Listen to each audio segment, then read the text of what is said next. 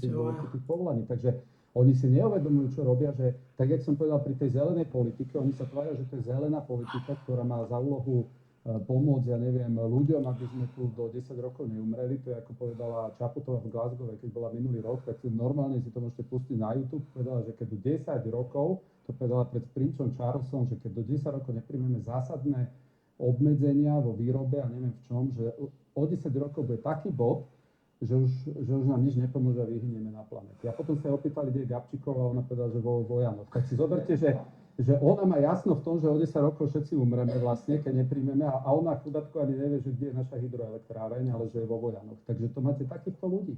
No a teraz, tak jak pri tej zelenej politike, v skutku ten najviac porazený je radový človek, občan, ktorý zarába, tak tu je porazený tá žena, pretože keď raz pôjdu na politiku tých kvót, alebo keď pôjdu na to, že na tento ich transgender a podobne, ja sa vás opýtam, veď tie chromozómy nepustia, vy si môžete dať, ja si môžem dať cukňu koľko chcem, alebo a furt budem muž tými chromozómami. Keď ma vy pustíte, len preto, že ja si dám pred zápasom nejakým sukňa a vy ma pustíte na súťažiť s vami ako ženami, tak prirodzenosť je, že ako chlap by som to mal vyhrať. A teraz to všetko je proti ženám orientované. Proste keď raz pustíte mužov v sukni na dámske toalety, furt má výhodu ten muž a nie tá žena. Takže, a toto oni robia a tvária sa, že toto je tá nová politika, ktorú my by sme tieto veci mali riešiť. Ale my toto odmietame riešiť a je smutné, že dnes máte problém v politike nájsť ľudí, ktorí sa postavia a povedia, že tá zem je teda gulatá a není to rovná doska.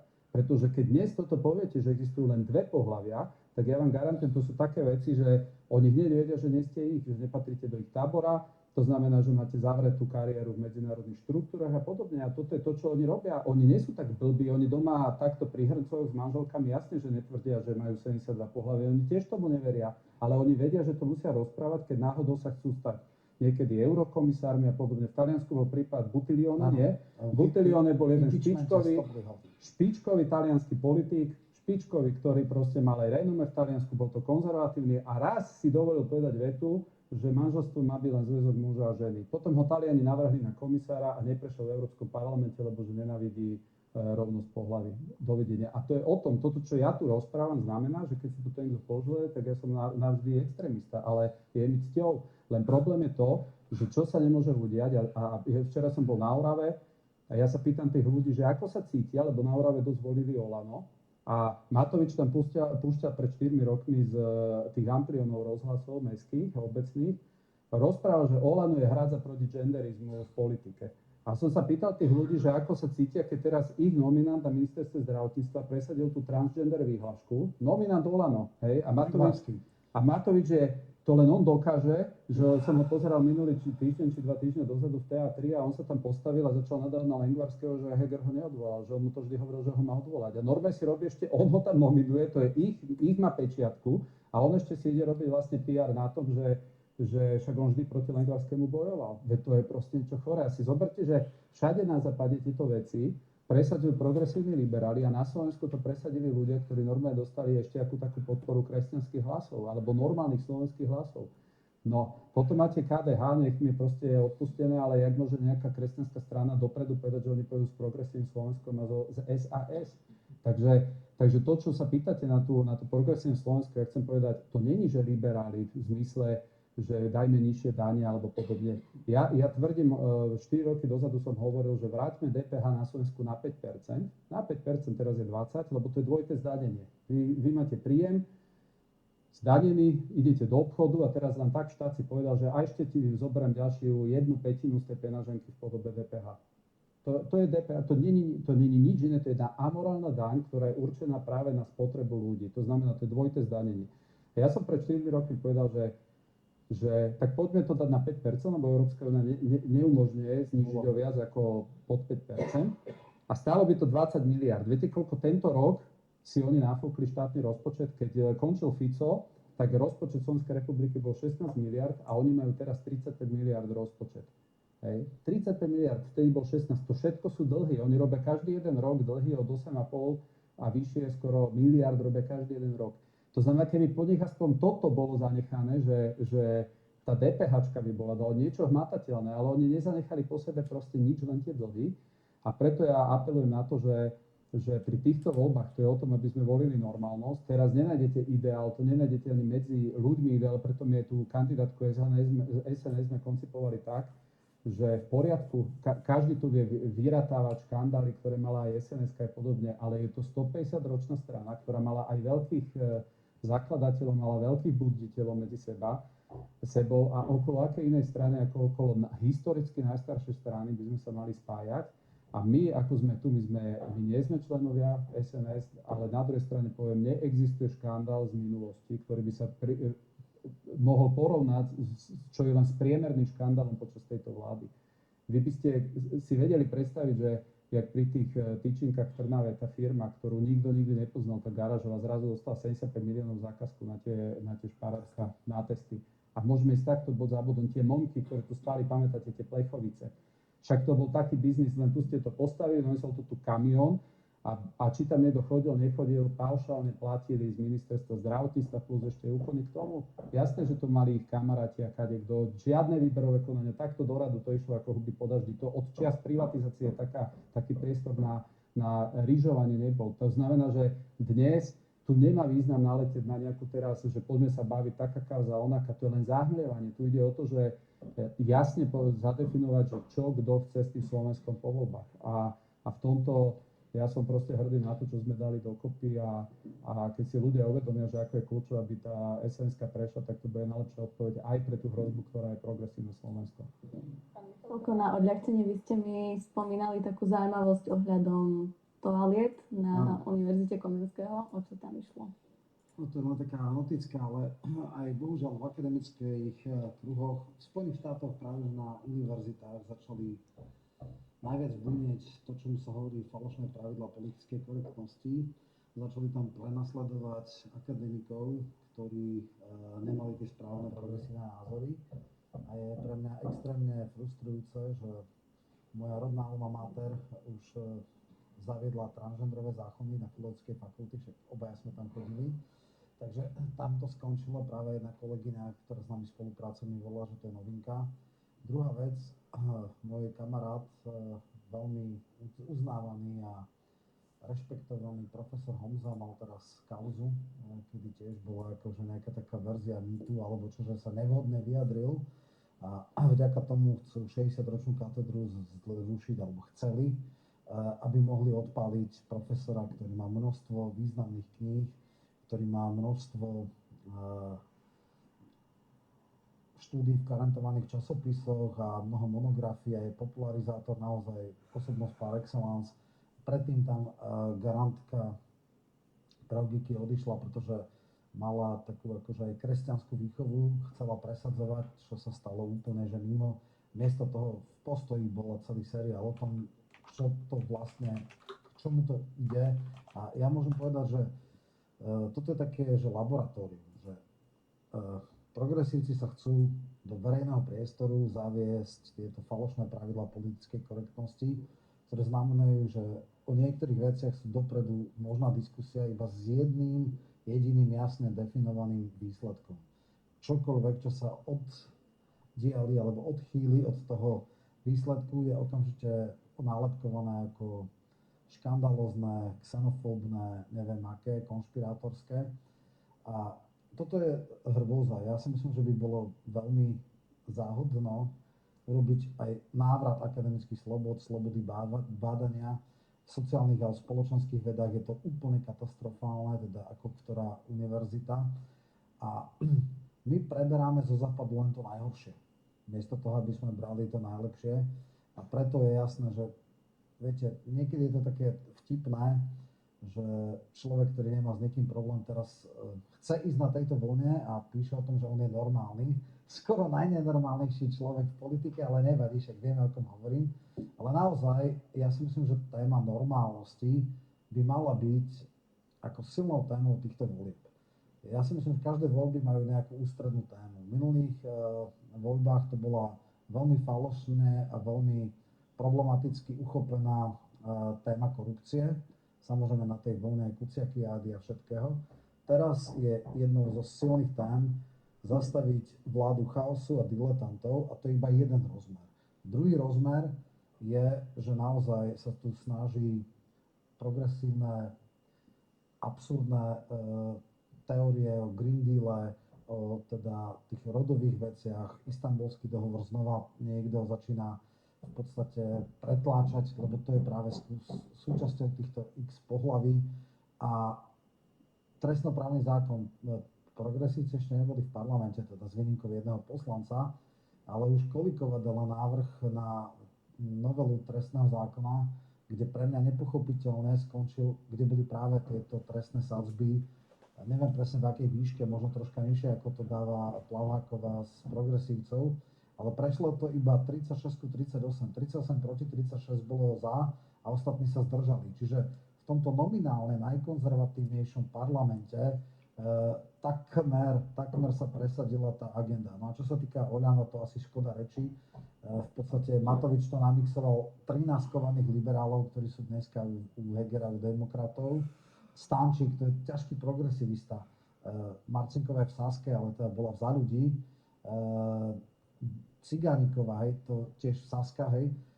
Ale Milanová napríklad o seba hovorí, že ona je kovaná liberálka. No, napriek tomu, že Matovič vám hovorí, že on teraz je sociálny konzervatívec, no keď sa pozrieť na ten patchwork, čo on tam ponúka, tam sú zase akože ľudia, ktorí sú totálne mimo.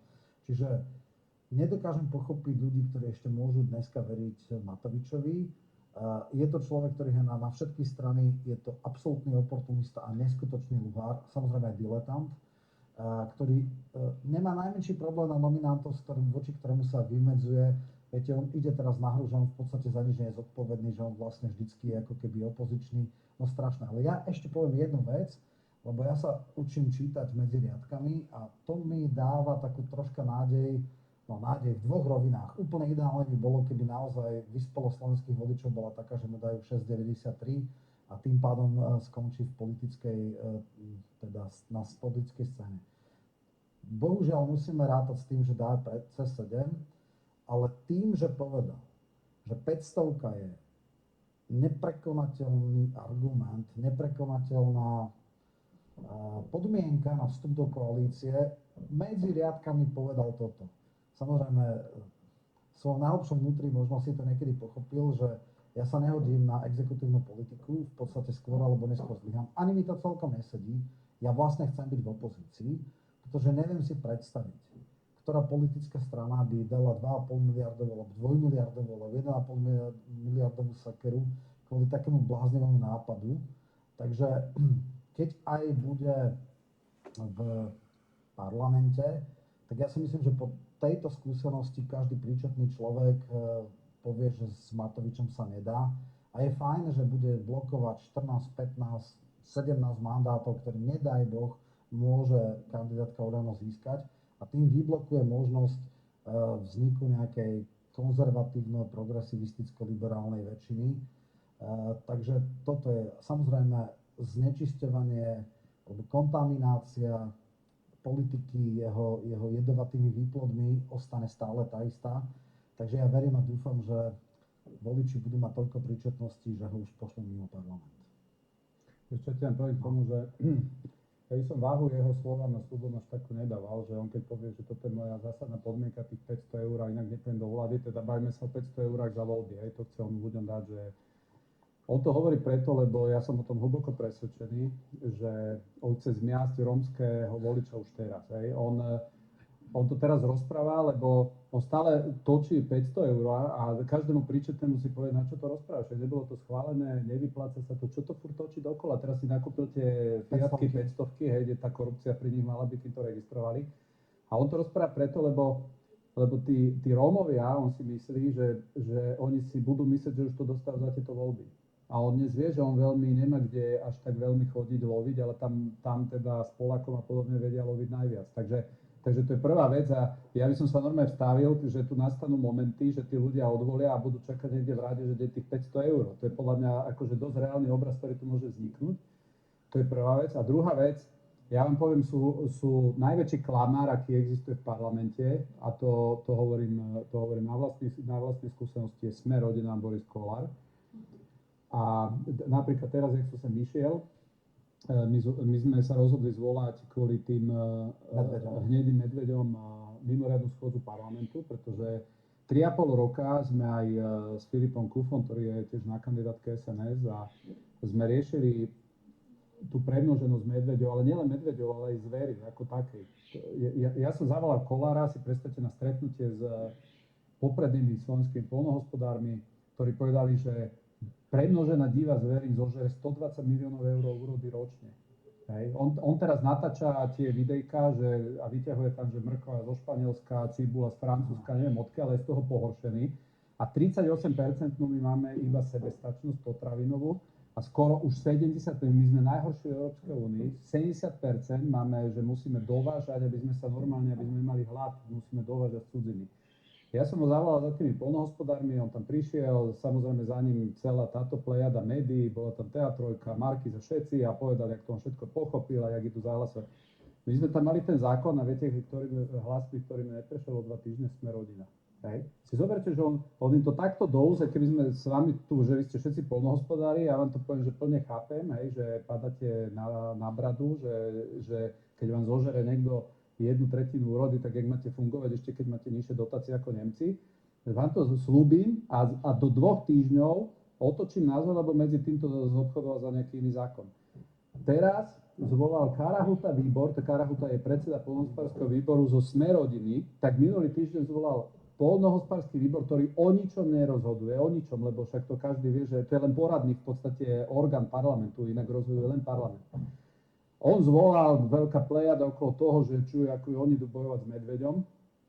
3,5 roka schvaľovali, vďaka Sme rodine prešla totálna izolácia národných parkov na Slovensku. To znamená, že Budaj si nakreslil zóny, kde zasiahnu ľuďom do majetku. Povedali, že toto sem nevstúpite. Ja viem, že tu máte pozíky, ale nebudete sem ani na hryby môcť chodiť. To je v podstate o národných parkoch. Oni sa dušovali 2 mesiace, Sme rodina, že za to nezahlasujú, samozrejme, že to prešlo vďaka ich hlasom. A teraz on natočil, jak som sem išiel, ten Karahuta video, kde vysvetľuje, že oni nepodporia zvolanie tejto schôdze, lebo že to je populizmus tesne pred voľbami. Hej? Že to je tesne pred voľbami. Tak ten jeho výbor parlamenty, to není populizmus, ktorý o ničom nerozhoduje, ale toto akože má byť populizmus. No. A oni presne takto fungujú, že najväčšia dvojčka je Sme rodina Olano. Ja som došiel so škandaloznými odhaleniami pri tých 5 fľašiach, ak si pamätáte toto. Hej, toto Z-ko, je to tu? To je Z-ko. Počúvajte, toto Z-ko má hodnotu ropného pola. Toto, kto vydáva, to vydáva jedna jediná firma na Slovensku, toto Z-ko. A keď vy nedostanete Z-ko, tak vy neviete predávať fľaše na Slovensku.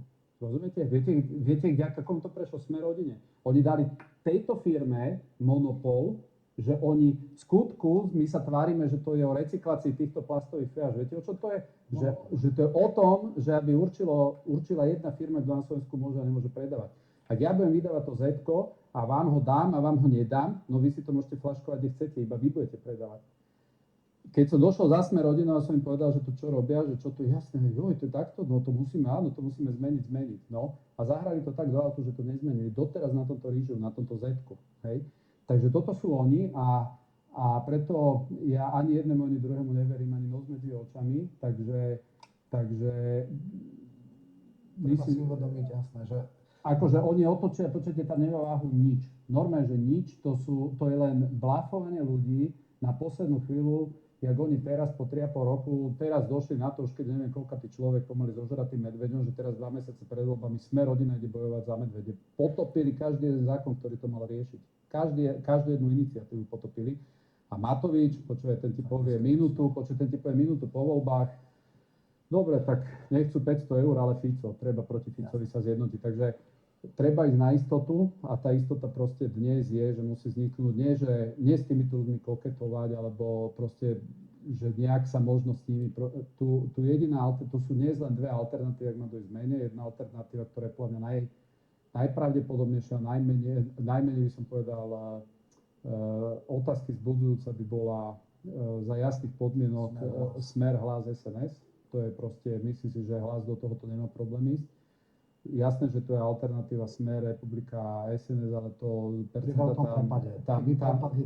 tam nevychádzajú percentá teraz, to znamená, že ako, môžeme si to povedať ako alternatívu, ale ani jeden, ani druhý prípad bez SNS to jednoducho nejde. A oni to vedia, že to nejde. Takže Takže v tomto v podstate tie voľby sú takto stoja teraz.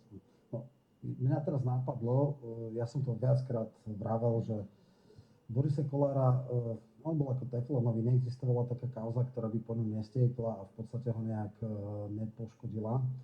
A podľa mnohých ľudí, že jedine Bulhár ho môže zlikvidovať, Bulhár ho vytvoril a Bulhár ho môže teoreticky pochovať.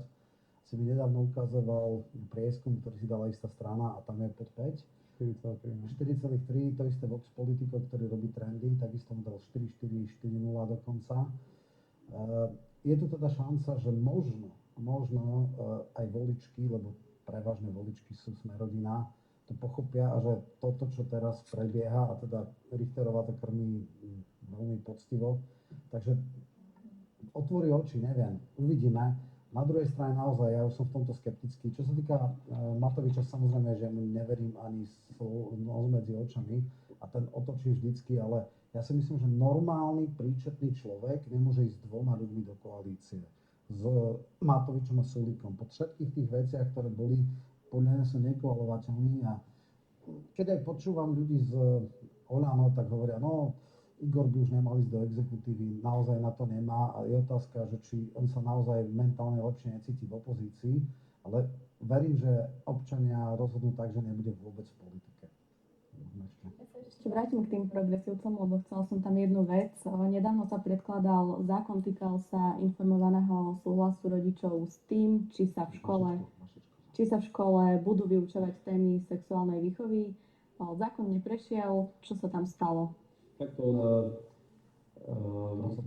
akože on neprešiel procedurálne, ktorý ale v skutku aj môže znamenať, že by neprešiel vôbec, lebo to bolo tak, že ako ja som sa v parlamente vždy snažil, a niekedy to mohlo aj vyvolávať nejaké otázky a podobne, ale vždy som sa snažil hlasovať pri jednotlivom zákone, či je dobrý, či nie je dobrý. A keďže ja nie som v politike 10-20 rokov, tak ja nemám nejaké väzby teraz, že by ma úplne pálila ruka, lebo niečo predkladá, ja neviem, niekto z koalície alebo z opozície. Ja som podporil, keď išlo o dôchodky, tak som to podporil bez ohľadu na to, či to dal Hlas, Smer. A zase ja nemám problém podporiť ani zákon, ktorý alibisticky samozrejme, že dáva Olano, pretože strašne veľa hodnotových zákonov nám nepodporili, lebo sa tvárili vtedy, že není čas, lebo vtedy vládli s liberálmi a teraz zrazu tiež na poslednú chvíľu sa velice hrajú na veľký, dobiehajú akože sú konzervatívci. No a došiel tam návrh zákona, ktorý je podľa mňa veľmi dobrý, aj keď je podľa mňa iba, ja sa na to pozerám, že není dobrý, ale z ich pohľadu je výborný, lebo každý dnes uznáva, že mimovládky sa nám natlačili do škôl, tlačia tam, poznáte tie knihy, kde 2 ockovia, 2 mamičky, neviem čo všetko, žena, muž je tehotný a takéto karikatúry, pchajú to tam našim deťom do škôl a nazývajú to, že učebnice. A to nie sú učebnice, pretože to nikto neschválil. To je proste žiadnou metodikou na ministerstve školstva, to je nič.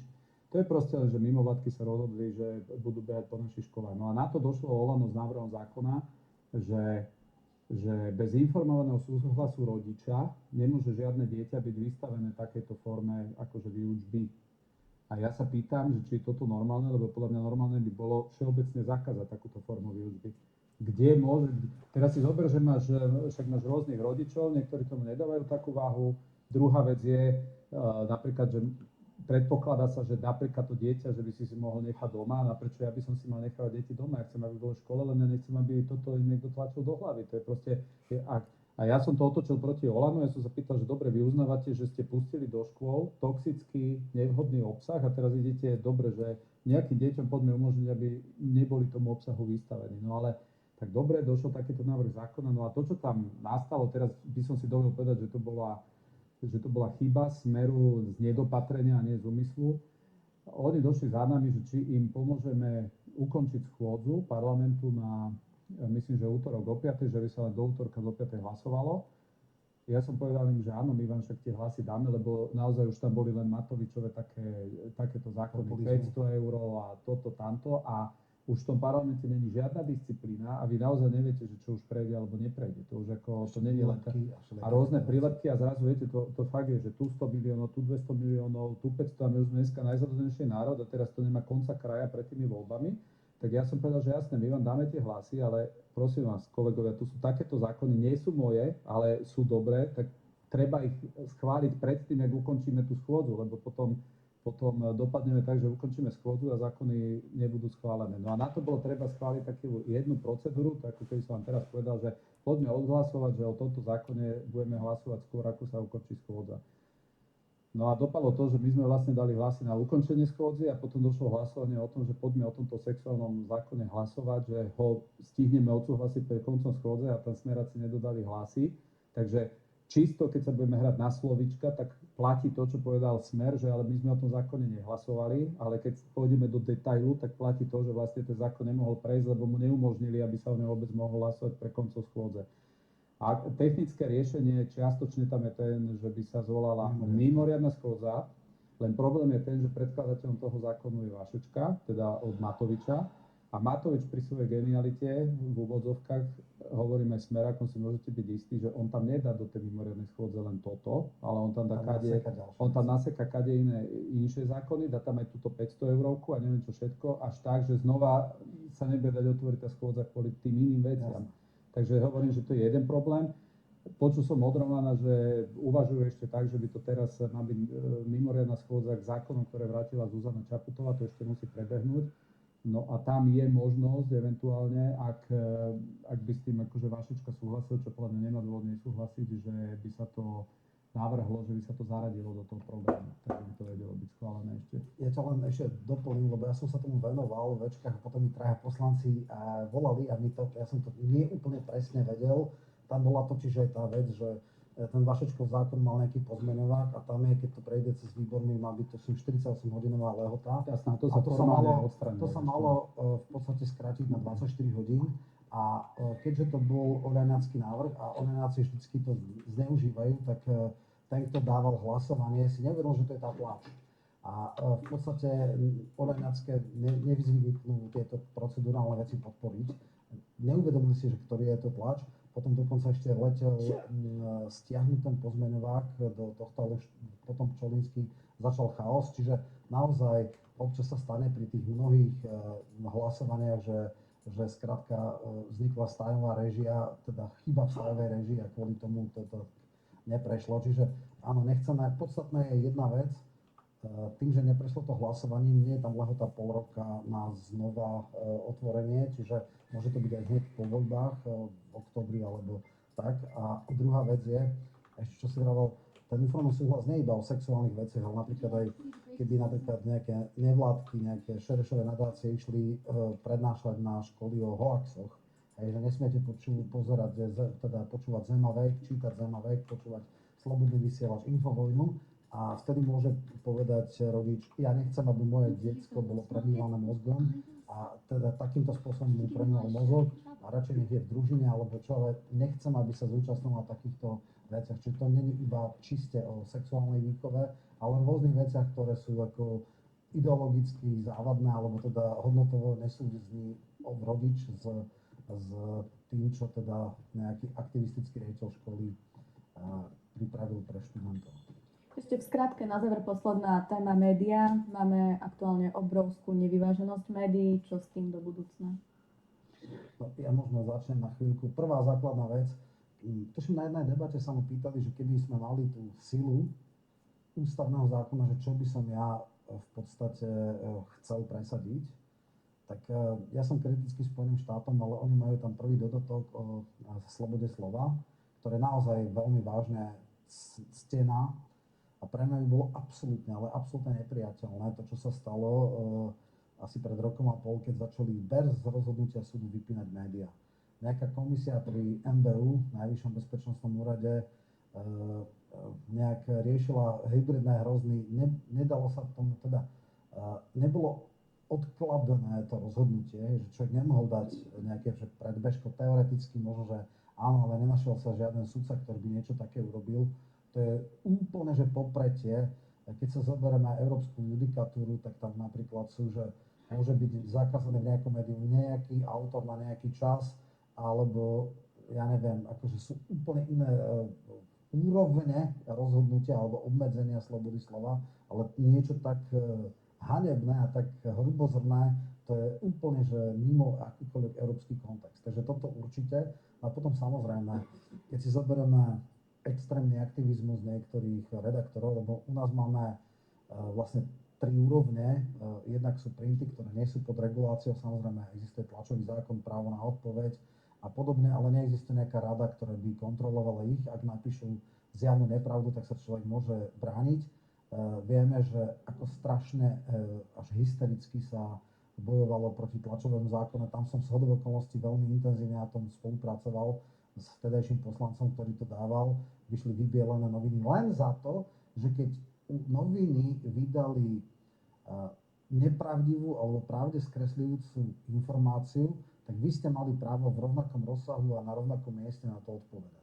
A toto už bolo koniec demokracie, vybielené veci, vydierali ratifikáciu Lisabonskej zmluvy. Takže dobre, tieto printy sú neregulované v zásade. Potom sú vysielateľ na základe licencie, ktorá bola Rada pre vysielanie retransmisiu, to znamená Markíza, Jojka a tak ďalej. Tie majú tiež v licencii nejaké pravidlá, že musia byť vyvážené, nestranné a tak ďalej. Čo je, keď si pozriete Dürera alebo Ilieva, alebo ja neviem, Krešťanko Dybákovú alebo Kovačiča, tak to je úplne že výsmech. Takže tam naozaj podľa mňa, dneska sa to tuším volá Rada pre mediálne služby, tam naozaj toto treba dať akože pod kontrolu. Taká miera aktivizmu je podľa mňa nepripustná ani pri vysielateľoch na základe licencie. Na úplne samostatná kapitola je verejnoprávne médiá, to, čo predvádza Makara a spôsob, akým sa komunikuje tiež absolútne, to nemá nič spoločné s verejnoprávnosťou, čiže mal by byť nejaký štatút, vymáhateľný štatút verejnoprávnosti, kde by mali presne byť zadefinované niektoré veci. Je úplne neslychané, že napríklad strana, ktorá mala 8% v parlamente, má jedenkrát ročne by ju volili. Akože LSNS ja nie som žiadny priaznivec. Ale strana, ktorá mala podstatne viac ako, ja neviem, za ľudí, tak incidencia ich výskytu v médiách verejnej služby je mikroskopická. Naopak, poslankyňa jednej strany s jedným mandátom alebo jednou poslankyňou bola tuším 24 krát za rok v diskusných reláciách. To je úplne že výsmech, absolútny výsmech. Takže tieto veci určite treba meniť, dokonca aj modelom, ktoré nám ukázali, keď chceli zlikvidovať Nižanského, tak spojili televíziu Rozhlas. Dá sa robiť reverzný chod, rozdelenie, nové rady, nový zákon, nová kvalita. Je aj otázne, že dneska je voľba v parlamente, predtým bola v radách, aj kreovanie rád, kvalita tých ľudí, kompetencie rád, lebo za Krajcera sa extrémnym spôsobom znížili kompetencie rád, vtedy naozaj akože to sú smiešné, akože veci nemôžu nejakým spôsobom dozerať relevantne na manažment verejnoprávnych médií. Toto všetko treba zásadným spôsobom napraviť, lebo toto, čo je na Slovensku, je absolútny výsmech. Aj preto voľby budú extrémne neférové, bude tu extrémna presilovka korporátnych a bohužiaľ aj verejnoprávnych médií, ale samozrejme samotný akt zrátavania hlasov bude v zásade v poriadku, lebo bude paralelné ščítanie a tak ďalej, to nechcem riešiť, ale na túto neférovosť my budeme mať ťažký handicap. A pre budúcnosť sa musí urobiť tak, aby naozaj minimálne na úrovni verejnoprávnych médií boli vyrovnaná rovnosť zbraní. Teraz je extrémne vyvážená na prospech jednej strany.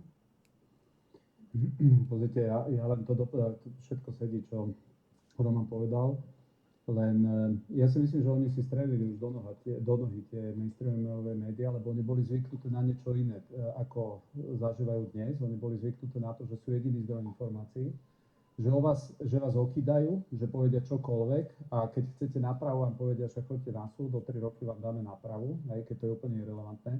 Oni boli naučení, že manipulujú vlastne voľby tým, ako nastavujú príbeh, debatu, ako interpretujú o vás. Ale to, čo ja považujem za najväčší škandál, lebo mňa nezaujímajú ani vás možno aktuality, Smečko, Denník N, však Denník N je zavretý, Smečko je tiež zavreté, keď si to nepredplatíte. Súkromné médiá nech si píšu, čo chcú, nech sú neobjektívni. Ani tam netúžim ísť.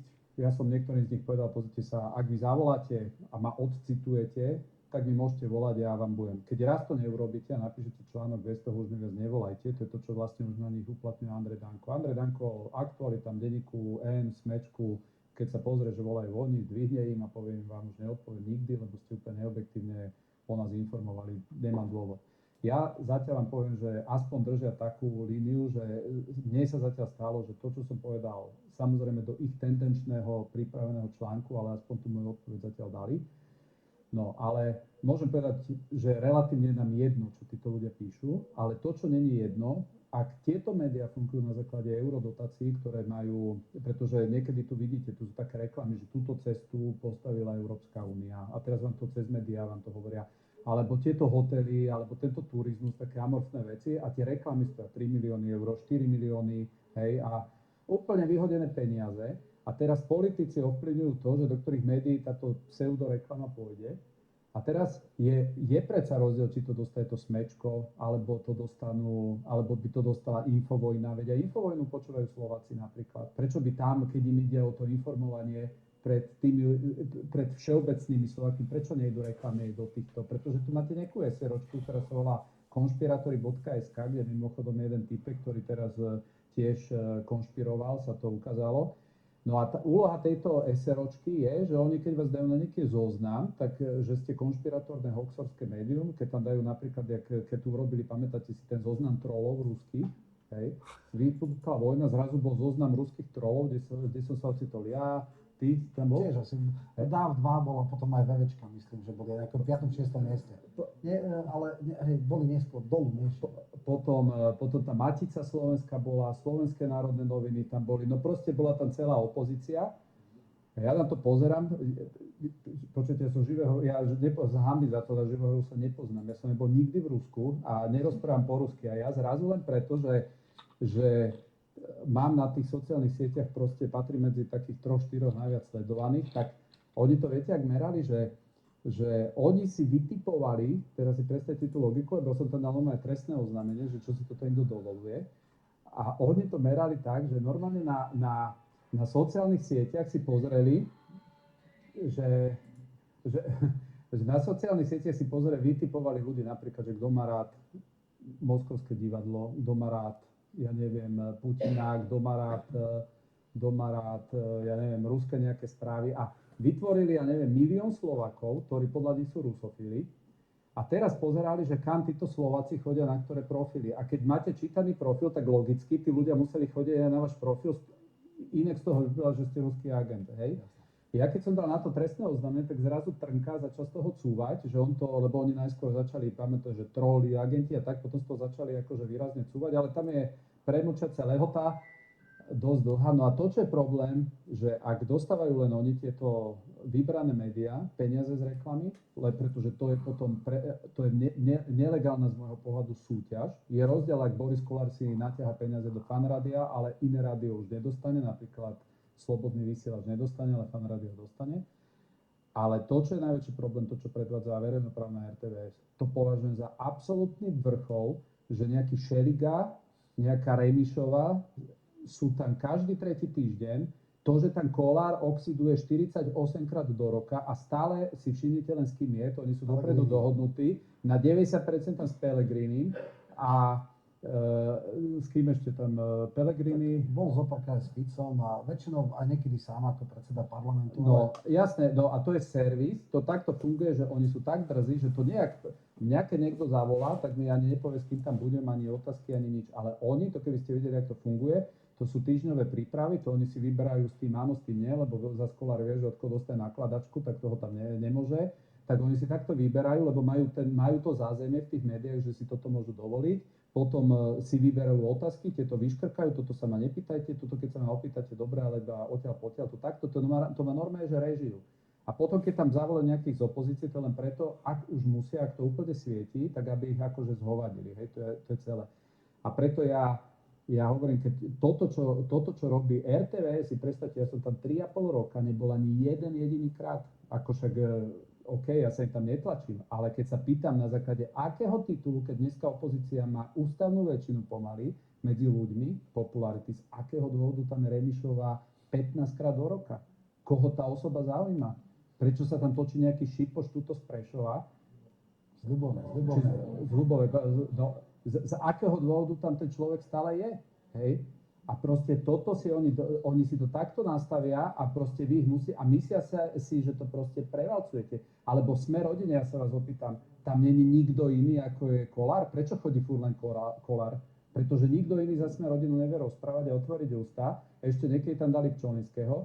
A kde vy vidíte ten servis takýto, že napríklad Smeráci, keď chcú dať niekoho druhého, nepovedia Bláhu, však to je potom síla tej strany, však dobre, Fico tiež povie, ja nepotrebujem všade, vy ste ošúchaní, keď idete do Markízy, potom idete do RTVS a ja sa divím Pellegrinimu, že toto robí s tým Erikom Tomášom.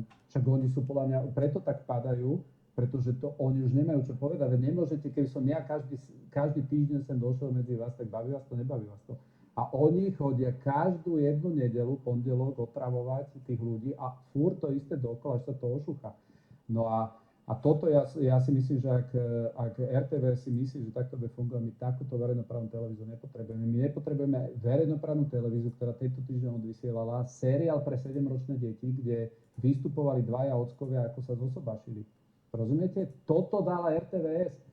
Si predstavte, keby toto niekto uverejnil na inom portáli, tak Hamran, keď ja som, pamätáte si, dal ten názor, že máme novú modelku?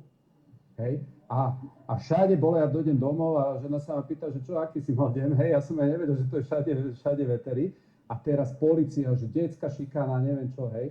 A si zoberte, že vy máte povolania, napríklad športovci, modelky, nie, ktoré sú postavené na tom, že vy máte právo sa vyjadrovať. Však Slavkovský, keď mal 17 rokov a hral, tak sa ho niekto povedal, dobre hral, druhý zle hral a ja som aj nevedel, koľko on má rokov, to ma vôbec nezaujímalo. A keď sa niekto dá na pódium a na druhý deň čítam všade, že je najtalentovanejší, ja som len okopíroval tú vetu, hej, bez úvodzovej, no ale to, čo chcem povedať, že polícia začala, že príklad detskej šikany, no tak to som si povedal, že tak akože je dobre. A si predstavte, a to im aj odkazujem, že to je v premlčacej lehote toto, pretože to urobili v čase núdzového stavu a tam premlčacie lehoty nie sú, takže tomuto sa vrátim.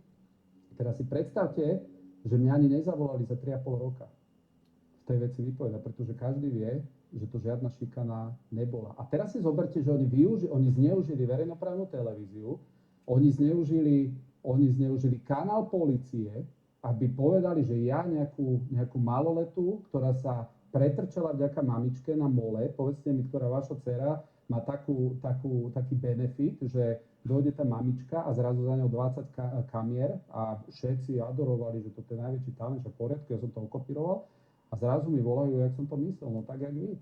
Hej? A takto zneužívali tú funkciu, oni tu takto zneužívali proste ten mediálny štátny aparát proti opozícii a robia z nás vo všetkom vyvrhelov. A ja hovorím, ten deň zúčtovania za tieto veci príde, pretože nech si oni nemyslia, že na toto sa zabudne, že oni tu páchali také zneužívania právomoci verejných činiteľov, že to môžu zabudnúť na to, že my len potom tak mávneme rukou. Takže o tom toto je. Ak RTVS bude toto robiť, že 50 krát si tam zavolajú jedného a 15 krát druhú, ktorá má 1% popularitu spoločnosti a na druhej strane tam nevedia ísť politici, ako ja neviem, Uhrik tam nejde, ja tam neviem ísť. No tak Danko, však Danko je dnes na čele strany, ktorá má 5% a on tam nie je ani raz v RTVS, ani raz. Podľa mňa aj to idú reprízy. Stále idú len reprízy. Danko je na akej strane?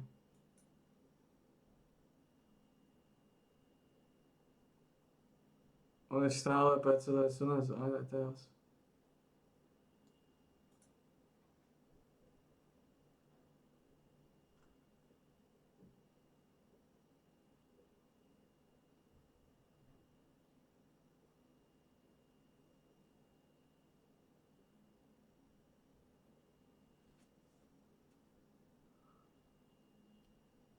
Čo to povedal?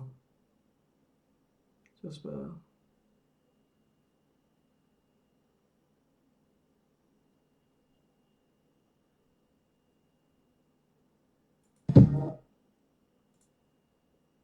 Čo spravil? 19-ročný zradikalizovaný fanatik v stredu večer chladnokrvne popravil 2 nevinných chalanov len tak, lebo boli homosexuáli a on nenávidel LGBTI plus komunitu a ešte Židov, ako inak. To nebol náhodný čin motivovaný žiarlivosťou. Bol to ideologicky dlhodobo plánovaný akt terorizmu zamierený proti inakosti. Úprimnú sústrasť príbuzným Juraja a Matúša. Brutálnu vraždu už odsúdili skoro všetci politici, aj tí, ktorí LGBT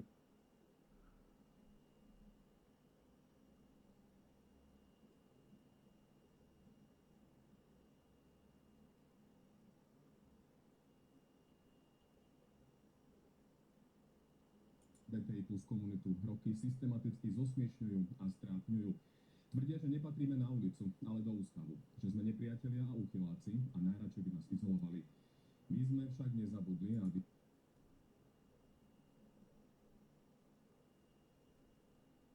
ste nemali na to, že aj slova sú zbraň. Prestaňte sa skrývať za vaše prázdne gesta na Facebooku, len keď sa vám to hodí.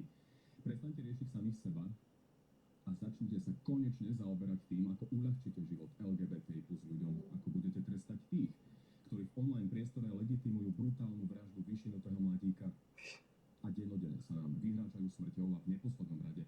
Ako chcete chrániť nás všetkých, aby sa nič podobné nezopakovalo. Pretože ešte dnes to môže byť kresťan, žid, Róm, Maďar, Ukrajinec alebo Černoch. Čo s tým budete robiť, pokrytci? Našli ste sa v tom? To je dobré. Pýtate v politike. V sobotu bol Svetový deň coming outu a ako už povedal tento týždeň majiteľ teplárne Roman Samotný, musíme prestať mlčať a musíme dať o sebe vedieť, pretože zlo sa rozpína. A LGBTI plus komunita nikdy nepotrebovala takú verejnú podporu ako teraz, čiže sa k nej hrdohlásim a vyzývam k tomu aj kolegov novinárov, hercov, ale aj politikov. Nie je ich málo v parlamente, pretože sa nám naozaj zlo rozpína a keď budeme mlčať, môže to byť problém. Všetci tí, ktorí vás už teraz veľmi pália prsty a chcete mi poslať veľmi hejty a nenávisné komentáre a maily, choďte radšej za vašimi deťmi, možno ste ich za celý týždeň niektorí z vás ani nevideli. Opýtajte sa ich, ako sa im darí, ako sa majú, objímte ich a opýtajte sa ich, čo ich trápi napríklad. Možno ich už nemusíte nikdy vidieť. Pani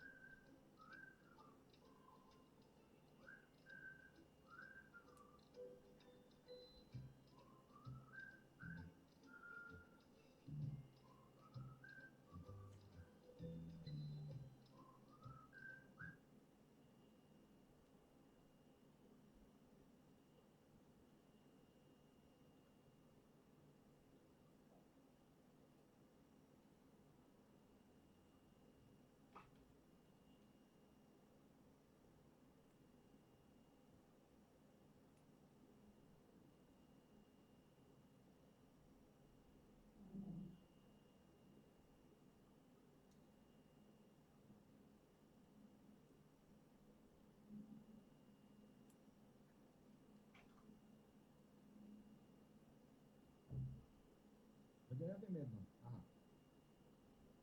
Jedna harfa, má 100 strún.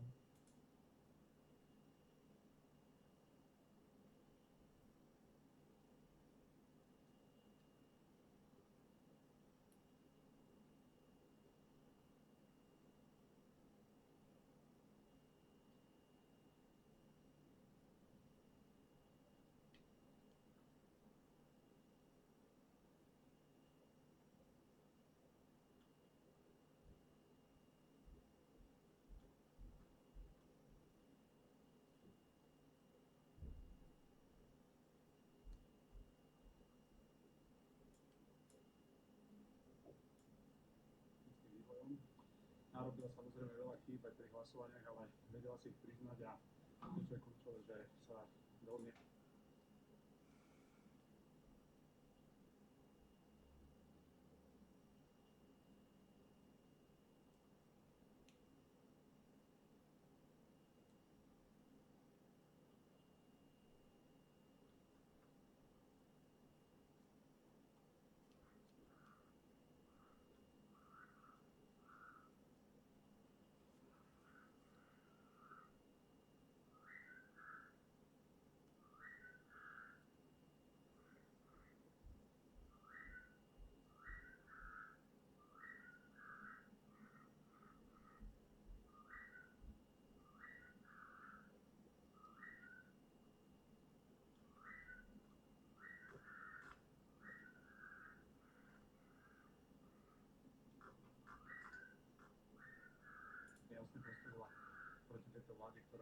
aj to, čo sme mali, rozpredala západku, ktorá potlačala ľudské práva počas 3 rokov. Myslím si, že aj to, že dokázala ukázať odvahu pri jednotlivých hlasovaniach, tak ju svojím spôsobom to kvalifikuje na to, aby v politike pokračovala. Som rád, že bude podporovať SNS vo volebnej kampani, aj keď kandidovať do parlamentných volieb nebude, ale tú ponuku, ktorú dostala, že môže byť kandidátkou do eurovolieb a byť osoba, ktorá bude mať na starosti rozvoj agendy športu, tak to je pozitívne. Ako k tomu celému vlastne prišlo? Zasadili ste sa aj vy o túto spoluprácu? Ja som hovoril vždy už na prvej tlačovke, že myslím si, že nie je veľa žien v politike. Ak Romana Tabak bude, ak sa poučí z niektorých chyb, ktoré urobila, tak myslím si, že je jej miesto na politickej scéne. A ja som jasne povedal, že či už pri hlasovaní o vydaní Fica, kedy na ňu robili enormný tlak a pritom dnes ide o protiprávne trestné stíhanie, spätne sa ukázalo, to znamená, že už vtedy ukázala nielen odvahu, ale aj správny úsudok. No a keď sme tak hodnotili aj jej posledné také pôsobenie za pol roka, tak myslím si, že ten trajektória toho nejakého integrovania v rámci toho bloku národných síl, ktorý tu vzniká, tak je miesto, kde ona sa vie veľmi dobre pracovať.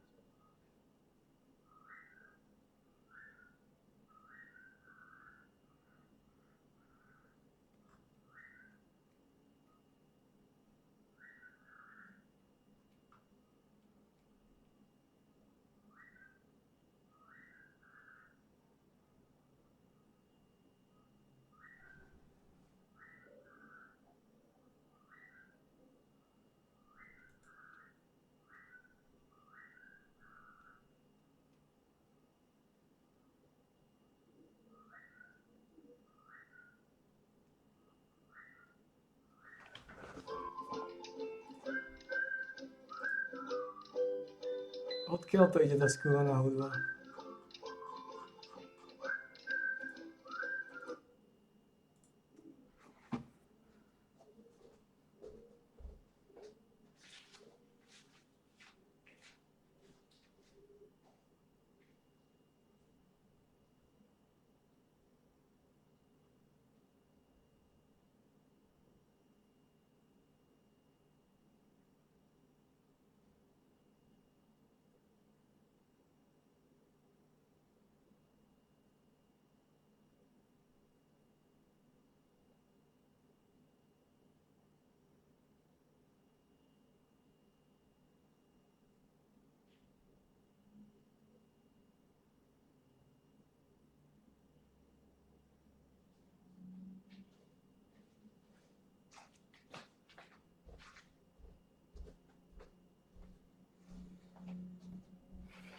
Že ho zatýkaš na Putina? Really?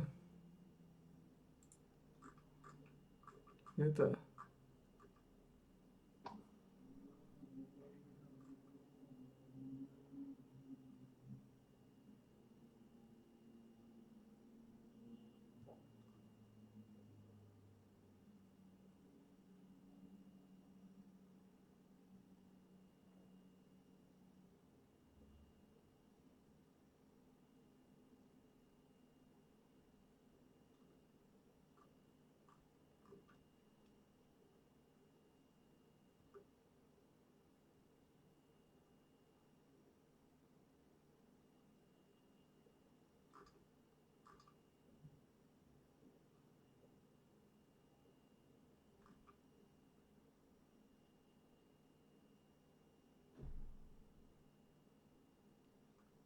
Aha.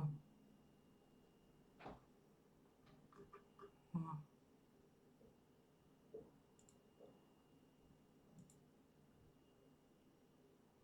Aha.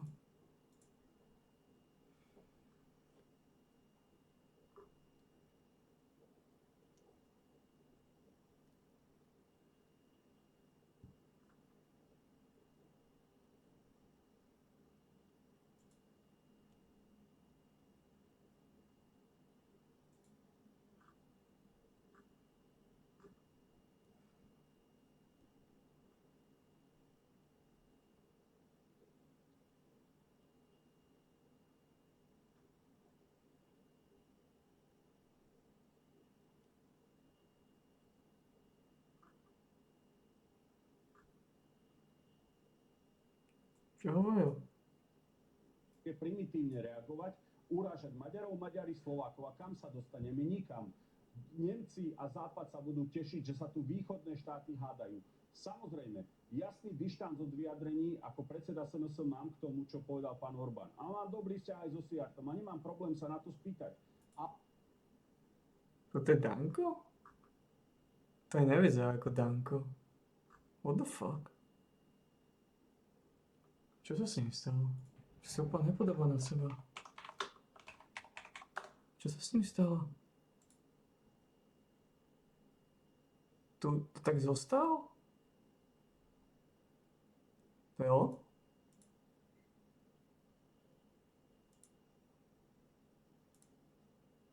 To sa nepodobá na neho. Really? Že tak áno, už je to v podstate nejakých 10 rokov. Za 10 rokov sa asi zmení človek. Ne?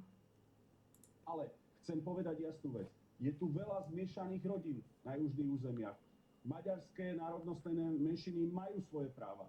A poďme sa pozerať to, čo nás dneska naozaj trápi. Bok po boku musíme bojovať s Bruselom. S tým, čo sa zo západu deje. Či sa to niekomu páči, alebo nie. Veľa vecí sa v Maďarsku realizuje dobre. A preto ja som presvedčený, že to, čo aj on povedal v tej časti prejavu, že je dôležité, ako dopadnú voľby na Slovensku, že či Slovensko pôjde českou cestou Fialu, alebo ich prezidenta Pavla, alebo sa Slovensko dostane na ochranu národných záujmov. Už len čaká, že podporíte alianciu, aby... Nie, pán Bielik, tak ako to robia Poliaci, aby sme odišli od Maďarovho témy, Poliaci chránia národné záujmy, svoje potraviny, aby mali ľudia lacné potraviny, lacné energie. Porovnajte si cenu elektriku, plyn v Maďarsku na Slovensku. Dajte si halásle v Šamoríne a dajte si ich na Môžeme si porovnať aj mieru inflácie, môžeme si porovnať aj základné ale ešte raz poviem, hranice sú pre mňa sveté. Slovenské hranice sa nesmieme o tom baviť. Len je pre mňa prekvapivé, že u nás naozaj národniari najviac obhajujú. A čo mám povedať, že ideme na tankoch na Budapešť? Mám byť primitívny? Nie. To samozrejme od vás... To by ste chceli niektorí, ale ja tak nebudem sa vyjadrovať nikdy. Ja som chcel slušnú národnú politiku v prospech Slovenska. To, čo robí Orbán pre Maďarov, vždy som chcel robiť pre Slovákov. Ďakujem pekne. Myslím, že ste si pýtali reakciu. No ja som povedal, že ja si myslím, že maďarská národnostná menšina, tak ako Rusíni a Romovia, tu majú svoje práva. My sme ukázali svoju vyspelosť ako národ štátotvorný a som presvedčený, že aj južné územia, veď keď sa pozriem na Dunajskú stredu, budem oponovať pánovi Dimešimu a na mnohé iné územia rozkvitajú. Verím, že nám je tu v Slovenskom zväzku Slovenskej republike dobré a že takéto nepokoje nebudú vznikať a musíme sa sústrediť. Že zavoláte Petrovi Siartovi a poviete mu, aby Viktor Orbán trošku pomýl svoje vyjadrenia. Ja nemám oficiálny mandát. Uchádzame sa 30. septembra o mandát voličov. Som presvedčený, že konečne treba riešiť dôchodky, treba riešiť dostavbu diaľnic a treba sa sústrediť na to, ako spolu s Maďarmi, Poliakmi, Čechmi ukázať Nemcom, že nebudú nás v Európskej únie zneužívať a drancovať.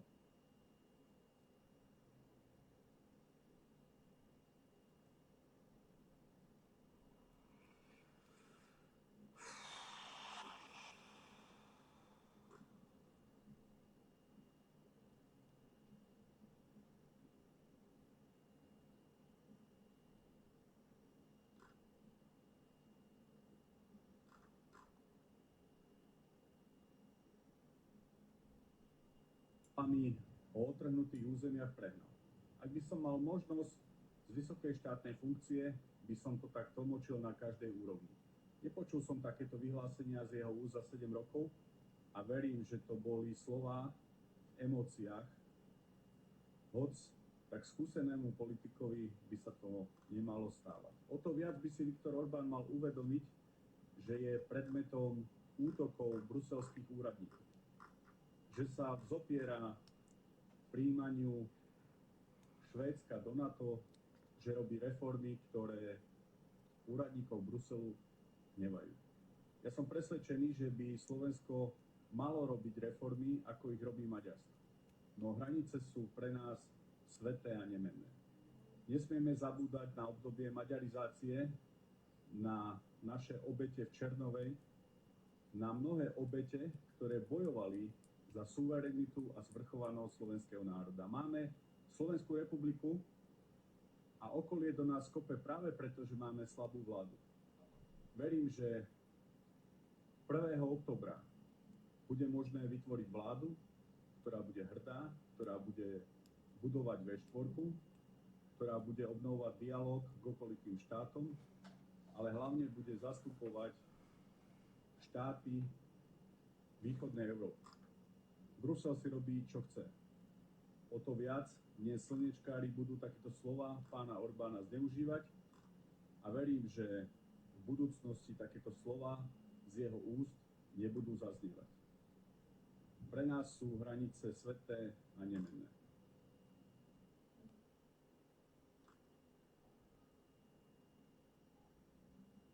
Danko sa nepodobá na seba. Už sa mu nechce vedieť, že to je on.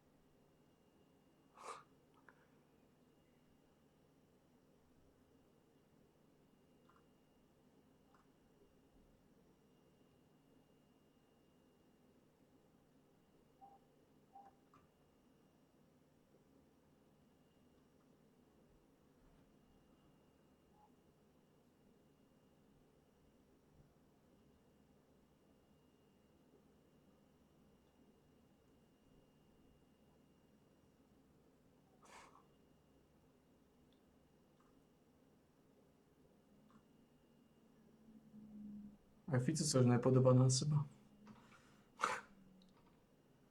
Asi ani ja sa nepodám už na seba.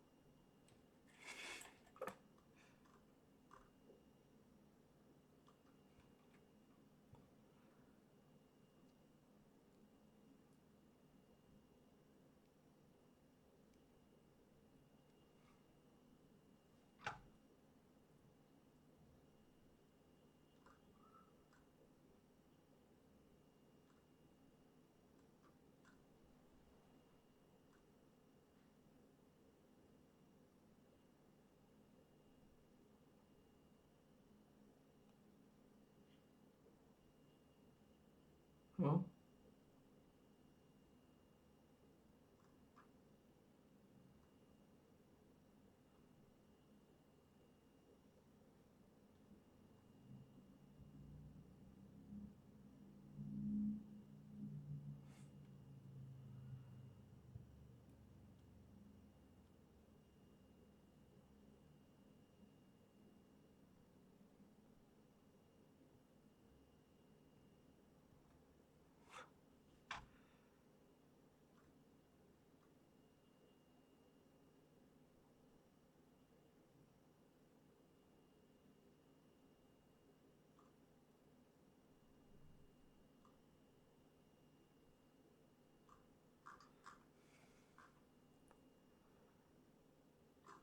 No. No.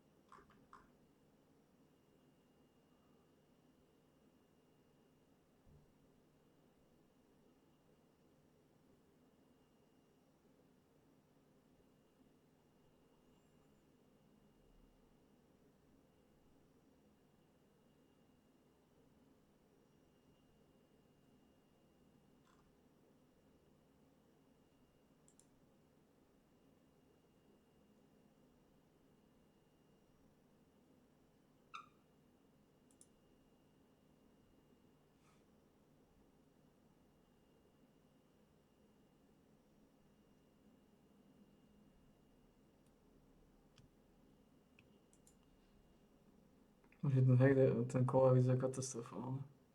S tým pičným šálom. Neuveriteľné. Kola je pičný šál. Ja tiež si myslím, no. Lebo Daniška má podľa mňa, on urobil ten štandard, je dobrý denník celku, aj tam otvára. No a nie, no. Nie sú. No, to je tak, že toto urobil, ja som s Rezníkom rozprával, keď robili tie koncepty. On to chcel, že konzervatívci by mali jednu diskusnú reláciu, liberáli druhú mali Havrana. Dneska máme Havran jednotka a potom silná zostava Havran dvojka, hej? Lebo to je ženská verzia, genderovo vyvážená verzia Havrana. A samozrejme, že občas ten Daniška nejakých zaujímavých hostí a dokonca aj z iných názorových spektier, že v podstate Havran mal vždycky len svojich kámošov, hej? To je vždycky presilovka, ale nie, že ani presilovka, to je ten utvrdzovanie sa v jednom názore, ten polemika nie je. Kdežto v tomto však Drulák bol, Edo Chmelár, kdekto. Takže áno, nech nevytrča. Píšte všetci modrým perom, iná farba nebude. Toto je dneska základná, akože základný headline, ktorý dávajú v RTVS-ke. Ďakujem Tomášovi Karabovi a Romanovi Michalkovi, prajeme vám pekný večer. A ďakujem. To neviem, že to skončilo. Konec tabaku. Je to niečo ešte másne. Je To niečo vlastne.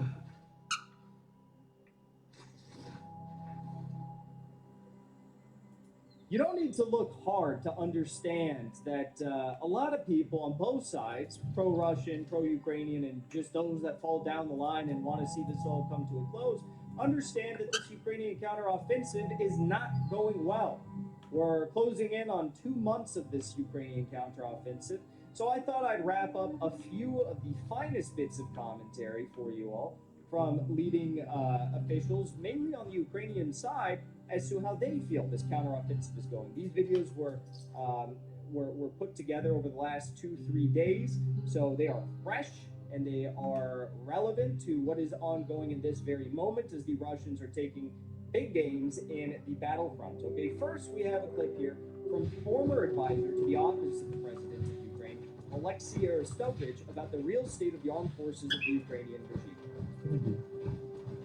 He said, like cars, there is such a thing as cars, which the troops are lacking. We have the illusion that the army is only lacking F-16s and attack boats. The problem is completely different. The army lacks elementary. There are no cars, vehicles. 6 cars per brigade.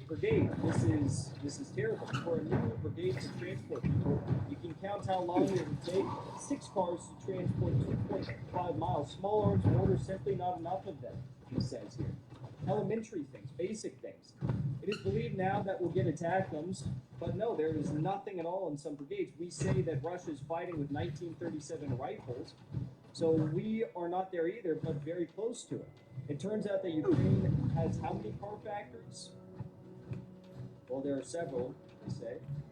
Most importantly, in the 17th month of war, except a couple of ministries, the Ministry of Defense, the Ministry of Strategic Industries, that we have not yet switched to military administration. That's where we started.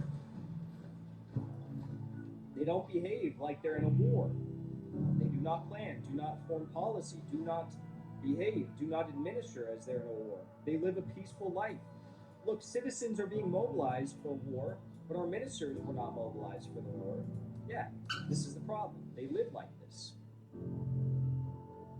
Smoking their cigars.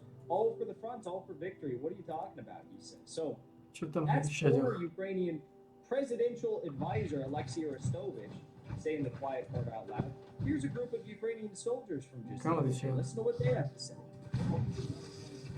Dear Mr. President and Supreme Commander-in-Chief, the separate battalion the 123rd Separate Brigade are forced to disclose the actions of our commander, Lieutenant Colonel and his Chief of Staff, Major Sofienko, because due to their criminal actions, no more than 20% of our battalion is left of its original number, less than 20%. Every day we are sent to the left bank in a senseless meat grinder on Antonov Island. At the same time, we are not provided with normal weapons or ammunition in full.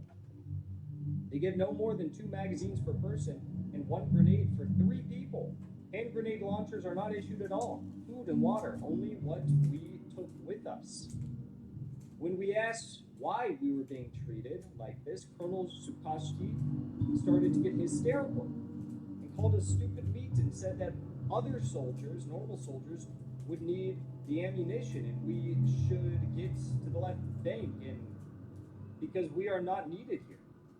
As we learned that the battalion commander had instructed the chief of staff of our battalion, Major Isivyenko, not to immediately claim any of the parish on the left bank as the 200, but to leave them all rights to money. This is done in order to steal the money of our fallen comrades. And soon it will be our turn to go down so that our commanders can become richer and steal our land. Mr. President, you are our last hope to stop this lawlessness. We are loyal soldiers of Ukraine, and we are ready to fight this. The senseless massacre on the left bank, which makes no sense, is taking the lives of the best. And the real enemies are sitting in the headquarters and dividing the money of the fallen heroes. Do not ignore this appeal. Glory to Ukraine. So they are saying that the commanders and lieutenant colonels are just ripping money out of the pockets of the downs Ukrainian soldiers. And here's the Western media, who's also, so first you heard from former Ukrainian presidential advisor, then you heard from a contingency of Ukrainian soldiers. Now you're going to hear from the Western media saying that Zelensky needs a breakthrough, and he needs it soon, or else this ain't going to go well. Yes, it was a leaked document. It outlined the counteroffensive wasn't going as planned. It wasn't achieving very much on the ground. That the Ukrainians weren't using Western training, and there was a failing of leadership there. Interesting, UK defence officials privately have been saying that actually it's just not helpful to be critical of the Ukrainians. But these reports probably reflected the international concerns. We are in the just the 8th week of this offensive, and there hasn't been a great deal of progress. And one of the concerns internationally is Ukraine could not be in a better position with international aid, weapons, money, training. It was all perfectly set, and therefore if they can't do it with that, how would they be able to do it? Now, of course, the seniors would turn around and say the delays were caused because the weapons didn't arrive in time, Russia built up defences, it's going to take time to break those down, and Ukraine's only committed 90 corps so far, 10 corps, all of the weapons really are in that, the tanks and everything, so it's too early to judge at the moment, but it's very clear that international concerns are gradually rising, and President Zelensky needs a breakthrough. President Zelensky needs a breakthrough, and he needs it soon. Makes you wonder, where's all that money going? $200 billion alone from the United States. Where's that money going? Well, Zelensky's decided that regardless of how the offensive's going and regardless of how the war's going, he's still not going to push for a peace deal. In fact, he's not even pushing for elections. Zelensky's using martial law to avoid election. The October vote will not happen if Ukraine's parliament renews emergency measures, which President Vladimir Zelensky proposed to extend just the other day. So our beacon of democracy, Ukraine's not even having elections. All right. Well, Lincoln had elections during the Civil War. Bashar al-Assad has elections during the years and years and years of UK-US funded dirty war against ISIS and Al-Qaeda in his country. But Zelensky can't have an election in his country? Seems very odd. I guess that would take away from the cycling of funds that are coming in from the West, right? Well, it's always good to remind ourselves who the ones taking us into this ever-escalating proxy war with Russia are. Here's a clip of one of the chieftains of the struggle to send Ukraine more arms to try and take down Putin, speaking at a press conference today in the halls of the United States Senate building.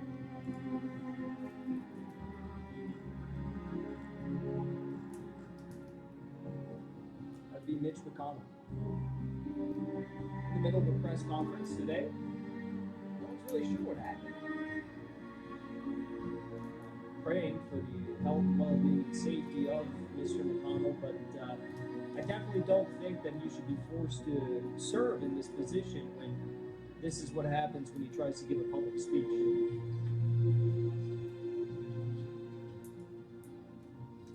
Really? Clancy, man.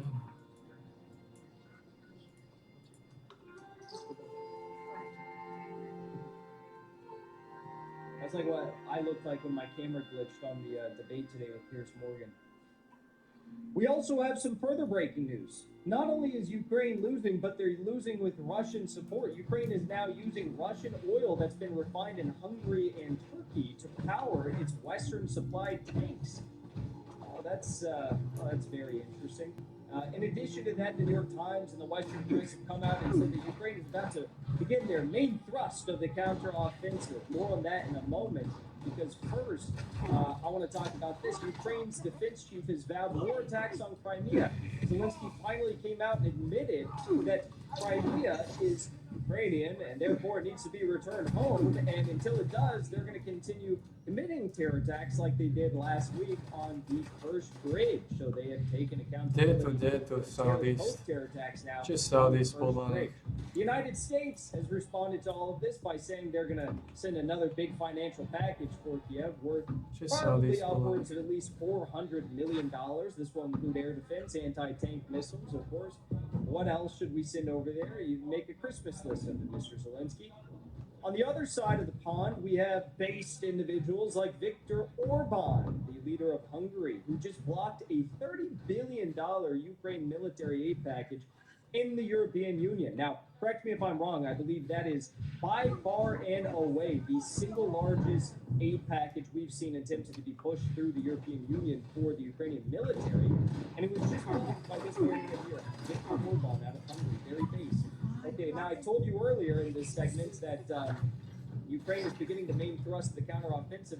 Seems as though the New York Times may have gotten this story wrong because it's actually Russia who's beginning the main thrust of the counteroffensive. Gdzie telewizja? According to Ukrainian OSINT account, open source researcher, defender, pro-Ukrainian. This is a great account you guys should follow. I'm not making that up, by the way. They actually do really balanced work. They just posted, Russian forces along this section of the front line have now managed to advance between 15 to 18 kilometers and are slowly pushing towards the Oskol River. Okay, Ukrainian sources are reporting that Russian forces along the front line in the Lugansk, Kharkiv region have managed to launch a significant assault, which at the time advanced 6 to 8 kilometers from the Zhrevets River, where fighting was still ongoing less than 24 hours ago. Now, I came out and I did a stream when this was ongoing. This was July 25th at 12:45 p.m. Pacific time. Just a few hours later, the 6 to 8 kilometer gap turned into a 9 kilometer gap. And now it's at 15 kilometers that the Russians had advanced in 72 hours. Okay? That is absolutely staggering for the Ukrainian military. 16 to 18 kilometers in 72 hours. Keep in mind, the Russians right now they control 86,000 square kilometers of Ukrainian territory. So that's a big deal considering what they've accomplished over the last year and a half now. Okay, so another day goes by. Ukrainian counteroffensive isn't getting any better. Good enough. Officials from Zelensky's own administration, soldiers, Western media are all beginning to tell the truth about it now. Doesn't seem as though things are going to be changing in a positive light for Ukraine at any point in the near future.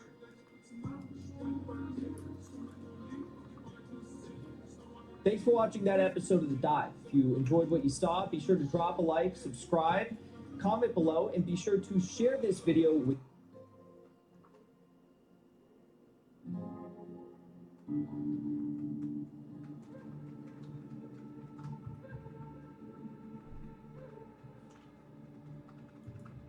Hey, I have with me today former CIA agent Larry Johnson. We've had him on before, and you guys really enjoyed his feedback and commentary. He's agreed to come on again. Larry, thank you so much for your time and coming on today's show. Thanks, Stephen. So we're going to talk about the Russia-Ukraine situation. We're going to talk about NATO, the Biden family, lots of different topics. So again, I appreciate you coming on. Let me just start off with like an obvious like mind boggler for most people. But why is the president of the United States going on national TV, global TV, and saying that Russia has lost this war, that Ukraine is going to win, and then his Secretary of State is also going around saying... To vyhlásil nedávno? To se čo zase děje?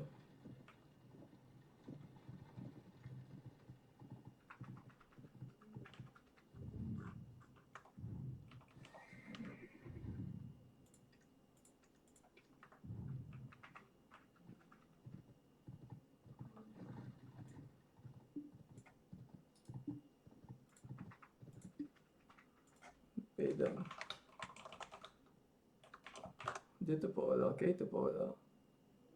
2 týždne dozadu?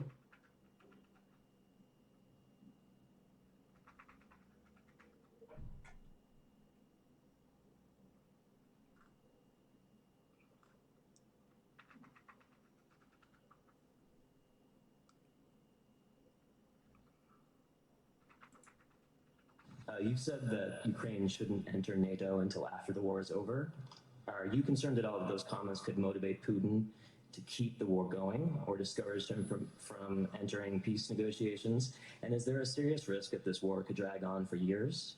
And do you see any path toward the war ending with Putin still in power?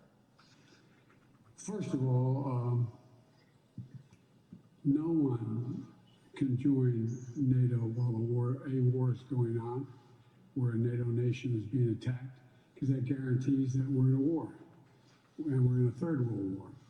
So that it's not about whether or not they should or shouldn't join. It's about when they can join, and they will join NATO. The issue of whether or not this is going to keep Putin from continuing to fight, the answer is Putin's already lost the war. Putin has a real problem. How does he move from here? What does he do? And so the idea that there's going to be what vehicle is used, he could end the war tomorrow. He could just say, I'm out. But what agreement is ultimately reached depends upon. Okay, I get it. That Russia has already lost. Why are these two feeding the American people these lies? I've likened it to that movie The Princess Bride, and in it we've got this actor William Shawn playing the character, keeps saying inconceivable, and finally the one Spanish guy looks at him and goes, I don't think you know what that word means. Yeah. and that's the situation with Biden and Blinken, because what would constitute a loss for Russia? Well, they could have material losses of manpower. Well, that's not happening. How do you know that? Well, very simple. I follow social media in both Russia and Ukraine. There are no images of massive graveyards being dug and planted around Russia. That's one way you would know that there were major casualties. You see those in Ukraine. In fact, they're having to dig up World War II bodies to plant the new bodies. It's so massive. So that's one way to lose. Losing equipment, not being able to supply your troops with food, with ammunition, with artillery shells. Well, that's not Russia. Russia has ample supplies. That's Ukraine. In fact, Joe Biden admitted, yeah, we've run out of artillery shells, so we got to send these cluster munitions. That's all we got left in the cupboard. How about combat air?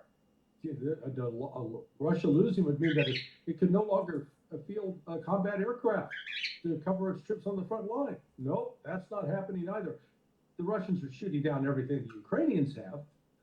Ditto for helicopters. Ditto for mobile artillery. Ditto for mobile air defense. So on any thing you could measure tangibly, Russia has not been losing. How about territory? Again, they keep claiming that Russia is losing territory. Well, that's just not true. Even the Ukrainian map, live UA map, shows that Russia is, in the past couple of weeks, has been steadily advancing after thwarting, stopping cold the Ukrainian counteroffensive. So, what other ways could we define loss? Well, that the population of Russia are up in anger. They're marching in the streets, they're burning buildings, they're attacking police, they're protesting the war. That's not happening either in Russia, just the opposite. Putin enjoys like 80% public approval. Well, another loss would be losing friends internationally, being isolated, that you can't trade, nobody will touch you. Well, Russia's hosting an Africa conference today in St. Petersburg with 53 nations, I believe. It's got an alliance, a de facto alliance with China. So so at the end of the day, this is Blinken. You can excuse Biden because he's demented. He's got Alzheimer's disease or some sort of advanced dementia. What's Blinken's excuse? He's a liar, and there's no other way to couch this. It's not to be calling names, but when you are that divorced from reality and people are getting killed as a result of it, you can't excuse it and soft pedal it. Yeah, I wondered if maybe. Здесь все равно много. Что ты выскочит далеко?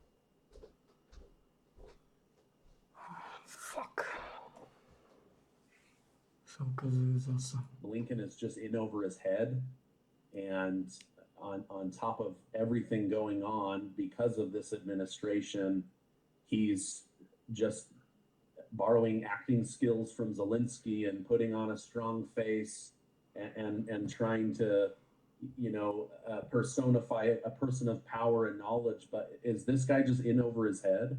Yeah, he's like the organ grinder's monkey. You ever, recall the old, they would grind the organ and the monkey would dance around? That's Blinken. He dances so he gets fed. Okay. He gets rewarded. He gets to be part of the club. God forbid that he would stand up and actually speak truth. Yeah. Because he's not lacking in intellectual skill in terms of book smarts. Yeah. But this kind of moral emptiness that allows him to just so blatantly and flagrantly lie is disgusting. Yeah. Let's talk about the counteroffensive that I've been covering it. Takový za Blinken.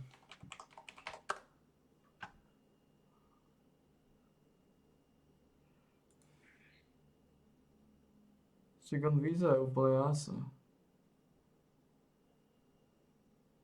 To je jasný. Since January, it's finally here. Secretary of State Antony Blinken says it's actually going better than people realized because Ukraine has taken back 50% of the territory. But my guess is they haven't taken it back. Russia's just left the area, and maybe they're considering that. But in your view, with your level of intelligence and understanding, how is the counteroffensive going? And then I'll come with the follow-up question, but basically, why was this being announced from the rooftops for so many months? Like, it just seems like they let the enemy know exactly what they were going to do, and then all of their weaknesses. Yeah, it was. They were treating it like it was a summer blockbuster. But coming soon to a theater near you in July. The Mission Impossible, or whatever the big movie is now. It's sort of the Harrison Ford, I guess the last Indiana Jones movie was a bit of a flop. Well, the much ballyhooed Ukrainian counteroffensive that was going to be brought to theaters near you in the summer has come, and it is a complete disaster, a complete flop. And it goes back to your second question, like, why in God's name, if you're really going to launch an offensive, would you announce it in advance?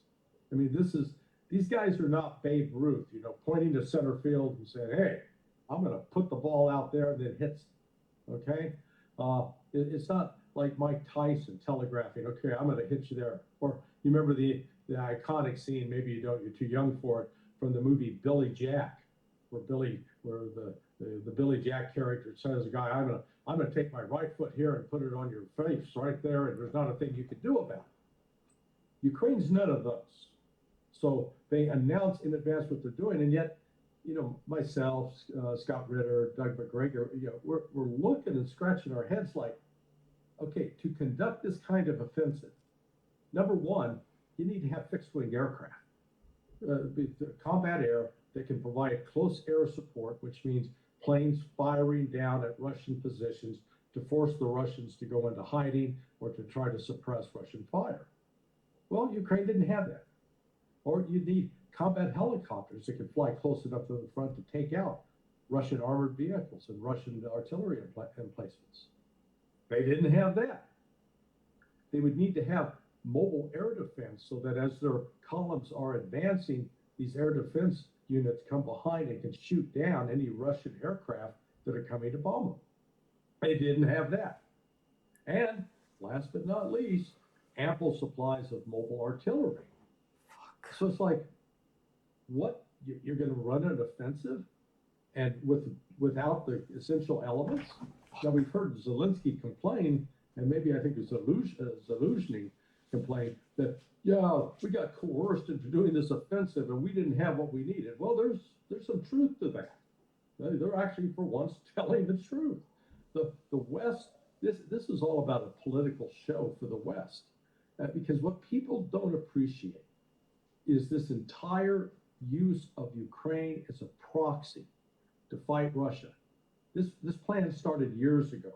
The overthrow of the Russian-supported government in Ukraine, the installation of a Western-supported government in Ukraine in 2014, followed up by the launching of attacks against the Donbass.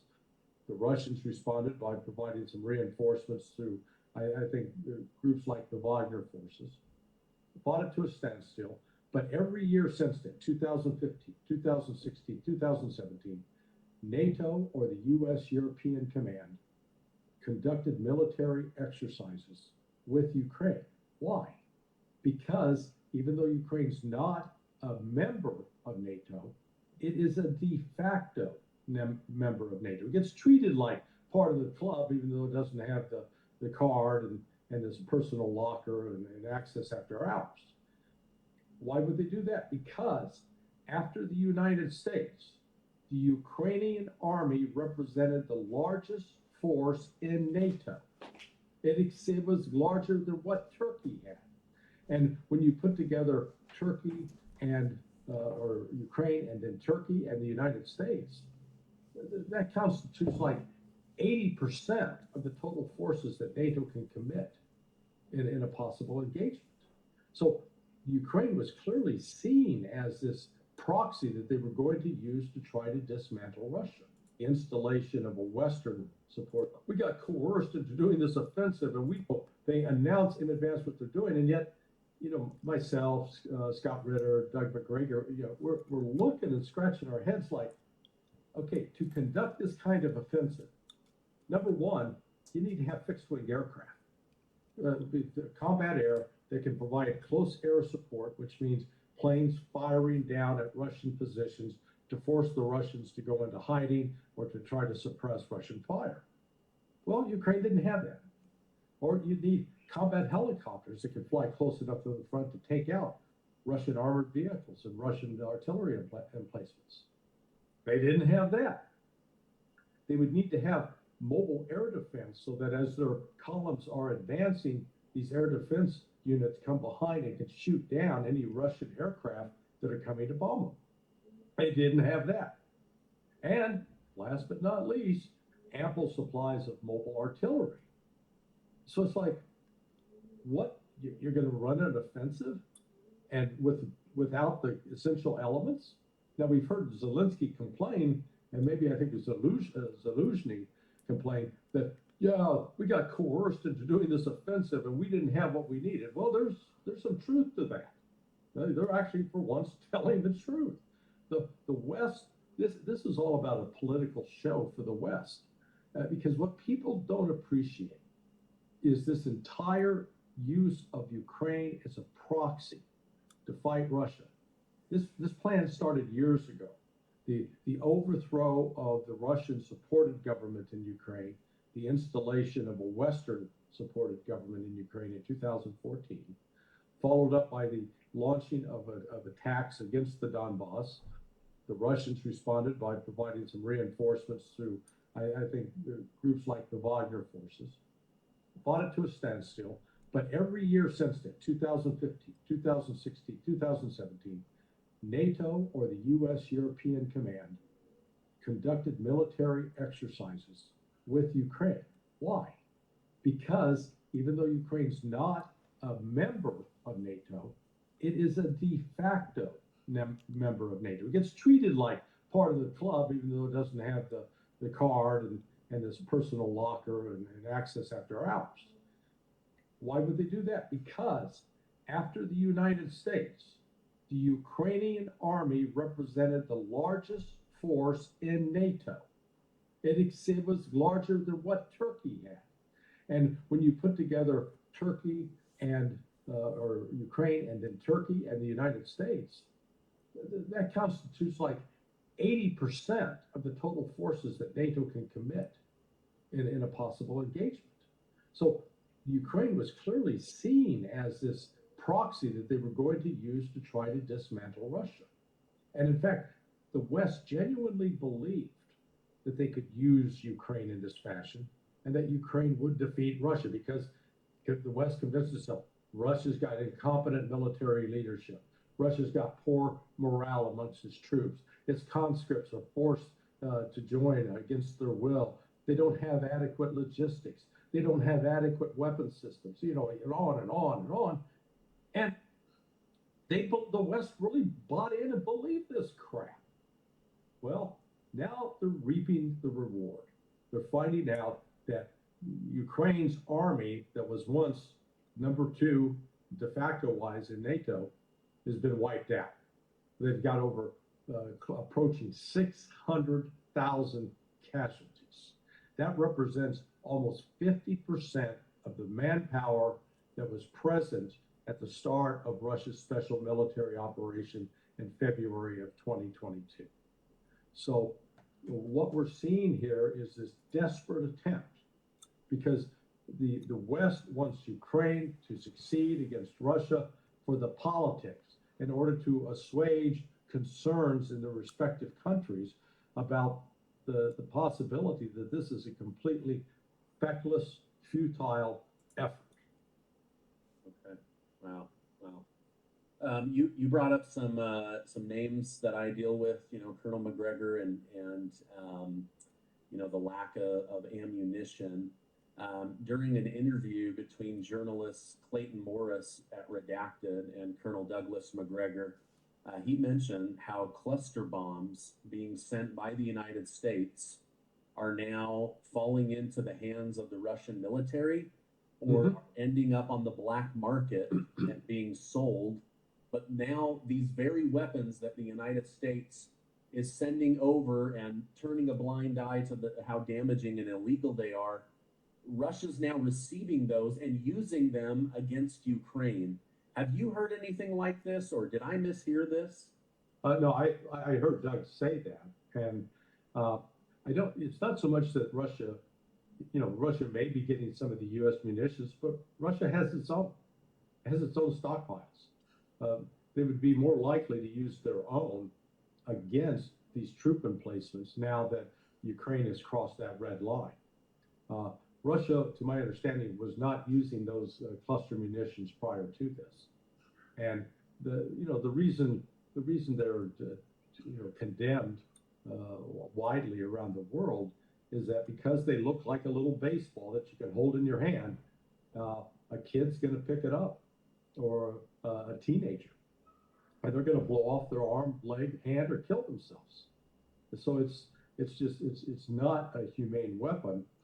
And the real problem with what the United States has provided is they sat in warehouses for so long that they were showing that the dead rate was only 1%. That meant out of 100, only one's going to fail. No, I think it's going to be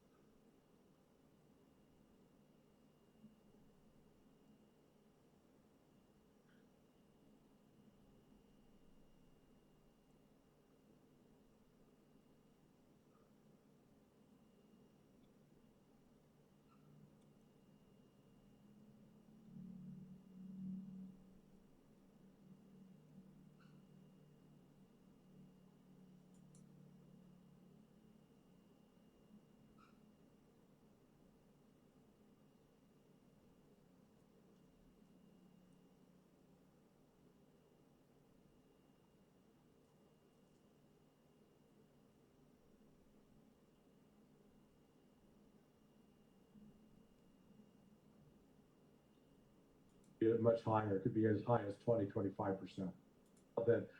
But concerns in the respective countries about the possibility that this is a completely feckless, futile effort. Okay. Wow. You brought up some names that I deal with, Colonel McGregor and the lack of ammunition. During an interview between journalists Clayton Morris at Redacted and Colonel Douglas McGregor, he mentioned how cluster bombs being sent by the United States are now falling into the hands of the Russian military or ending up on the black market and being sold. But now these very weapons that the United States is sending over and turning a blind eye to how damaging and illegal they are, Russia's now receiving those and using them against Ukraine. Have you heard anything like this, or did I mishear this? No, I heard Doug say that, and I don't. It's not so much that Russia, Russia may be getting some of the U.S. munitions, but Russia has its own. It has its own stockpiles. They would be more likely to use their own against these troop emplacements now that Ukraine has crossed that red line.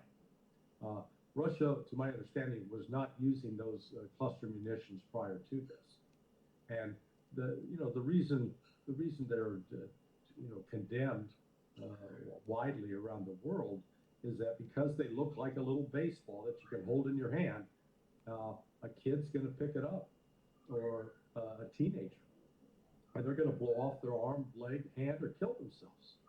And so it's not a humane weapon, and the real problem with what the United States has provided is they sat in the warehouses for so long that they were showing that the dead rate was only 1%. That meant out of 100, only one's going to fail. No, I think it's going to be much higher. It could be as high as 20, 25%. Wow. Yeah, I hope to not be reporting on those stories in the future. I hate hearing about the kids, but we're going to talk about that later in this interview.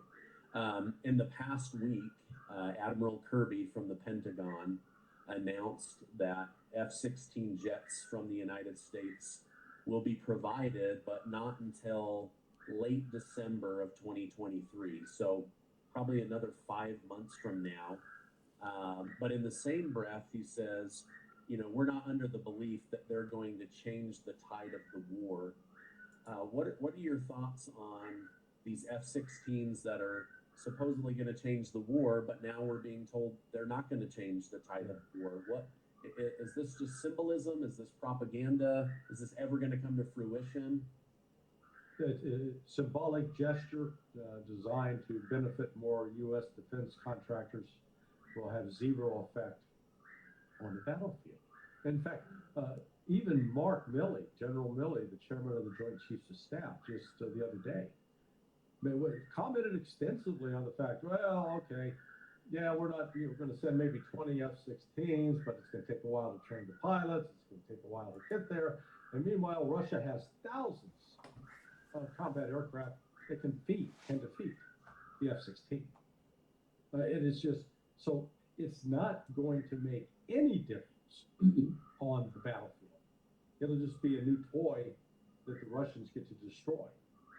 So it'll be one more reminder that in this special military operation that was initially intended to demilitarize and denazify Ukraine is also demilitarizing NATO and exploding as a myth the prowess and competence of NATO equipment and NATO forces. There's not a single NATO weapon system that has been introduced into this conflict that has changed the course of the battles. Not one. So, excuse me. Go ahead, take a drink. So, I mean, that brings me to my next question. Do you believe members of NATO, especially the United States, who basically runs NATO, believe the Ukrainian army could defeat the Russian army? Or do you think in the beginning of this conflict, they had hoped that this U.S.-trained Ukrainian military could at least defend the position until Vladimir Putin gave up? Let's go back a year ago. All the NATO partners, I think, genuinely believed that Ukraine had was going to be triumphing over Russia. They bought into their own propaganda.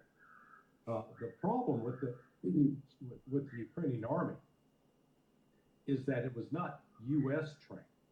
It's been trained by at least 9 different countries. And when you've got 9 different countries, basically you got 9 different standards. You don't have a consistent course of instruction for the various disciplines and approaches. The Germans have a way of doing things, as do the French, as do the Brits, as do the Italians, as do the Dutch, as the United States. We do things differently in different ways on certain issues. And so Ukraine is sort of presented with a schizophrenic approach to training. They had multiple teachers and no way to integrate it, bring it together. What has now been exposed over the last 6 months is that the Russian army that was supposedly going to run out of ammunition any time now, that has been announced with regularity going back to March of 2022, well, they're not running now. Their defense industry is operating 24/7, producing volumes of missiles that the United States, Germany, France, and the United Kingdom combined cannot match. Even if they started today to try to do it, they can't match it. Yeah, and in fact, it's gotten so bad in the United States. Wall Street Journal ran an article the other day about Stanley Craftsman Tools, who built a factory outside of Dallas to build wrenches. Think of this, wrenches, tools. And the factory failed. They couldn't build it. They couldn't make the wrench. So the United States has gone from being a superpower industrially, but during World War II, to now they can't even make a damn wrench in the United States. So, up against all of this, Ukraine they're going to be faced with having to build the 4th version of their army. And I think we talked about this the last time we were together. That it's just like anytime you take the original, you make a copy. Copy's not 100% with the original. Then if you make a copy of the copy, then you compare the 2nd generation copy with the original. Well, it's even further deterioration. And then you go to the 4th generation or the 3rd generation copy, and well, that's exactly what's happening to Ukraine's army, because each copy, each new iteration means they don't have as many experienced officers. They don't have as many experienced trained troops. They have more inexperienced, more untrained personnel with each generation. And this creates a death spiral, because that lack of training and lack of ability to conduct any kind of maneuver warfare means more and more of them are going to die. This is happening right now. The casualty rate in Ukraine for the Ukrainian soldiers right now is catastrophic. There's no other way to describe it.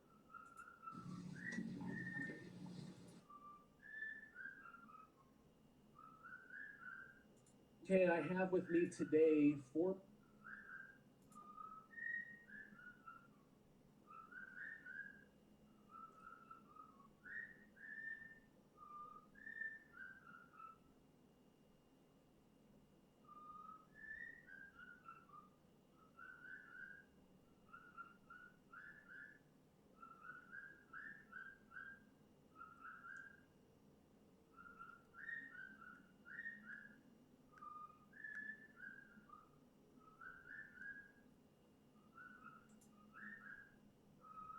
Joe Biden is this guy.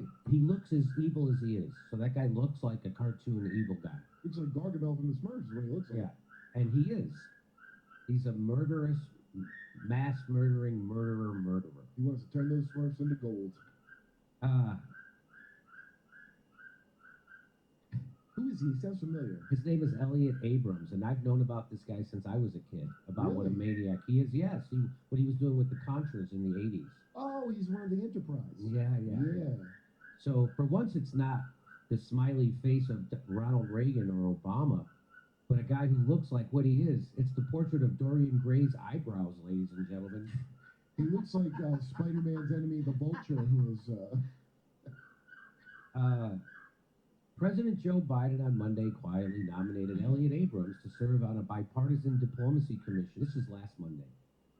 On a move that human rights advocates condemned as outrageous, given the longtime Republican officials. He's a Republican. Wait, there is no deep state.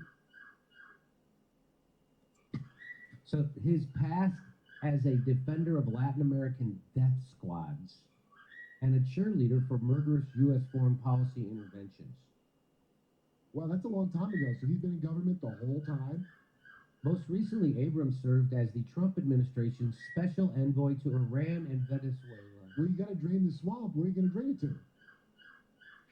During 2019 House Foreign Affairs Committee hearing, Representative Ilhan Omar grilled him. Oh, remember this? She grilled him on, this is great.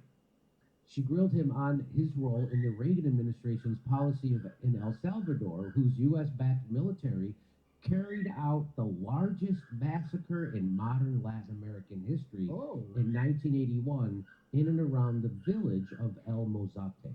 Here we go. Ms. Omar. Thank you, Chairman. Thank you all for being here and thank you for your testimonies.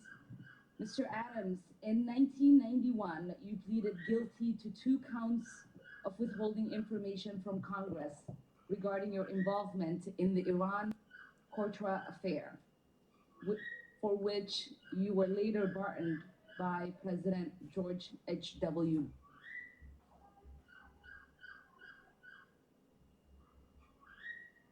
Bush. I fail to understand why members of this committee or the American people should find any testimony that you give today to be truthful. If I can respond to that. It wasn't a question. That was not a question. That was I reserve the right to my time. It is not right. That was not a question. Can attack on February 8th, who is not permitted to reply. That was not a question. Thank you for your participation. On February 8th, 1982, you testified before the Senate Foreign Relations Committee about U.S. policy in El Salvador. In that hearing, you dismissed as communist propaganda report about the massacre of El Mozote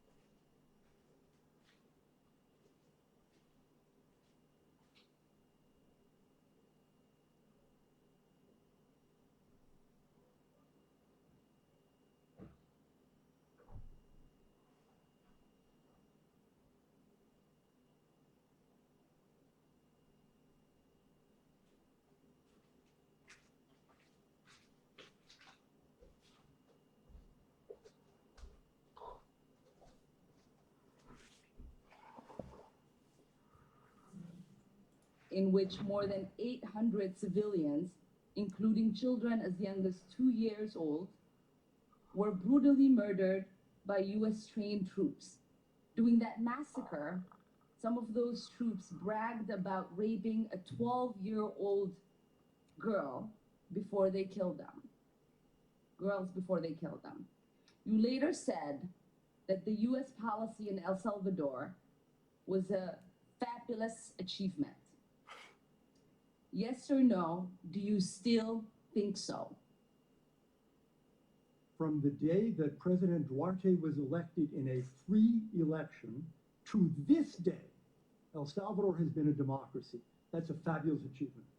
Yes or no, do you think that massacre was a fabulous achievement that happened under our watch? That is a ridiculous question, and Yes or no? No. I will, Sorry, Mrs. I will take Chairman, that as a yes. I am not going to respond to that that's a kind of yes. personal attack, which is not a question.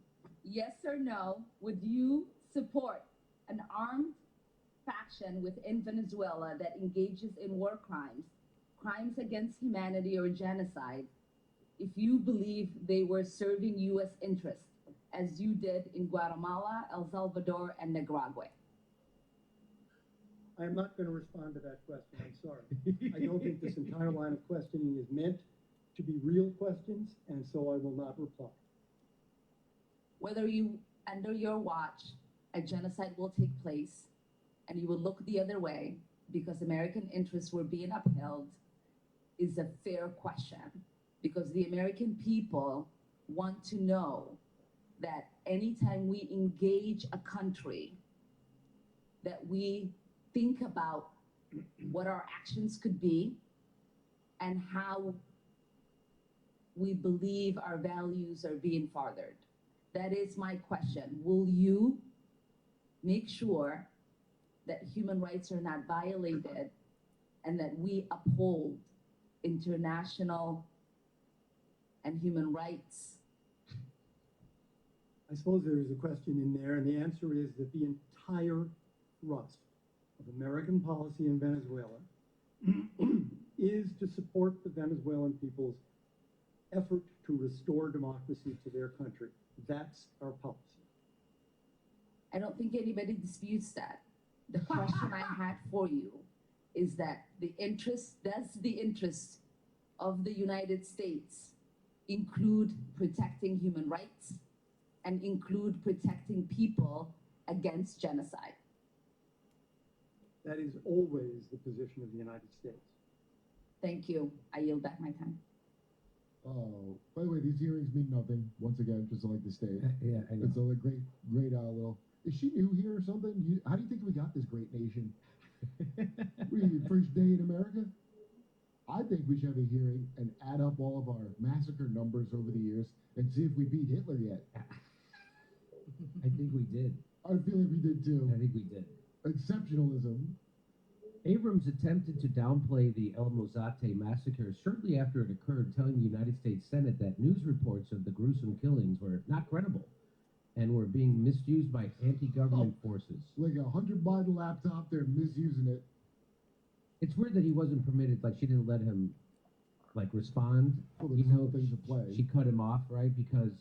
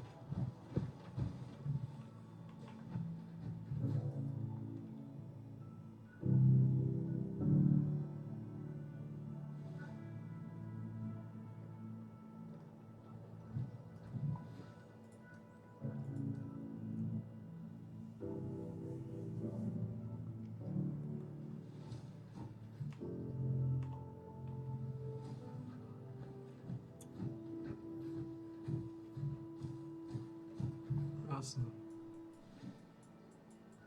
Jasno. Káte okolo.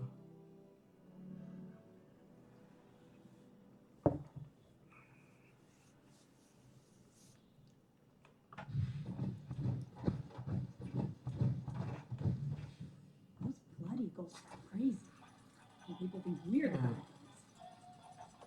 I bet.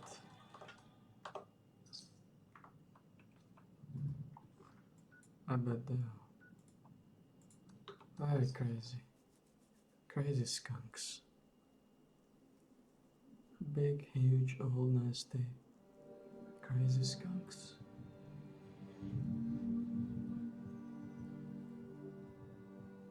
To normálne nemám dole metabíl.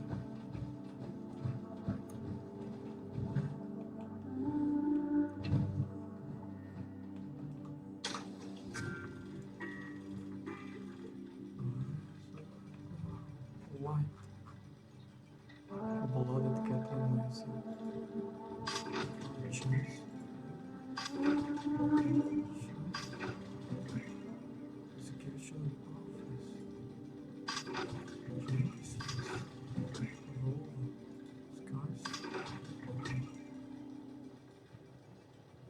Blooded pug chamber. Ground control.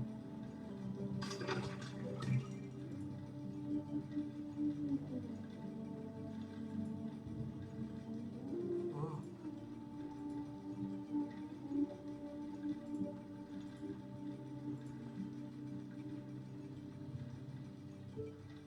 Wow. Holy shit, man.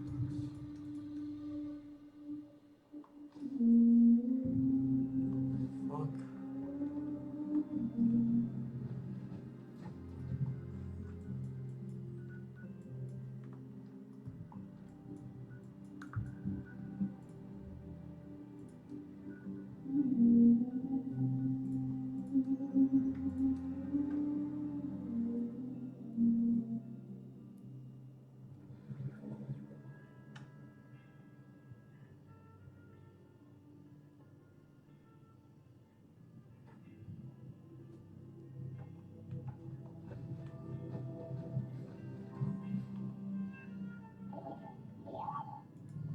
Give me 50. Let's push it.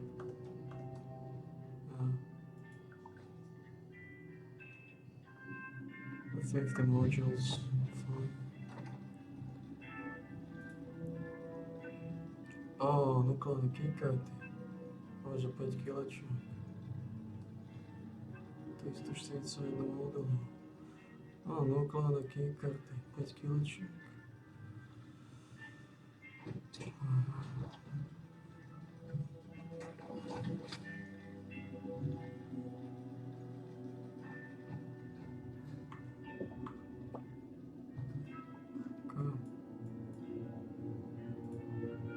Má 5 kilaček nukleárnych keykartov. To sme mohli predať píčusov.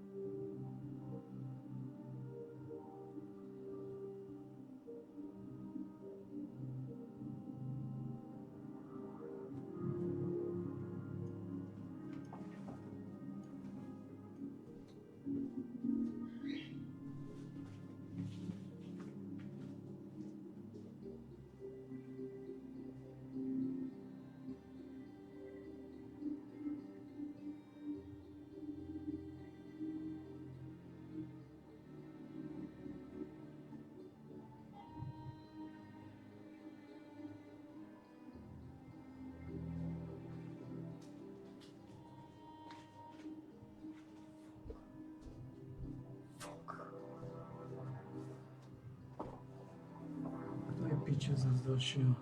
Hubák. Prečo o 7 vychádzate von?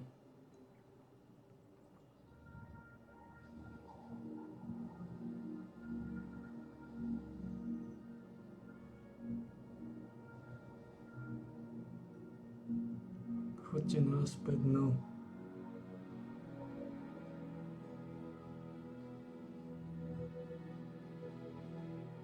To vy si kokoti.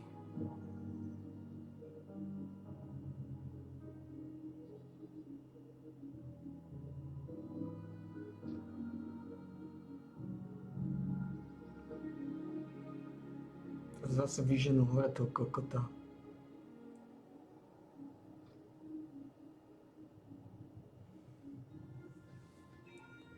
Bože, to je depresívny scénar.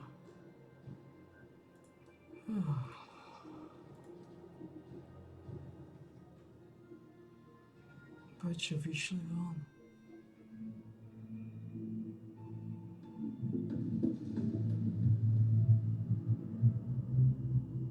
Máme hlábali z nich.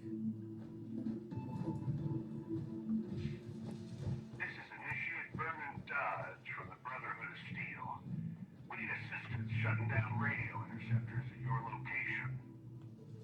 Our uninvited guests must want us to put on a show. Let's oblige.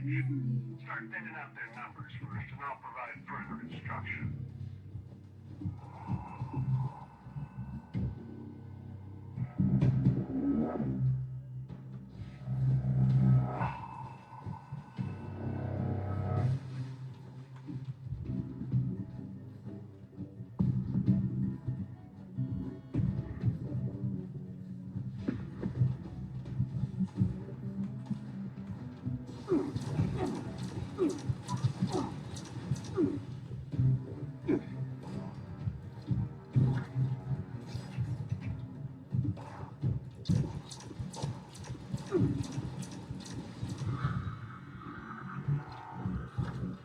To problém s tými dvoma.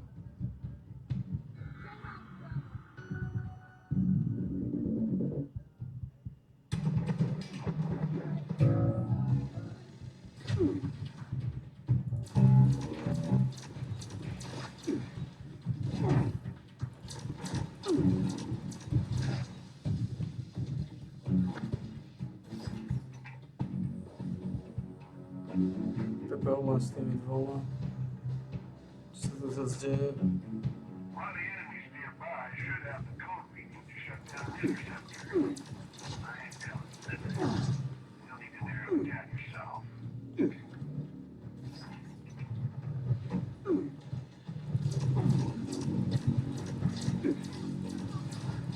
There we go. Code carrier's down. Now let's shut down one of those interceptors.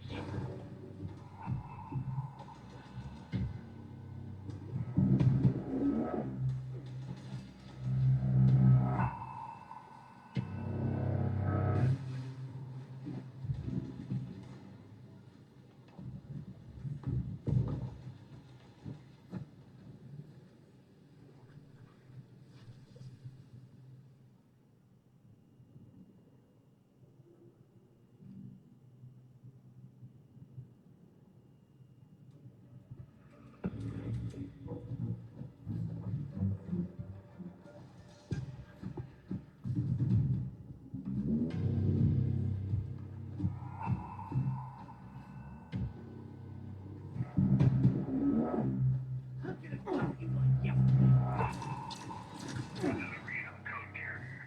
Should be one of the enemies nearby. Try to pick out the right one without raising too much attention.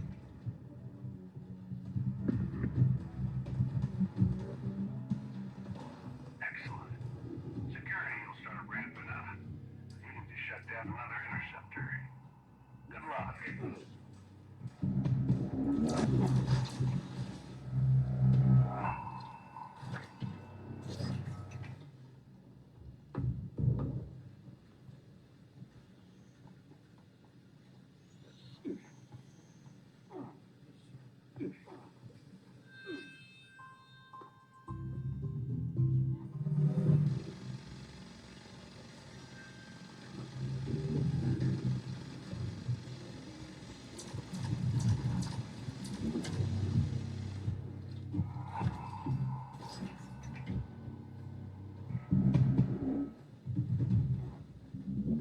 got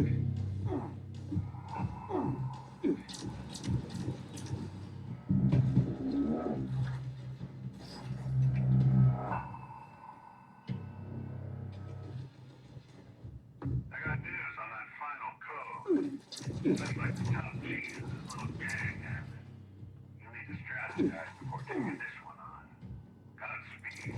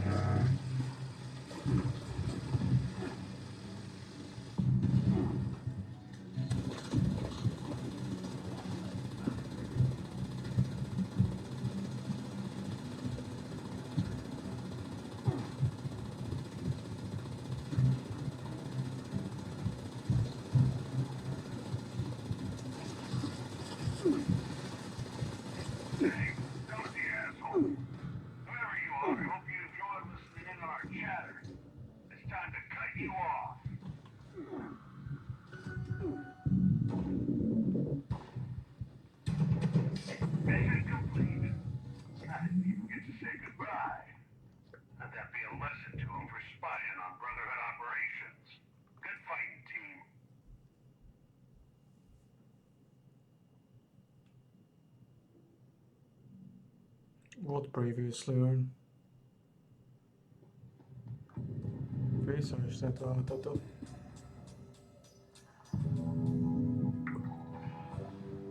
What previously earned?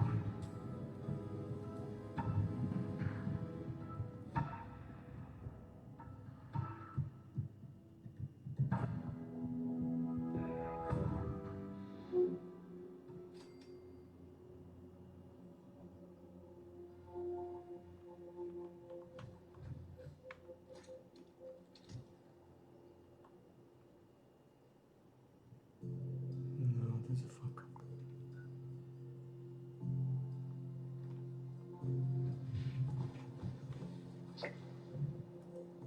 No, that's a fuck up.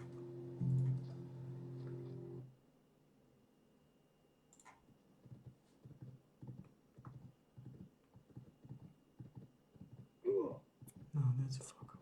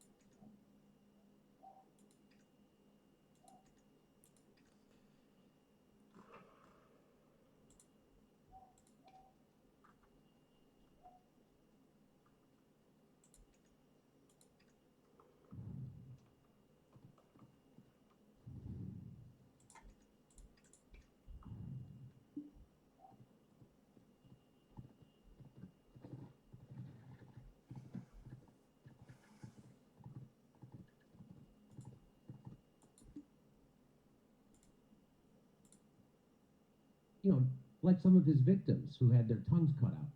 Just kind of like that. Oh, I don't think we would do that. I wonder if they all had their boosters. Anyway, We were just vaccinating them against communism. What's the big deal? he said that their death toll would have been less if we had only been able to check their Facebook pages.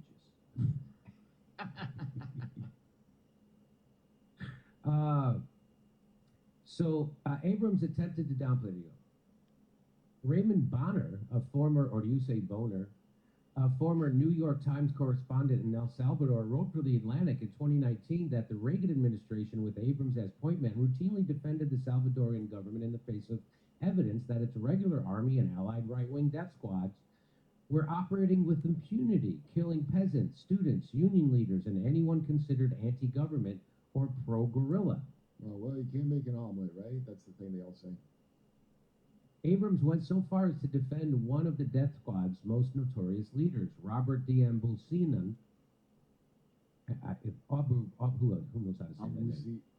who was responsible for the murder of Archbishop Oscar Romero while he was saying Mass in March of 1980. No kidding. Wow. Wow. I mean, you can't let him finish Mass first? The Biden's White House predictably failed to mention the sordid details of Abrams' record in its nomination announcement, offering a sterilized biography that lists off the notorious figure's previous government roles. Assistant Secretary of State for International Organization Affairs. So who gives a fuck? I'm not going to read that. I still believe America's a force for good in the world. Look at the world order. You hear about it a lot since World War II. Look how great everything is. You wouldn't want to ruin that, would you? According to its website, the Advisory Commission on Public Diplomacy is tasked with appraising U.S. government activities intended to understand, inform, and influence foreign publics, and to increase the understanding of and support for these same activities. Abrams must be confirmed by the United States Senate to serve on the commission. He will serve on the commission. It's not up to them. Yeah, I know. What is everyone talking about? Slate journalist Alex Salmon denounced Biden's nomination of Abrams for the position as obscene and unconscionable. Elliot Abrams, enemy of human rights, apologist for mass murder, should have no place within spitting distance of any Democratic administration in any capacity. This is the uniparty. Yeah, no, hey, Alex, so this guy does the bidding. He's our hegemon. He does the imperialism bidding of the corporations. He overthrows socialist governments so that corporations can steal their oil and other things. And that's what he does, it pretending that we're trying to bring democracy to people. They're all proud of it. They're not like, the thing that's crazy is that she could have asked that question to him in a different way, and he'd have proudly talked about all of it. I know. She just asked it in a way like it's bad. You're right. And he's like, what is this? Is this a joke? I've been doing this for years.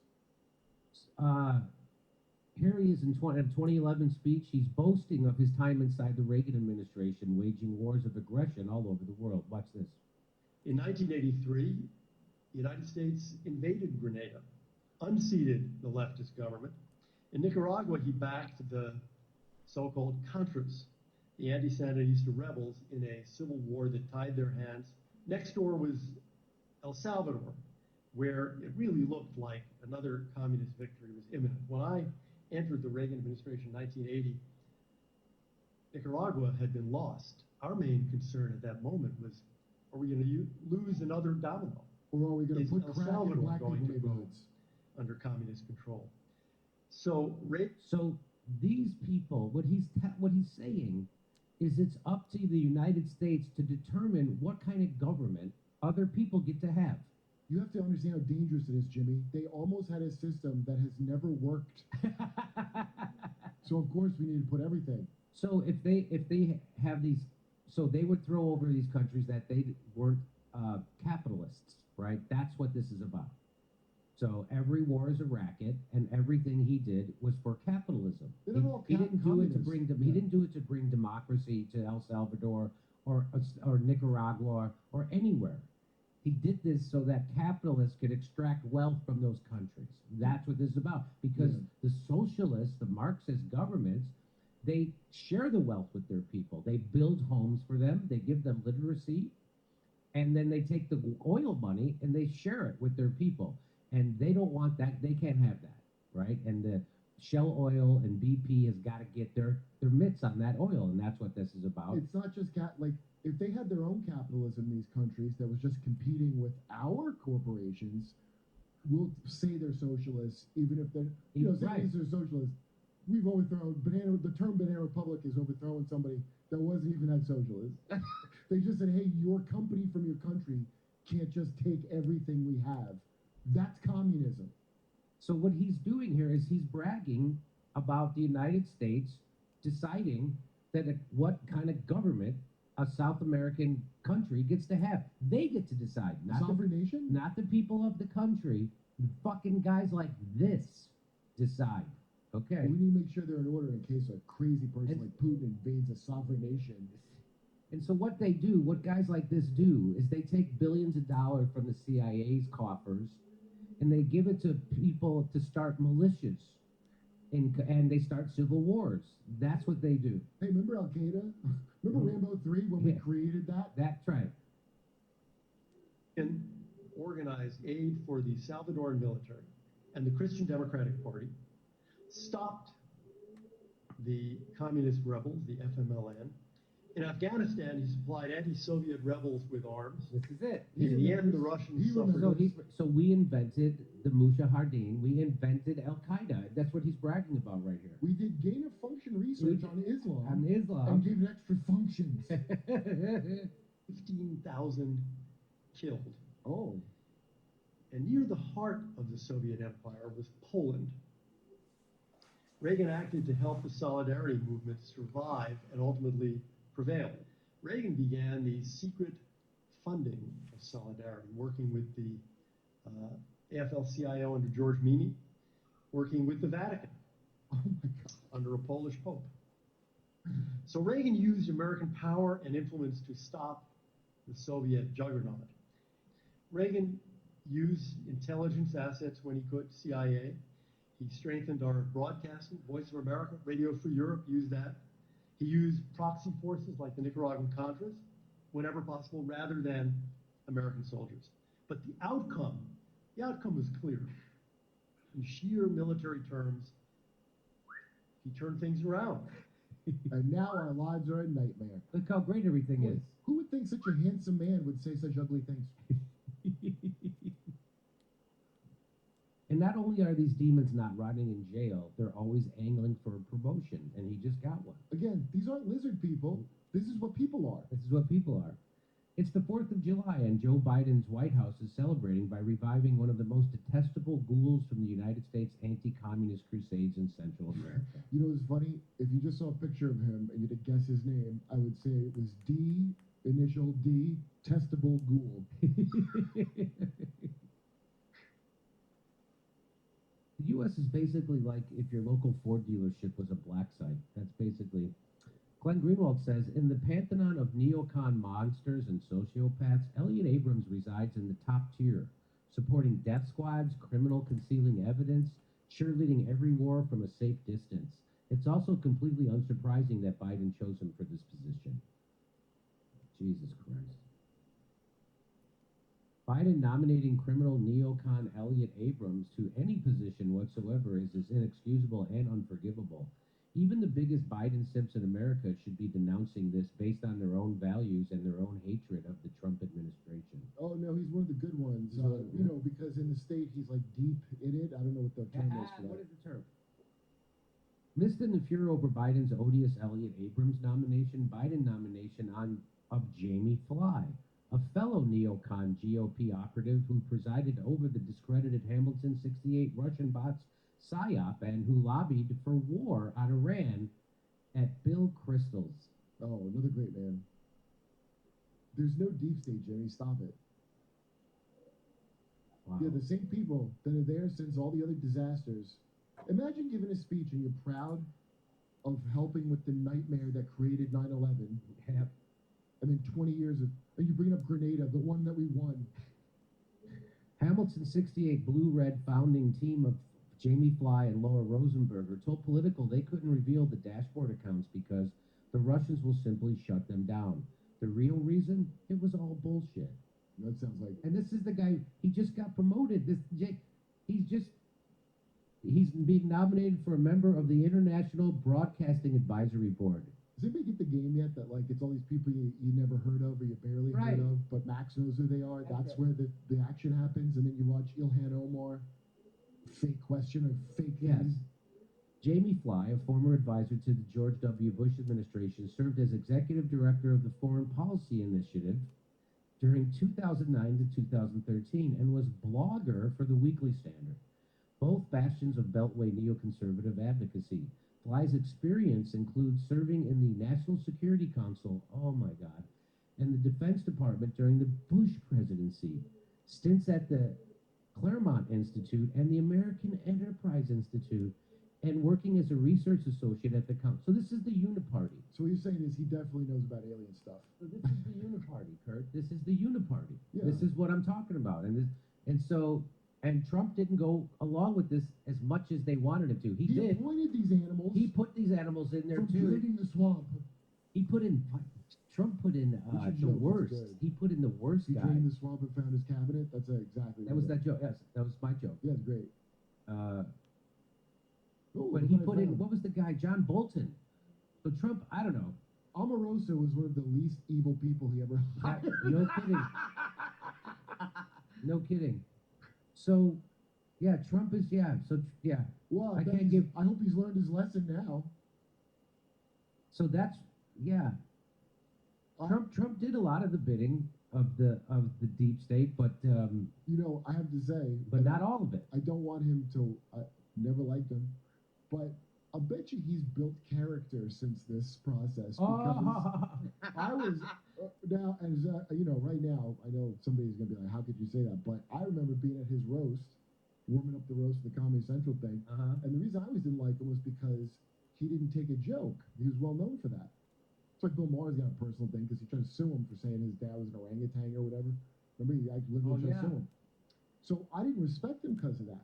And then around the time when they decided all comedians have to have the dignity of running for president, but Trump can say whatever he wants, because we're setting him up for Hillary for this kayfabe. Then all of a sudden he could say all the edgy material, just him, no comedians, just Trump. Really? You watch it happen. And all the people on TV stop being funny. And all when he said about Elizabeth Warren, I guess I can't call her Pocahontas anymore after she got that test. He was making all the jokes. They should have been. That's when Clown World. Maybe you've heard I didn't watch his roast, so I don't know any of No, he didn't say it's at the roast. At the roast, he was like, whatever. I don't know why he did it. The only rule he had for making fun of him was you couldn't say he was less. You say whatever you want about him, except he's not as rich as he says he is. Yeah, you can make fun of how much money he's claimed to be worth. I'm sure he blundered in there and had no idea what he's doing, thinking he's going to deal with it like one of his companies. You're a loser, whatever. You don't talk that way to this ghoul. Tell him he's a loser, they're going to get you out. I bet you he figured that out, and you could see some character growth on a guy who had none. Well, he's the one. He knew that Russiagate was always fake all along, and so he watched how they did it.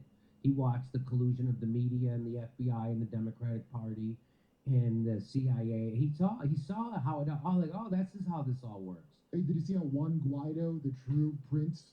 And then he tried to pull Juan Guaido shit himself. So he's Hey, remember Nancy Pelosi didn't tear that part of the speech out. That's when they all stood up and gave applause to the true ruler of Venezuela, Juan Guaido, who lives there now and only gets attacked by normal people on the street. By the way, unsurprising, Fly is the latest supporter of our latest intervention. Of course, he supports the Ukraine war. Oh, he sees why this is a better. Hey, got any of those Operation Paperclip guys? I hope they're still kicking around to help contribute. The Nazis can be useful because communism is bad. Come see our live shows. We're going to be in Chicago, Rosemont, Las Vegas, Salt Lake City, New York City, Pottstown, Pennsylvania, Stamford, Toronto, Toledo, Detroit, St. Louis, and more. Go to jimmydore.com for a link for those tickets.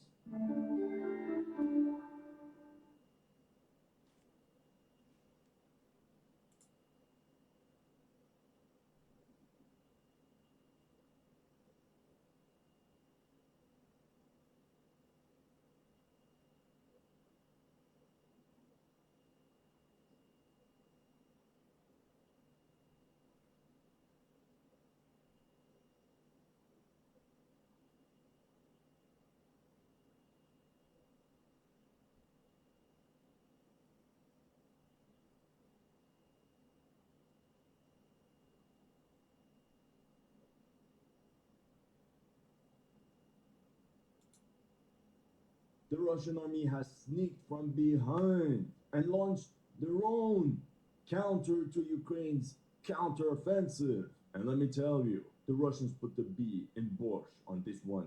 Well, the Russians have gathered 100,000 men on the Luhansk front and launched a massive operation across the Zherebits River in the sector of an unknown village called Karmazinivka last week on July 17th. No. Can't let that happen. Time to refuel on Doritos and make more Reddit posts to fight the orcs. We're actually talking about 2 river crossings that the Russians have successfully carried under enemy fire, and at that point had established a breachhead 6 kilometers wide and 5 kilometers long, an almost cubic bulge because girth matters. To be completely honest, I lied. It's actually 3 Russian river crossings over the course of a week. As you can see on the map, the third one completely swooped through ill-defended Ukrainian positions. Pro-Ukrainian Telegram channels reported, in a wave of chaos, some units withdrew from Nadia and Sarhivka, fearing encirclement. As you can see on this map, the first Ukrainian line of defense has been broken through, and if this second line of defense also falls to the enemy, it's GG, well played. As a matter of fact, I lied again, because according to the latest news, the Russians carried a 4th river crossing near the hamlet of Anga.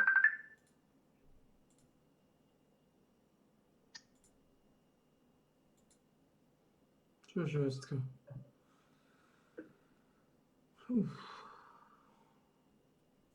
Что за идея? Беда.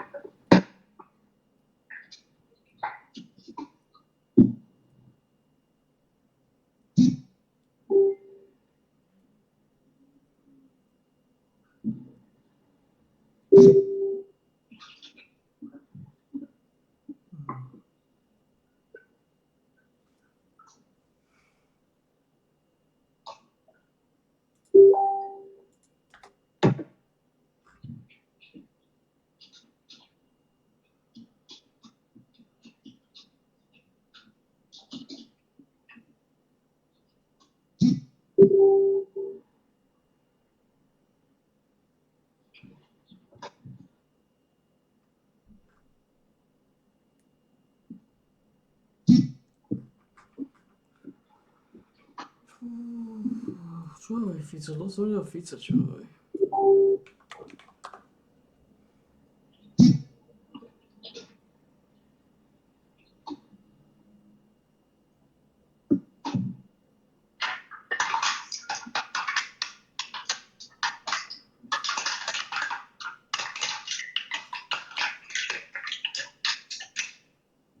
Sì, Čo sa deje? Máš rád tresku? Kadi tresku. Ja sa pýtam, či máš rád tresku. Nemám rád nič, čo obsahuje mäso. Ešte niečo? Treska obsahuje mäso? Treska je mäso. Rybie mäso pre Kristovú piču.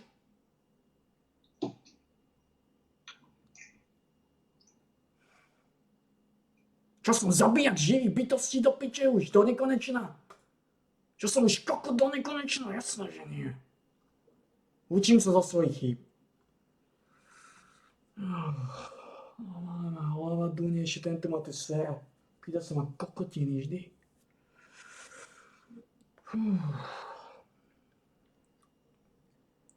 Hlava mi hlava začal dunie ešte viacej. Dneska to tiež pekne slušne ťažko išlo.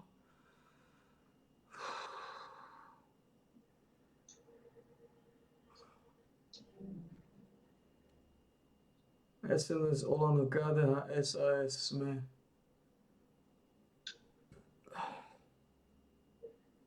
Každý z týchto pičusov sa musí dostať do parlamentu.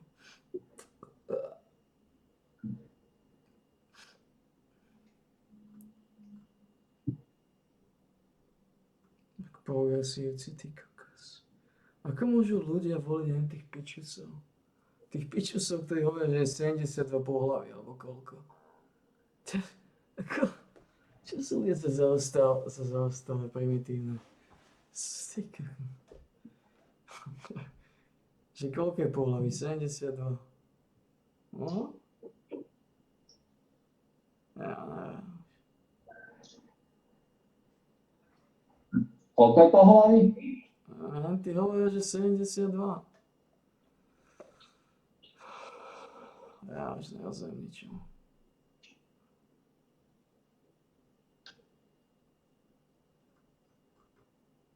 Ako ľudia stále tupejší a tupejší.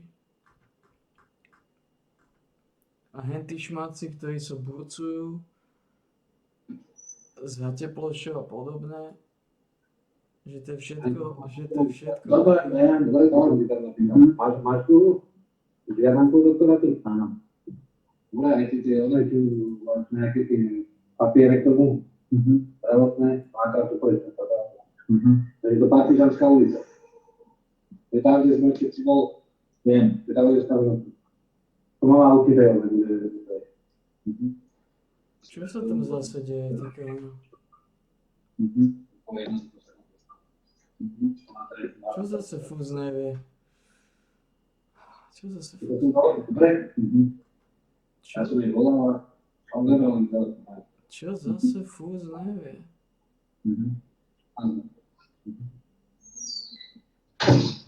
Čo zase fúz nevie? Vždy niečo nevie. Drž piču, ty soplák vyjebaný. KDH. To KDH vždy prehácej, ty kokos.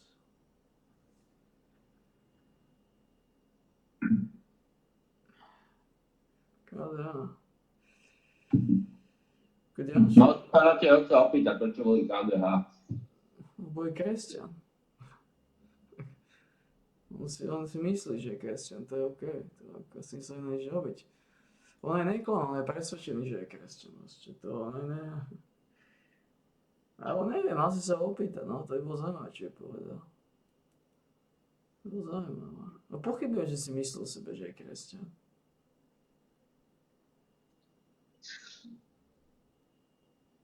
No keď bol kresťan, tak ja pohostil, keď som tam bol. Môj otec vždy hostil. A môj otec sa nenazýval kresťanom. Chodil do kostola. Hostil ľudí. Správal sa tak podobne. A napriek tomu sa aj tak nenazýval. Ja sa nazývam. Toto je ten problém. No ja som nevyjastal s dostatočne veľkými tupcami. Preto som z toho taký šokovaný, že čo sú ľudia zač. Som z toho šokovaný. Čo na to nebol zvyknutý na takéto divné správanie. Čo si povedal, že má mať aj dostatočne veľký tupec.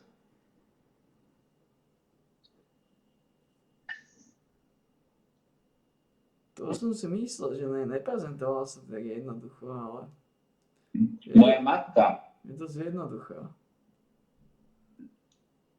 No veď, že sa v minulosti neprezentovala tak jednoducho, keď som mu počul, keď ti povedala, že nie je zvedaná to tvoje. Bola viacej hustá, viacej rázna, viacej bojovná. Teraz je to Lukino sem, Lukino tam, líže ti zadok, ty kokos. To nerozumiem. Lukáško sem, Lukáško tam. Ale vieš tomu, prečo to tak je. Asi ťa potrebuje. Potrebuje fúza na starko. Ja to nedávam.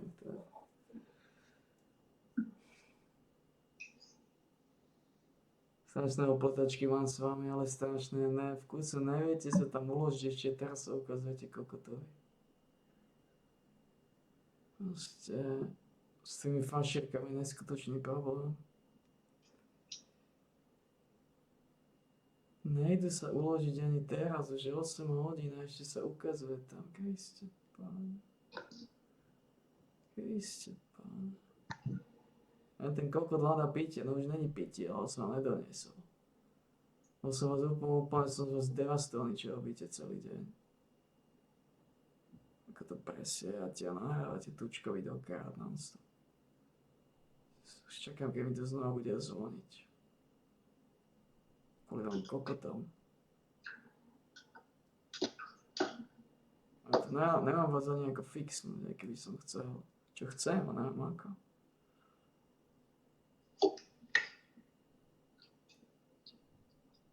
Proste teraz sa ešte musíte naháňať, ešte teraz musíte stáť na tej lište ako kokoti, už je 8 hodín.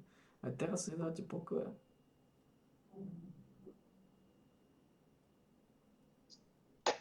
Počkajte, prosím. Vy ohrozujete svoju vlastnú bezpečnosť, za neho to neviete. No nebudete piť, lebo ste kokoti. Ja už tam nejdem dávať pitie. V momente, ako tam dojdem, všetci odletíte do prdela. To si môže všimnúť tučňák znova. Bože, vy ste kokoti. No budete smední, chodte sa zašiť.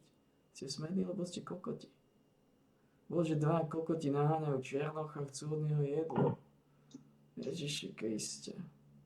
No nič, toto musím, Kriste, Pane. Ty kokos. Choďte preč z tej lišty. Choďte sa zašiť, no. Tam stúpate, chodíte cez vodu. Keď ste boli také neskôršie smední, vypijete aj hento.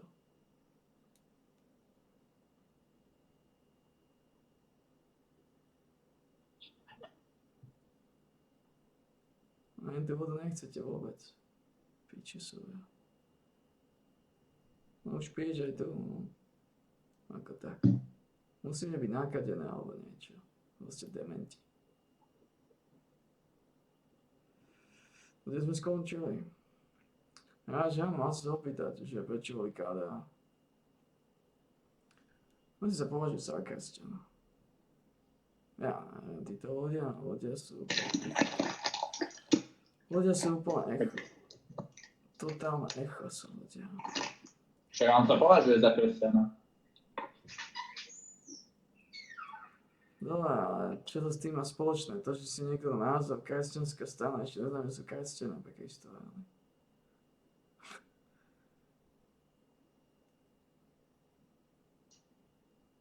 Bože, zase vyhnali toho skurvaného černocha, nechcú ísť spať na svoje miesto. Shit, toto je depresívne.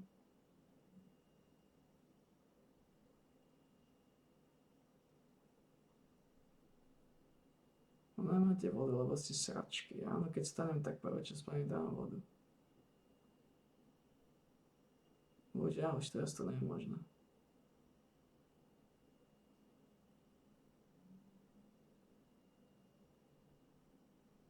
Ste kokoti.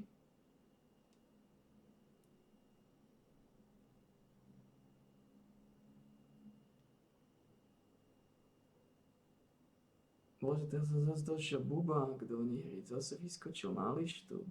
Kriste, Páne, toto je depresívne.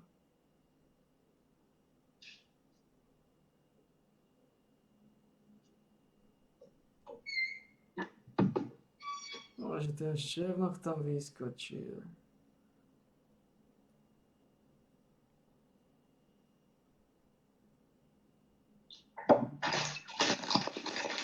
Bože, ten veľký balón, že je tak bolo svetlo.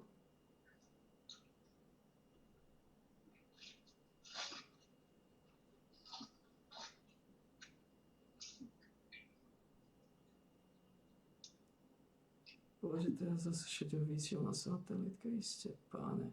Už sa uložte spať, vy kokoty.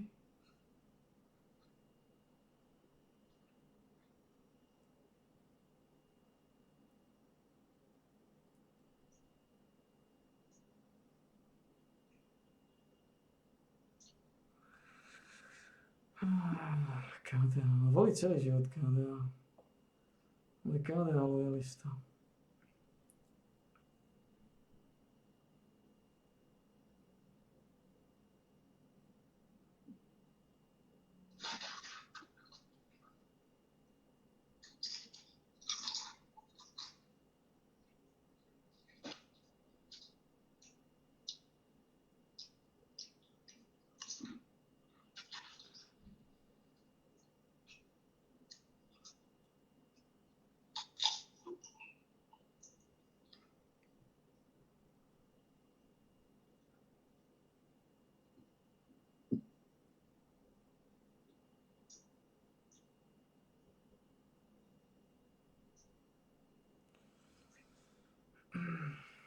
Či sa nechcem dostať do parlamentu. Koľko ďalšie voľby budú zaujímavé.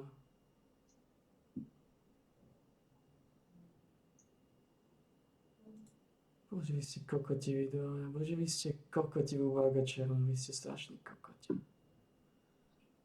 Čo?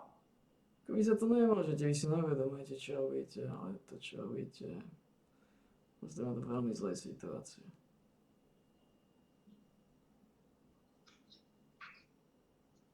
Chodíte hore dole jak kokoti, namiesto toho vy ste sa už uklodnili, zašili a išli relaxovať.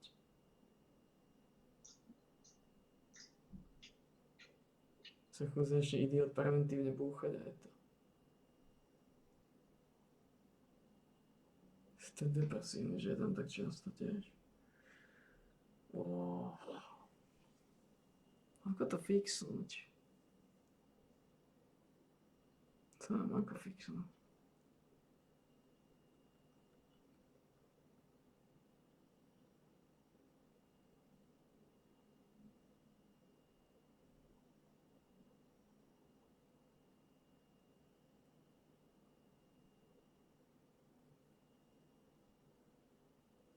Hramblica. Vy dva tupci, chodte sa zašiť už spať. A Bubak, ty si uvedom, že tam už pitie nie je.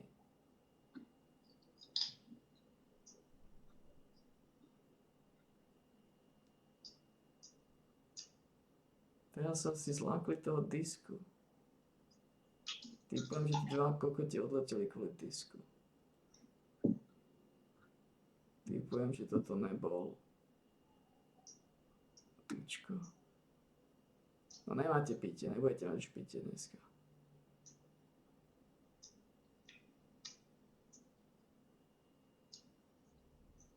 Chodite tam hľadať pitie. Môžete ísť do riti.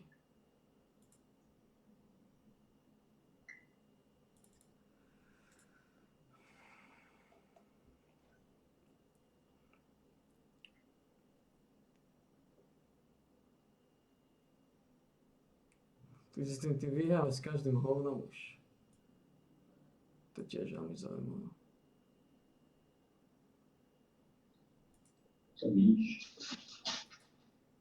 Když umíš, tak umíš.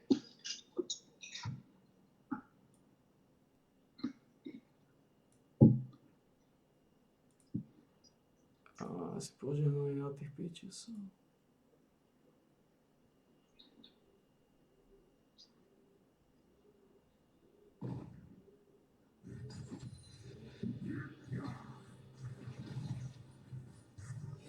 Počúvaj, a toto kedy si videl?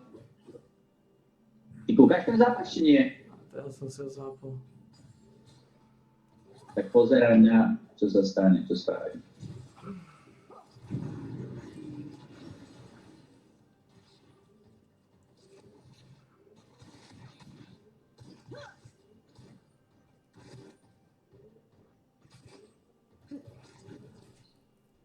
Na piči sa odletel, oni sa ešte vrátia.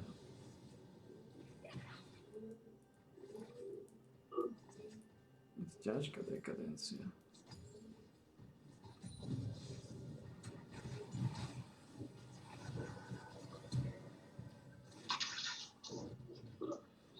Ťažká dekadencia.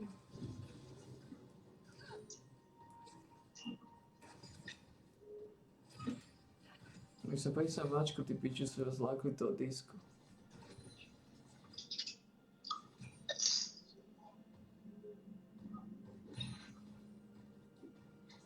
First blood.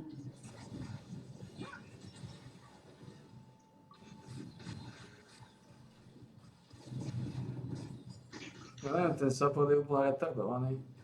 On nevníma život svojho tupého marksmana, že do vás engageol. On je úplne mŕtvý v mozgu. Ako toto je presne to, čo hovorím. Jeden kokot engageuje, keď je ďalší kokot so živým životom tam stojí. A potom sa aj ten druhý kokot zabije úplne len tak sa tam nedáva zmysel. Ľudia sú, ja neviem, ľudia sú zaostalá rasa. Si namiesto toho, aby išiel naspäť s tým životom, tak sa zabije. To mohol ísť naspäť rovno bez tej smrte. Kde bol problém? Ja to nechávam. Čo sú ľudia zač?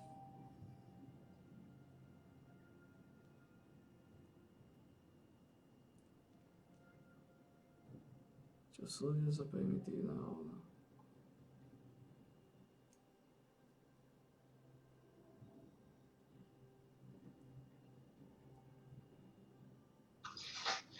Teraz by sa mi teoreticky mohli zdať pitie.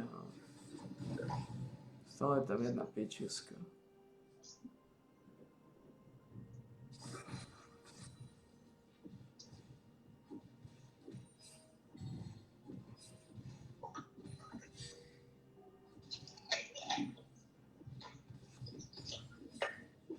A tá pičiska zase odletí, keď tam prejdem.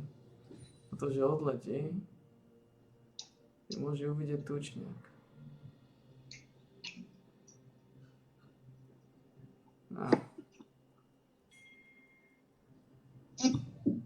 Je to problém.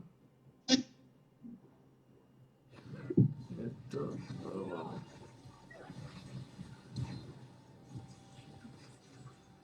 Videl si kokota, ktorý je kokot. On nechal sa zabiť ako hovno, lebo je mŕtvy v mozgu.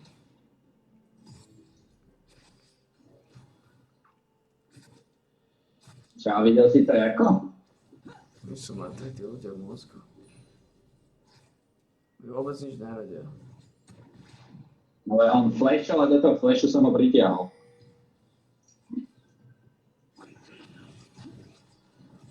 To sú mŕtvoláci totálne.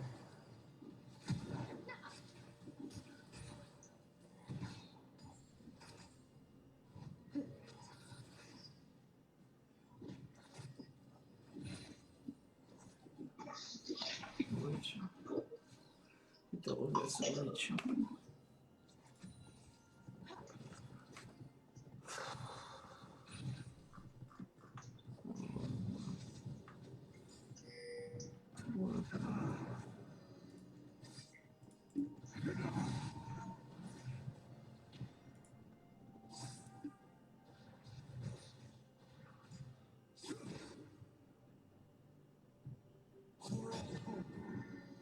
Zlákli sa, pej sa mačku tej srandy, ktorá tam visí.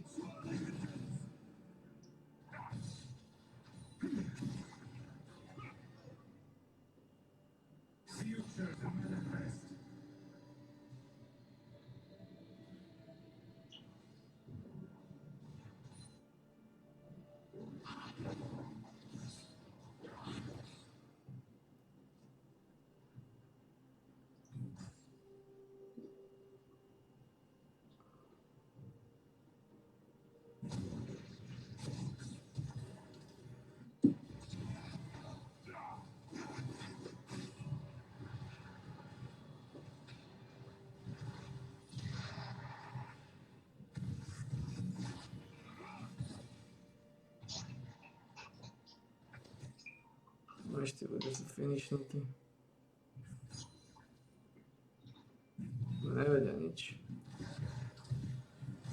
Ten set, to je čo za kokota.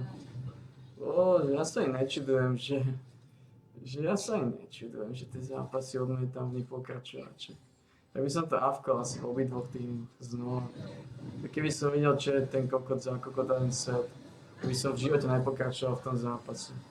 A to isté, keby som videl na druhej strane toho Yasuo, aký damage v živote, by som nepokračoval v zápase pri samváčku.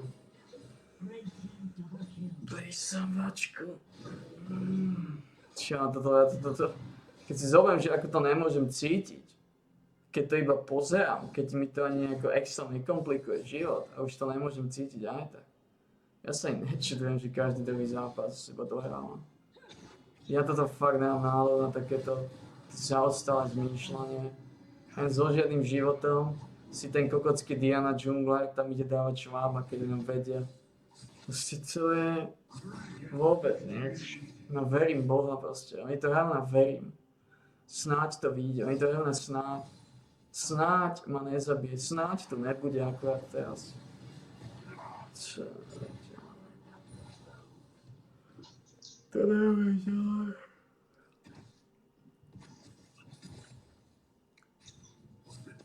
To nevedel.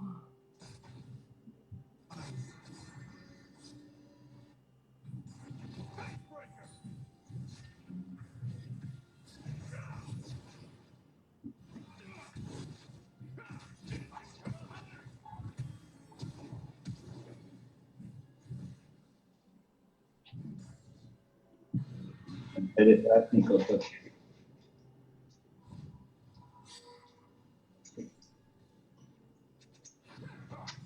Už prišli pičusové.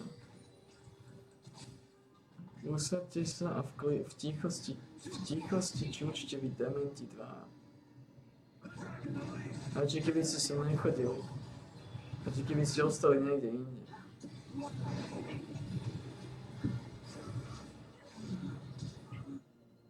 Ale ten skrúvaný černoc zase vydáva zvuky. Jak dement. Ja vidím, že vydáva zvuky, on je úplne dement. Ak je tučko nabalkované, tak ho bude počuť a začne búchať. No nevyletia dvaja, ale hneď 4.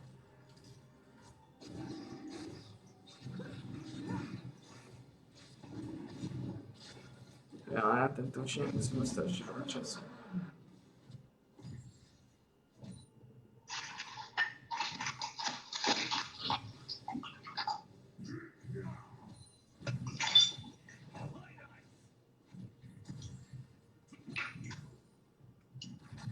Ale tak je to frustrujúce, ale predtým sa vždy v kľude uložili.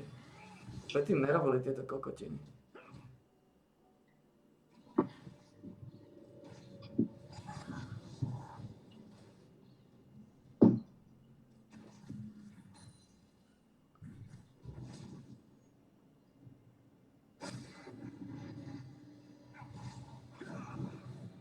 Ako treba dúfať, že ho tučník nepočuje.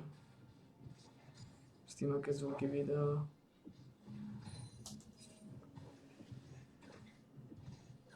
Holy shit. Teraz zase robia kokotiny, zase. Ani teraz sa nevyloží ten skurvený bubák v kľude. Len ten vydáva zvuky jak dement. Kriste páne, to nebolo takéto. A im to musí úplne práskať, to hlavič.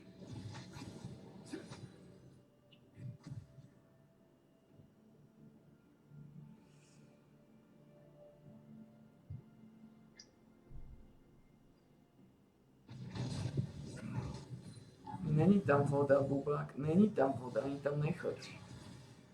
Ulož sa na spánok, ty dement. Už nepotrebuješ vodu. Už to predýchate. Zmení bubák.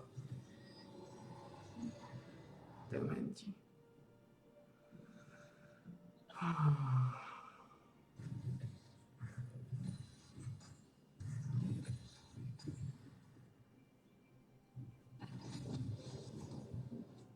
Smedný bubák, chodím spať, smedný bubák, chodím spať.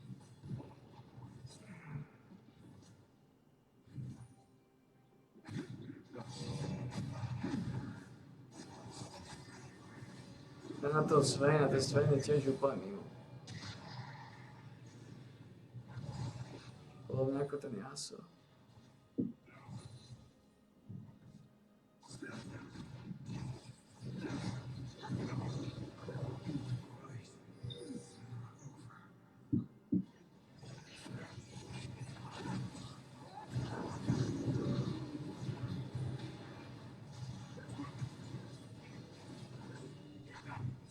Odletel preč. Asi išiel hľadať vodu niekde inde. Nešiel hľadať vodu niekde inde. Pristal na lampe oproti.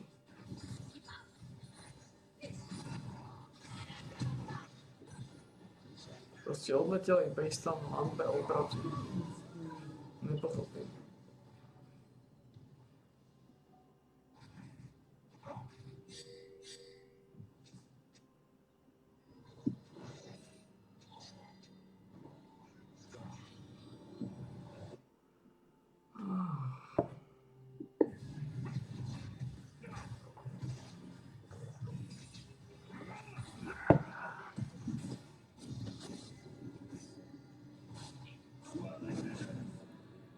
Strašne veľa vypijú, ty kokos, to neuveriteľné. Koľkokrát som to naplnil doplná.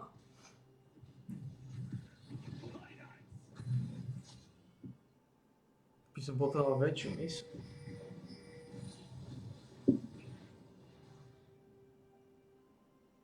Dakedy nemali skoro žiadnu vodu a dobre bolo.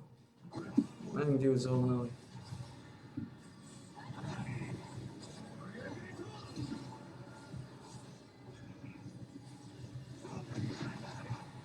Ašírky sú asi smední.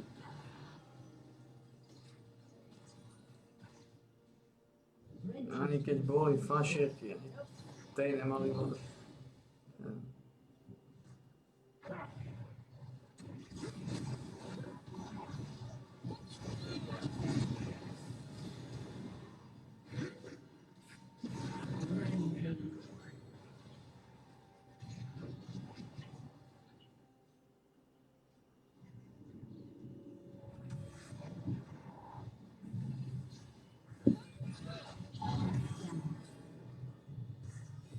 Henta misa je tiež dobrá asi na vodu, neviem či je. Mali sa mu pozrieť.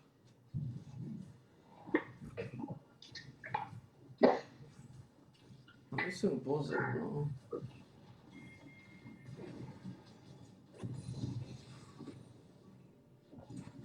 No tu by tu by nezalili aspoň.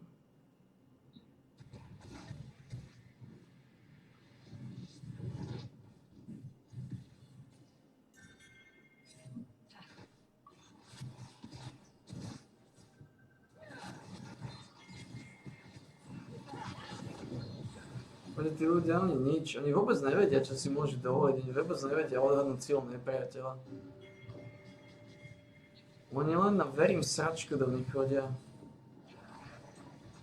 Proste na sračku snáď to vyjde. Snáď to vyjde.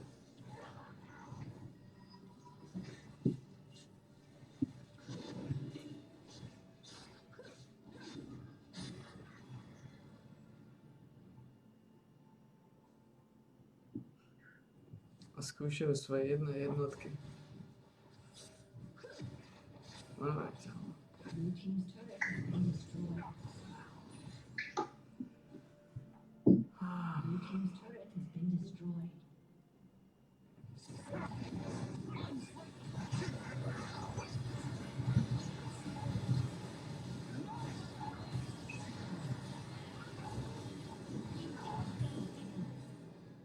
Progresívne Slovensko, ty kokos. To je strana kokota tiež. Ako tí ľudia, tak ja neviem, či tomu naozaj veria, alebo tie pohlavia, či iba hovoria, lebo to ukazuje tak, že je strašne veľa pičusov ktorí hovoria, že je niekoľko desiatok pohlaví. Ja neviem. Bože, tí ľudia sú kokoti. 72 pohlaví. To som dobre počul. Ja som to počul niekoľkokrát. 72 pohlaví. Ja tomu nerozumiem. Ako môže byť 72 pohlaví, keď ja poznám dve? Buď som ja ten imbecil, alebo som oni totálne zaostali. Počkaj, že to sú tí istí ľudia, ktorí robia z chlapov ženy. No.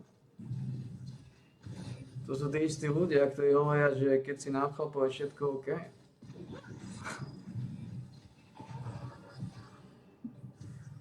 Bohužiaľ, to je istá porucha. Porucha v mozgu. Bo to nie je prirodzené, tak to nemá byť. Oni takí povedali, že, ja neviem, povedzme, miloval by som šúpať, ja neviem. Iba psov, iba ženy psov, ne? To je to isté. Ja si myslím, že by som nikto nesúhlasil a že mi nedovolí zosobášiť si psa. A to je presne to isté. Vlastne robím niečo, čo by som robiť nemal. Chlap by nemal šúpať chlapa. Vlastne, ja nechápam. Ale oni sa na tom dohodnú, ty sa ako dohodnú so psom na to? Dá sa to dohodnúť, ten pes na ňom budeš vidieť, že to má rád, že to chce. Joj. Naozaj, joj. Ako reálne, keď začneš šúpať nejakú bulldog a nejakú ženu, ty si myslíš, že ona by si to nechala? Keby s tým, ako reálne, ty si myslíš, že bulldog, krvilačný pes, ty kokos, že by sa nechala šúpať, keby to nechcela? Ako ja si nemyslím, že si dokážeš až takto podvoliť nejakého takého správneho masca. On sa s tým nebude srať, on ti odrizne hlavu za to. Pokiaľ s tým nebude súhlasiť. Ako reálne si myslí, že bulldog pes by sa nechal do toho dotlačiť. Keby mu to nerobil dobre. Ja neviem, ja sa nevyznám sa v bulldogoch. No ja ti hovorím, že určite nie. Však to skús. Skús si nájsť nejakého krvilačného bulldoga a skús sa napasovať do nej. Dobre, ale čo keď by si nešiel do krvilačných psov, nejakého dalmatínca?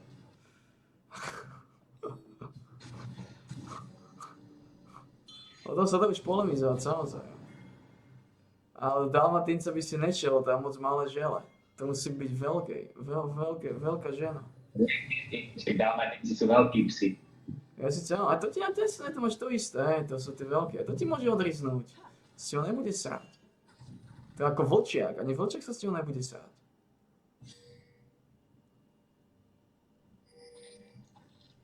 Ja si myslím, že uvidíš niečo ako pudel, niečo ako Nikita. Ani to sa s tým nebude srať, si myslím. Ale samozrejme, keby si ho do toho nútil, tak jasne, to je úplne iná vec. Ale to... Ty do toho presvedčíš. To je problém. Ale to nemá s tým nič spoločné, tá pointa nie je, že oni sa na tom dohodnú. Tá pointa je, že robíš niečo, čo by si robiť nemal. A hovoríš, že je to normálne, že je to v pohode, že je to OK. Že chlap by šúpal chlapa, že je OK. Je to OK, ja len hovorím, že to by mohli brať ako znásilnenie, vieš? Ja hovorím o nich. Jasné, ako môžeš povedať, že je to OK, keď chlap šúpe chlapa, to nechápam. To nie je OK. To nie je OK. Ja hovorím na nich, ako môžeš povedať, že je to OK. Oni, nie ty. Neviem, ako to môžu povedať, že je to OK, neviem, ale hovorím, že od toho psa by to mohlo byť znásilnenie. No a to vieš rozoznať. Či je to znásilnenie alebo nie. Ak si taký veľký damage na tom psovi nevidíš, tak ako to je znova tá neschopnosť ľudí, to je znova to zaostalo, že nevyznajú sa v týchto zvieracích krvoch. To sa veľmi rýchlo zistiť. Čiže ty zistíš, ktorý pes sa chce ušúpať a ktorý nechce. Tak to zistíš samozrejme. Zistíš, keď ho šúpeš, či to chce alebo to nechce. To sa dá vyčítať veľmi ľahko. No a vidíš to, sme pri tom. Zistíš to až vtedy, až keď ho šúpeš. Ale toto je nepodstatné, čo stále hovoríš. To je nepodstatné. Ty sa ich snažíš obhajovať, že je to OK, lebo sa na tom dohodnú. To čo je za kokotiny? Ja ich neobhajujem, ja len hovorím, že ti hovorí, že to zistíš až keď ho Dobre, ale šúpeš. na čo to riešime? Tá pointa ti uniká, alebo o čo sa zase bavíme? Ty by si nemal robiť niečo, čo nie je na to určené. Nemal by si robiť veci, ktoré by sa robiť nemali. Nemá pointa. Nemal by chlap šúpať chlapa. Dokonca ani žena by sa nemala dať vtáka a šúpať ženu. Aj keď to je ešte... To je divné, lebo to v podstate môžeš povedať, že to je iba hračka. To je zase... To je ťažké, so ženami je to ťažké. Tam sa to ťažko nejako tam sa to definuje veľmi ťažko. Už je to veľmi ťažko definovať. Pretože lebo ženy nemôžu so sebou nič robiť. Reálne. Toto je problém. Samozrejme, keď sa olízuje alebo iné sáčky, znova, to máš presne to isté.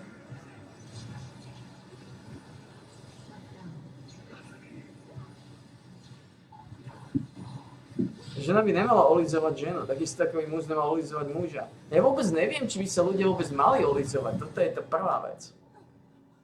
Či vôbec ústa boli určené na to jazyky, aby si ich pchali do nich. Toto je zase jedna veľká dilema. Lebo na čo by sa si vyhovárali, na to, že to robia zvieratá možno podobné, neviem, či to robia celkom zvieratá, ak to robia, to nič nemení na tom faktu, že je to stále tá dilema. Lebo zvieratá... Nezaoberáme sa krokom 32, keď nevieme vyriešiť krok 3. Aký je krok 3 zase? Ja hovorím, že to je presne to isté ako šúpať. To bude presne to isté. Mne sa vysoko nezdá, že ústa boli určené na to, aby sa tam jazykovali a vymenili si sliny. Už keď sa zoberiem z toho pragmatického hľadiska, aké brutálne je to. Ja, keď sa nad tým zamyslím. Neviem, ako k tomu ľudia došli. Ako k tomu došli? Ako došli k lízaniu vtákov, ako došli k lízaniu zadkov, ako došli k šúpaniu zadkov. To bude asi to isté. No. Experimentovali. To bude asi to isté. No. Urobia každú kokotinu, ktorá ich nádi. Alebo sú zaostali. To smutné je, že aj zvieratá sú to zaostalé, to už vieme. Ale aj psi si lížu zadky. No veď, ale tak to vieme, že sú zaostali. Je to katastrofa. Ale oni sa aspoň môžu vyhovárať na niečo, lebo je veľký rozdiel, keď to robí človek a zviera, alebo predsa len človek je na inej úrovni, akokoľvek to zoberieme, je na inej úrovni, ale pritom je to tupý autista. Nevieme, či je na inej úrovni. A tak to nemusí byť, no nemusí byť. Také mravce podľa mňa sú lepšie, sú viac inteligentnejšie.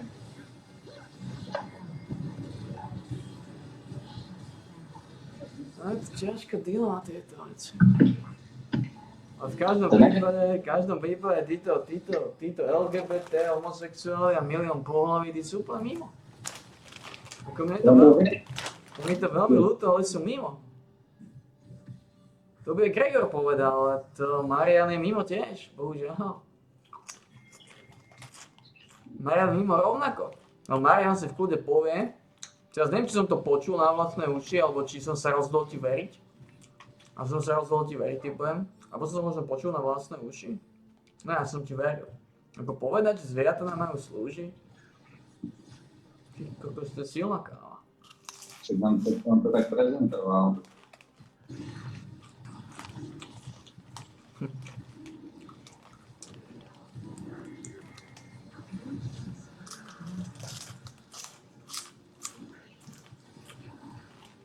Made my hlavy.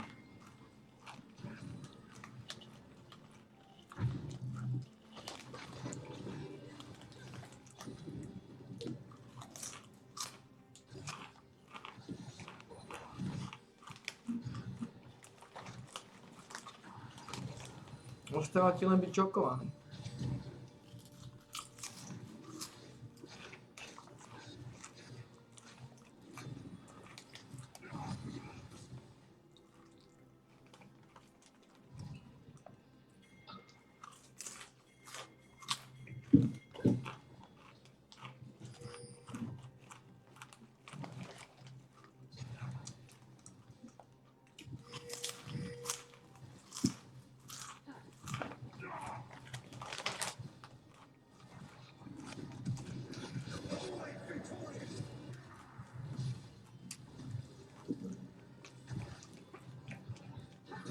Ako progresívne Slovensko, to je scéna, ktorá je úplne mimo.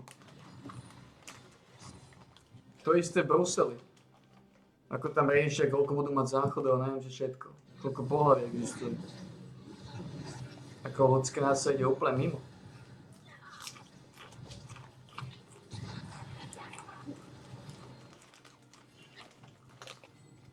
Úplne do mima.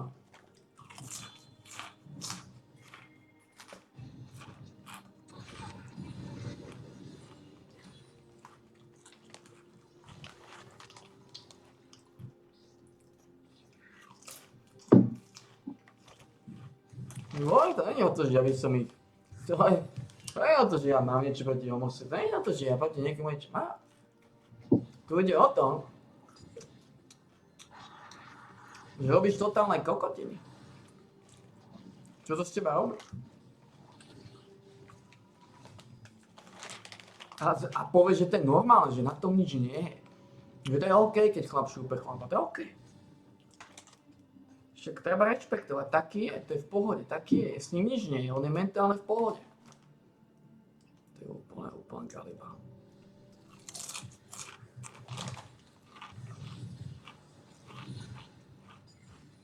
Na jednej strane by to dávalo zmysel. Čo ako? Chlapi sú iná rasa ako ženy.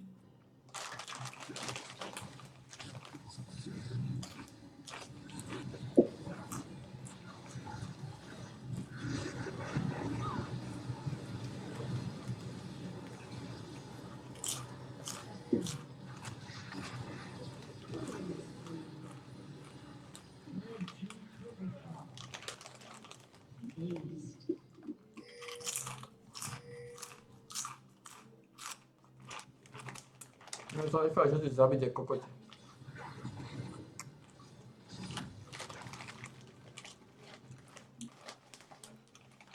Nechali sa zabiť ako kokoti.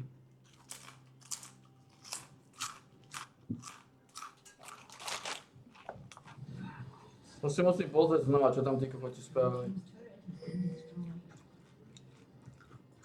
No jasné, klasika. 4 kokoti sa vyťahujú na mide.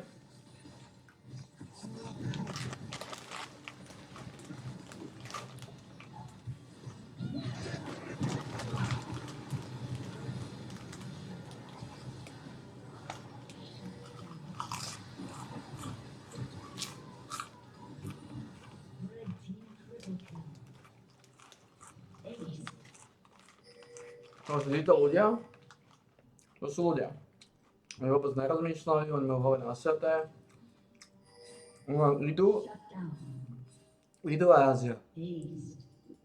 A teraz som si myslel, že ukončíte ten zápas a vy ste sa nechali si zabiť ako kokoti. Vy som si mal pozrieť ten moment.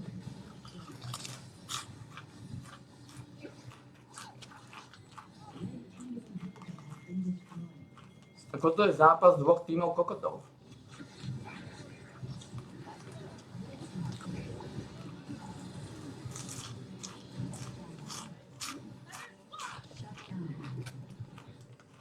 No sú úplne kokoti. Úplne mimo. Čo ti poviem, dostal som ich. Sú dva týmy kokotov toto.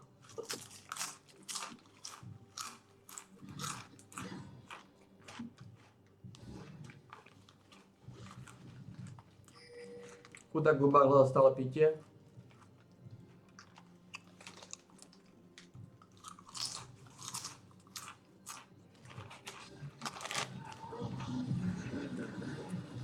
Gubár je smetný.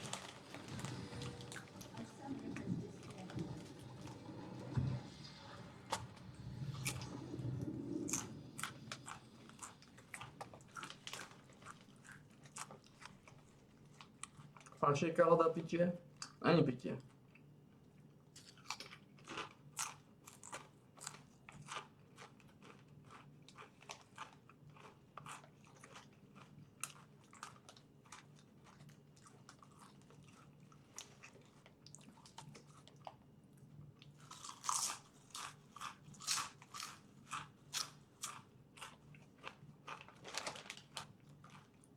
Už im nedáš vodu?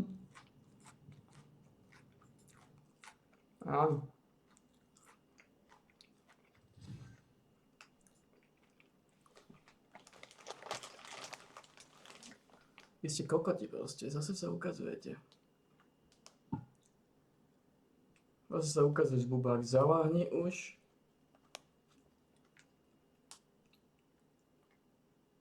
Je 8:30 a stále robia rachot.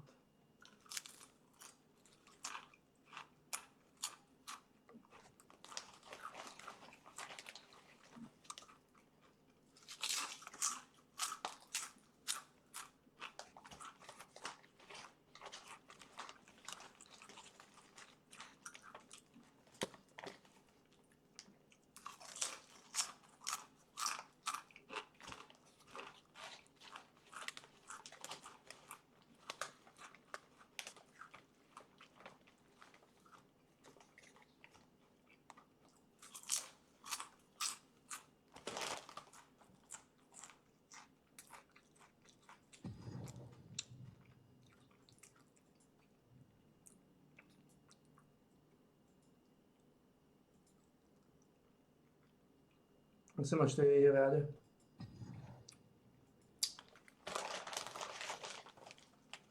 To znamená, že si dáme ešte jednu partiu.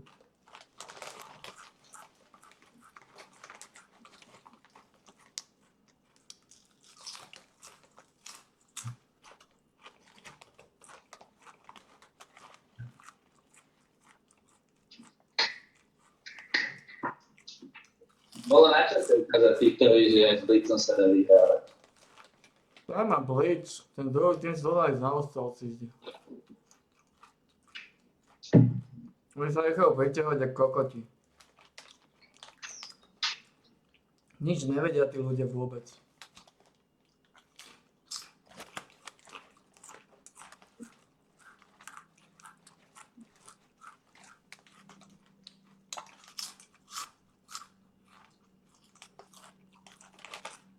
Nepozeral som ho, takže neviem.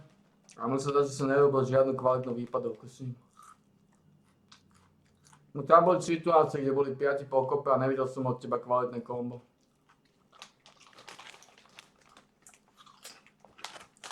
Robil si to, čo robia všetci blitzové. Stál vzadu.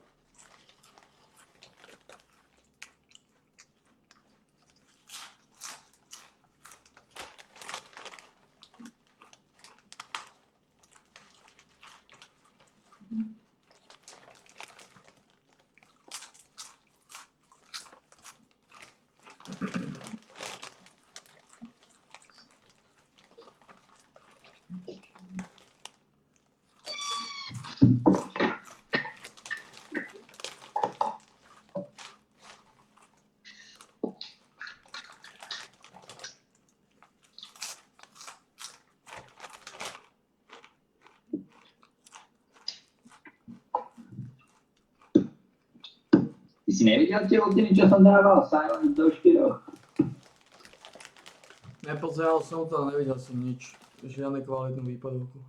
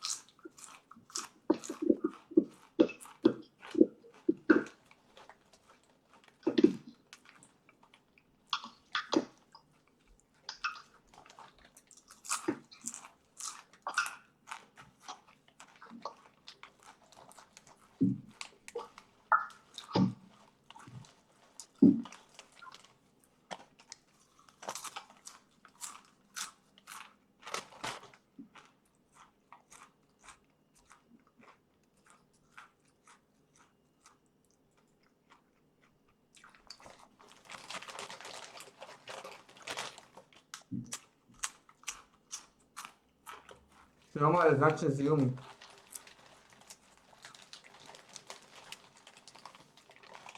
Ako to neuveriteľné, začať z jumy, že?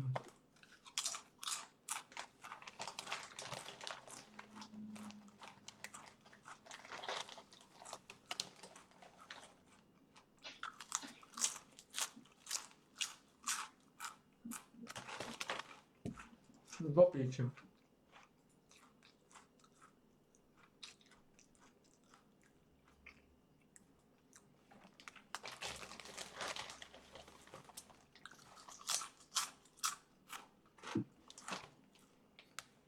Ale Orbán pekne zadelil, že Slovensko je odtrhnuté územie Maďarska.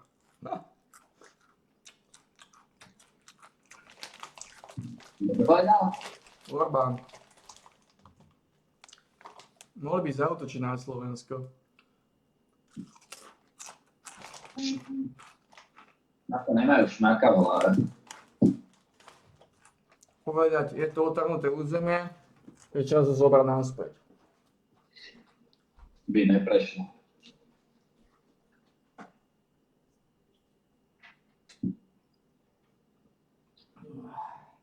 Nie cez Čaputovú. Ona má kontakty. Čaputová je masná. Máme radi. Čaputová to je ďalší z tých, ktorí vyhrali len preto, aby nevyhral Fico. Fico podporoval Šefčoviča. Nemôžeme nechať vyhrať Šefčoviča, lebo podporuje Fico.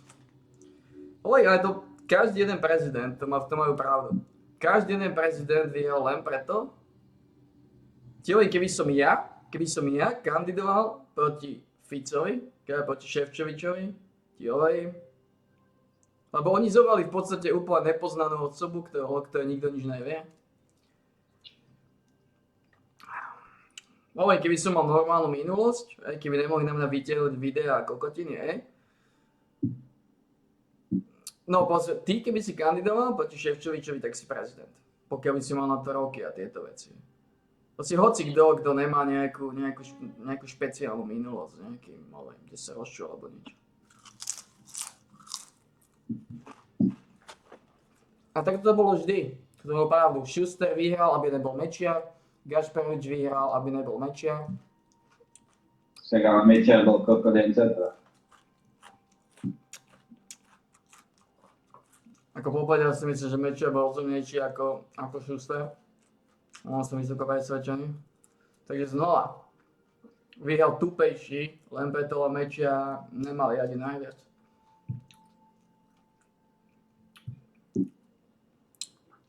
A Gašparovič tam hovorím, to je v pohode. Ale on vyhral iba preto, aby nebol Mečiar. Čiže Mečiar kokot, nie? No, neviem, čo také spravil. Ja neviem kvôli čomu sa na neho tak nasraný, popravde. Čo také spravil? Čo? Ani ty nevieš, čo spravil, lebo ja neviem, čo spravil, ja neviem, kvôli čomu sú ľudia nasraní. Ja sa pýtam. No ja neviem vôbec, čo spravil, prečo sú ľudia nasraní, takže ja nie som len nasraný, lebo ja neviem. Každý do poznajú, že No ale to je to isté, to bude to isté ako Rusi. Prečo tvoj otec neznáša Rusov? Lebo to z histórie, niekto mu niečo povedal, alebo niečo, to je to isté, ten nacionalizmus. Ale že vraj Mečiar bol dosadený Rusmi. Ale znova o tom istom. Schuster vyhral, aby nebol Mečiar, Gašparovič vyhral, aby nebol Mečiar. Ale tamto, že vraj bolo tak, že tam bola nejako, neviem, či v Dubnici kde, alebo čo, bola nejaká rudá bašta, tomu hovorili. Niekto mi to hovoril, ale neviem, či je pravda. A tam, že vraj vtedy vyťahli na niekoho nejaké masívne veci a prakticky z Mečiara, totálneho neznámeho neandertálca, sa stal masívne silný politik vtedy. Že na niekoho vyťahli nejaké masivity. Každý jeden prezident vyhral len preto, aby nevyhral ten druhý. Každý jeden.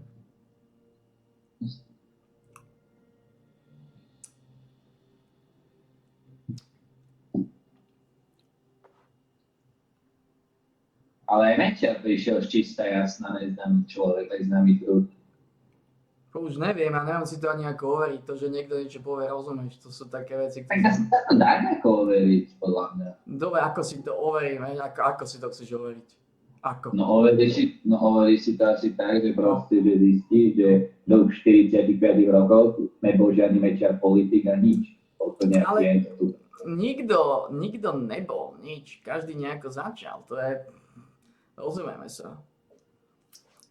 Ale čo sa týka Čaputovej, ja nemám ani pocit, že by bola v politike alebo v nejakej strane. Proste to bol normálny človek, ktorý vytiahli. Nie, bola ona.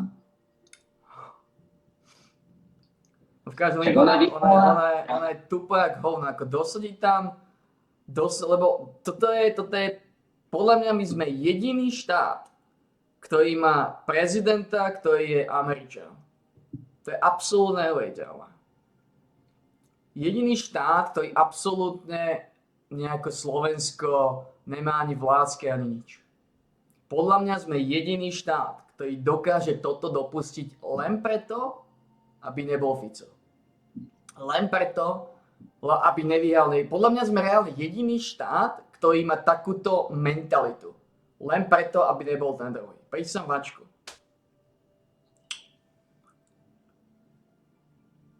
Aj keď, ani síce nie, tuším, že Američania zvolili Bidena, ale tak Bidena to neviem, či ho zvolili. Prečo nemajú tak radi Trumpa, lebo Trump ich celkom, toto takisto nedáva zmysel. Trump bude podľa mňa niečo ako Mečiar, s tým rozdielom, že teraz ho asi už majú radi, no majú ho radi, lebo nemajú tam nejaké alternatívy a Biden je úplne mimo. No, lebo to nedáva zmysel, prečo. Tak oni hovoria, že tie voľby boli sfalšované, ako môže to byť vo veci. Lebo aj proti Trumpovi vyhral v podstate úplný pičus. Vyhralo 15 miliónov hlasov. Aj predtým vyhral čistý pičus Kiska. No, dobre, že si povedal. Ja som vedel, že som na niekoho zabudol. Kiška vyhral takisto len preto, aby nebol Fico. To isté. A to je katastrofálna mentalita. Proste zvolíš hocikoho iného, len aby nebol len ten. Tak ale vieš, to je, keď má Smer 30-40% a ide kandidovať do volieb, tak je jasné, že proste získaš iba tých 30%. Vieš, a všetci ostatní, ktorí nevolia Smer, budú voliť proti tebe. Dáva logiku. Ale to by takto nemalo byť. Ty by si mal voliť toho, kto je na tú pozíciu lepšie kvalifikovaný a podobne. Ale funguje to tak, pretože ľudia proste nemajú voči nemu sympatie vo voľbách ako k Smeru, tak automaticky budú voliť hoci koho iné. Funguje to, lebo sú zaostali. To je stále o tom istom, lebo sú zaostali. Tak ale... Lebo keby si nebol zaostalý, riešiš to ako ja. Ja by som v živote nešiel voliť len aby nebol ten druhý. V živote som to nerobil. Ja som to nerobil ani keď som bol relatívne kvalitný tupec, ale ani vtedy som nebol dostatočne veľký tupec, aby som mal túto kokockú mentalitu. Dobre. Lebo si zoberme, že ja som Mečiar aj Fica celkom uznával, ja neviem, či som bol vôbec Fica voliť za prezidenta, podľa mňa nie. A napriek tomu, že ho v podstate na istej úrovni uznám a nemal s ním problém, volil som jeho stranu minimálne raz. A neviem, či som to náhodou aj nebol ja, ktorý som presvedčil otca, aby volil Fica, aby nevolil, neviem, koho tam volil, SNS alebo koho. Neviem, či som nebol ja náhodou. To sú tie veci. To je jedna vec, ale druhá vec je stále tá istá. Vždy, keď ideš k voľbám a ideš voliť, volíš iba podľa sympatí. Ty toho človeka nepoznáš, ty nevieš, aké má zámery, ty nevidíš. Dobre, to je v poriadku, lenže oni nevolia podľa sympatí. Ty už si fakt kokot. Oni volia, aby nebol ten druhý. Ty si uvedomuješ ten rozdiel. Vieš, čo je to voliť podľa sympatí? Ty volíš toho, čo ti je sympatický. Ako ti môže byť sympatický Kiška? Ako ti môže byť sympatická tupá nabarbínovaná Čaputová? No však, ale to je to, že ľudia proste majú takú nesympatiu voči Že volia stále o tom istom. Nie, oni nie sú sympatickí. Oni by zvolili hovno na tanieri. Keby tá možnosť tam bola namiesto Fica, oni by radšej mali hovno na taniere ako prezidenta. No však, lebo im je tak nesympatický, vieš, že automaticky to je to, že keď... No ale o tom sa stali, ale čo sa o tom bavíme, to je point, že ty nemáš voliť proti niekomu, ty máš voliť toho, koho uznávaš, a keď neuznávaš ani jedného, tak nejdeš voliť. Tak to robím ja, tak to robia šmaci. Keď to seba nechceš robiť kokota. Jasné, ale tak funguje. No ale funguje to, lebo ľudia sú neandertálci. To je na tom tá katastrofa, že ľudia sú tak brutálne zaostali vo svojej hlave. Lebo znova, to je degenerácia. Teraz to je, keby som išiel voliť niekoho, ja neviem, kto sa mi brutálne narentuje. Že koho sa obávam, že bude vo vláde, progresívny. Hej, obávam sa, že budú vo vláde, hej. No a teraz pôjdem voliť Uhrika len preto, lebo nechcem progresívno vo vláde? No nie, nejdem. Lebo nie som dostatočne dementný na to, aby som mal túto zvrátenú, tupú a jednu najzaostalejšiu stratégiu, ako ľudia majú. To si robí najväčšieho kokota, keď tam ideš, lebo nechceš, aby tam bol niekto iný. Ty tam máš voliť toho, o kom si myslíš, že niečo spraví. Alebo že tento ti je sympatický, ale nie s tou zvrátenou filozofiou, volím proti niekomu. Ty máš voliť proti. Ty máš voliť v prospech niekoho, kto ti vyhovuje. Ja nemám nič proti tomu, keď si volil Matoviča a že sa ti rentoval. Že si blísol a podobné uši ako ty. To je úplne v poriadku. Ale ak si volil Matoviča len preto, aby tam nebol Fico, no tak si bol kvalitne zaostalý. Ty sám najlepšie vieš, prečo si volil Matoviča.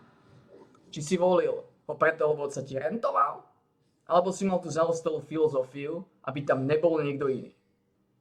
Som asi bol preto, že išiel otec a som musel spraviť radosť. No tak to je v pohode, to sa tiež dá pochopiť, to je v pohode, chceš spraviť radosť Marianovi, to je OK. To je v pohode. To není nejaké extra tupé zmýšľanie, to je v pohode. Mne sa zase podarilo presvedčiť otca, aby volil Fica pravdepodobne. A starých časov. Ja bol dôležitý Mečiar, sa mi stal. A som, neviem ako to, alebo SNS volil. A SNS, neviem, nepamätám si to presne, ale SNS určite volil. Podľa mňa. Možno to volil SNS a nie Mečiar. Možno volil vždy SNS a som ho presvedčil z SNS, lebo tam bolo riziko, že sa nedostanú alebo niečo.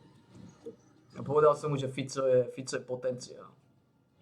Fico je potenciál.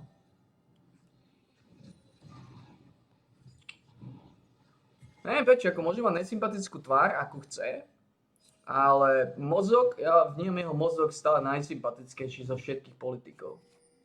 Proste prezentovanie, vyjadrovanie a tieto Ja vnímam strašne slízkeho človeka. Je strašne slízky, taký... Lebo ty vnímaš jeho výzor. Nie jeho reč. Strašne taká slízka, vieš. Silou, mocou iba proste... Neviem, proste mi to príde také, že není taký naozaj, ako sa prezentuje.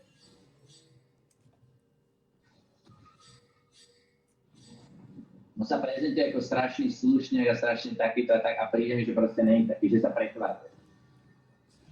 Ja si tak myslím, že SNS sa nedostane do parlamentu. Neviem, o čo sa snaží.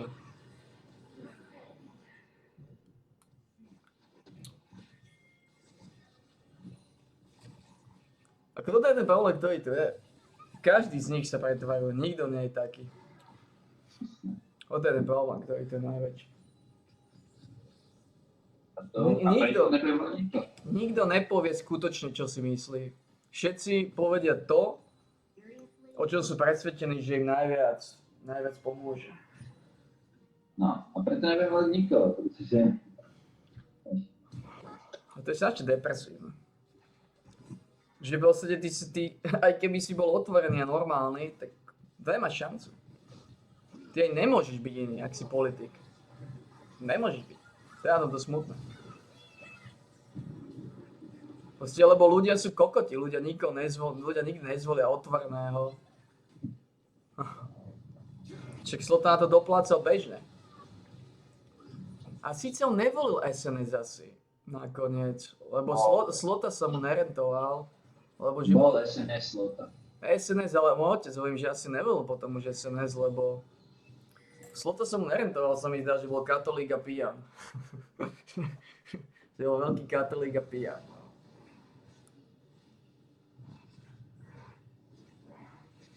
A tak ťažko povedať, či bol Slota úpevný, lebo keď si pijan, to je niečo úplne iné. Tak on bol hlavne strašný fanatik, alebo ako sa to dá povedať. Ten alkohol, ale na to mal dôvod. Ako na to je reálny dôvod byť proti Maďarom, lebo ty nepoznáš tú históriu, môj otec to hovoril. Proste Maďari došli na Slovensko, on to zažil, takže to má z prvej ruky. A oni poslali do prdele slovenské školy, dali si svoje maďarské školy a tam boli potom radikáli, ktorí ťa aj bili trstenicou jedno s druhým, keď si hovoril po slovensky. Takže ako tam ty nevidíš tú históriu, Maďari brutálne sa doslova ako pustili kedysi. Jo, im to bolo tvrdé. Takže to, že niekto je proti Maďarom, v podstate je v práve, aj keby povedzme o tom nevedel, čo sa dialo, aj keby to robil z nejakých iných divných dôvodov, že proste on neznáša rasu, ale Maďari nás brutálne linčovali tam dole. A otec ten bol tiež pekný, oný šmak. Ten keď zistil, že otec chytá prízvuk maďarsky, že chytá maďarskú reč, to ťahanie, tak ho okamžite zo školy zobral, tuším dal do inej. Ten bol tiež pekne drsný. Tak ale toto neznačne Maďar hovorí, ale Slota to zažil, Slota bol v tých dobách, takže tam to môže dávať perfekt. Preto hovorím aj to s tým Hitlerom, že toto vidíme znova z prvej ruky, že Slota neznáša Maďarov, lenže on žil v tých časoch, keď Maďari robili slušné kúsky na Slovensku. Slušné kúsky. Takže to len Slota by vedel povedať, že prečo ich neznáša, či naozaj zažil tie kúsky, lebo on ich mohol zažiť. Keď ich zažil môj otec. A môj otec bol tuším mladší ako Slota. Neviem, koľko mal vtedy rokov, keď Maďari robili svoju inváziu. Neviem, čo to bolo za inváziu, neviem, čo to bolo vlastne ani zač. Či to vôbec boli Maďari, či to neboli slovenskí Maďari. Ale v každom prípade to pomaďaršťovanie tam bolo strašne tvrdé v tých oblastiach. A neviem, či to boli Maďari, to mohli byť slovenskí Maďari. Ale znova, čo je to slovenský Maďar? Ako sa z teba stane proste Maďar? Celé je to také divné, jak čo bolo skôr sliepka alebo vajce. Slovenskí Maďari. Slovenskí Maďari.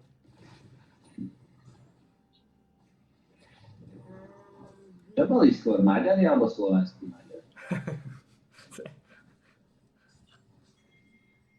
Asi Maďari. Ale mne sa reálne zdá, že tu došli Maďari do tých škôl. Do našich. Ja neviem, ty kus, ale viem, že tam tá maďarčina tvrdo sa razila, tvrdo sa presadzoval ten maďarský jazyk na Slovensku. Veľmi tvrdo.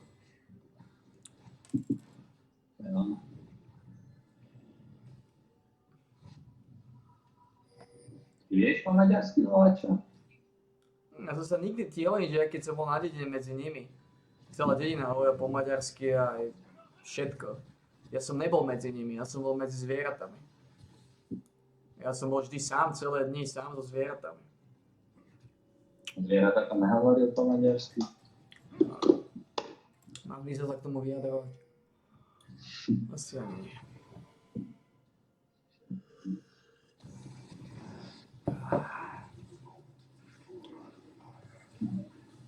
A mi sa zdá, že tam to funguje ešte aj teraz tak. Ja sa nič nezmenilo v tých južných oblastiach, podľa mňa. Podľa mňa je to ešte horšie, ako to bolo. Neviem, či to môže byť môcť horšie.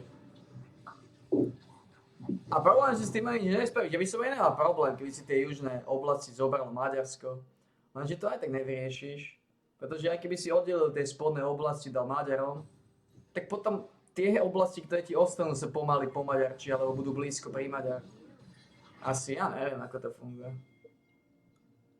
Ale tieto južné oblasti po maďarčine je to úplná kaliba. A keď vôbec necháme aj na čo sú národy, fakt. Tí ľudia vôbec nemajú národné cítenie. Nulové. To je čisto iba kvôli tomu, že vyprávať inak. No dobre, ale akokoľvek mám rád anglický jazyk. Nikdy by som nesúhlasil, aby boli cenovky v anglickom jazyku, aby sa tu všade dávali anglicko-jazyčné tabule. Proste už chceme, keď už chceš byť slovenský národ. Keď už chceš byť. Ja to hovorím, o tom sme sa už raz bavili. Keď už chceš byť slovenský národ, no tak už sa tak správaj. A keď sa tak nechceš správať, tak si urob kolóniu a nazvi sa Maďarsko. Proste toto je to, čo nechápem.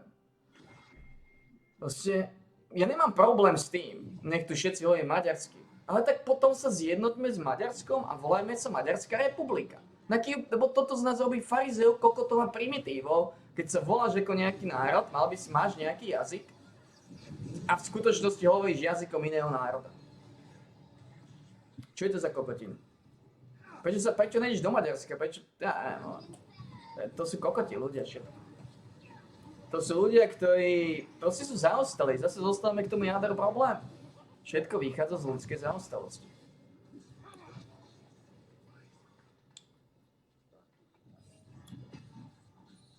Takisto je zaujímavé, že Rusi majú milión jazykov. Sa mi zdá, že je bieloruský jazyk, ne? Ale Rusi majú kopec jazykov. Ukrajinský jazyk, ty kokos. Ale aj v Rusku je Moskovčina, je hentaká, je taká. A to Rusko to je tiež jedna veľká pekná dedina. To je masná dedina. Tam ľudia žijú jak zaostalé opice v tom Rusku. No a preto sú očividne masnejšie, lebo vieme, že technológia ťa odsere. Asi preto sú lepší bojovníci. Asi preto sú dobrí v boji, lebo nemajú takú... Oni majú technológie, ale... Oni majú aj tie technológie, ale... Ja som kúkal ten jeden, čo tam chodil po tom Rusku, natáčal tie videá a tak. A akože oni tam majú iba určité štvrte, ako Moskva, tak, ktoré sú proste normálne civilizované, ale tie dediny a tak, tam nemajú elektrínu, tam nemajú proste pitnú vodu, tam normálne čapujú zo studní a tak, chodil po tých dedinách, tam nevedia tí ľudia nič. Nevedia do 20 napočítať, to sú iba pijani, ktorí majú tam iba krčmu, kostol a proste našiel tam chodili tí ľudia. To sú jak zombíci. Tí ľudia proste, to sú zaostálci, totálne, neandertálci. Oni nič nerozumejú, iba proste nadrbať sa, tam normálne išiel po tej dedine a tam normálne na každom rohu rozjebaní ľudia, proste zničení. Oni sú celé ľudstvo je úplne sračke. Ale vieš, to je tým, že oni tam nemajú čo robiť proste. Celé ľudstvo je sračke. Amerika je plná bezdomovcov. Oni tam pestujú zemiaky, jedia zemiaky a okrem jedenia zemiakov ešte slopú alkohol. Celé ľudstvo je v sračke. Komplet celé máte v sračke. Amerika je na tom minimálne takisto zlé, tá je plná bezdomovcov. Tam takisto. Celé ľudstvo je v sračke. Jasné, ale tak väčšinu v tej Amerike tí ľudia majú na výber, asi mi to príde. Že môžu žiť nejako, vieš, že je to ich výber, že tak chcú žiť, že drogujú a tak. No ale znova, čo máš na výber?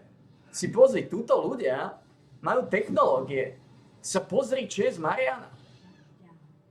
Sa pozri, čo je z Ivanova. Sa pozri, čo je z Aďa. Sa pozri, čo je z Adi, lebo ty to vnímaš znova, že oni sú akože inteligentnejší, lenže nie sú. Nie sú. Len sa správajú na oko, že... Nie, tam väčšie možnosti. Ale tie možnosti degradujú.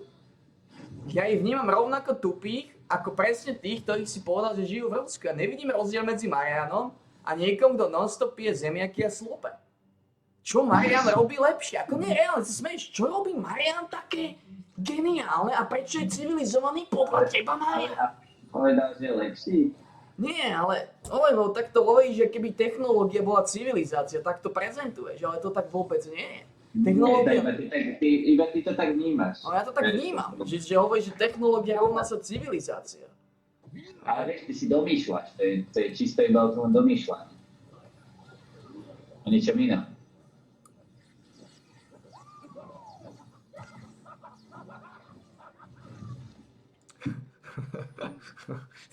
Ľudstvo je totálne sračke. To je strašne depresívne. Celé ľudstvo je v totálnej sáčke. Tu už aj nevieš, čo ich skôr zabije, či technológia alebo netechnológia.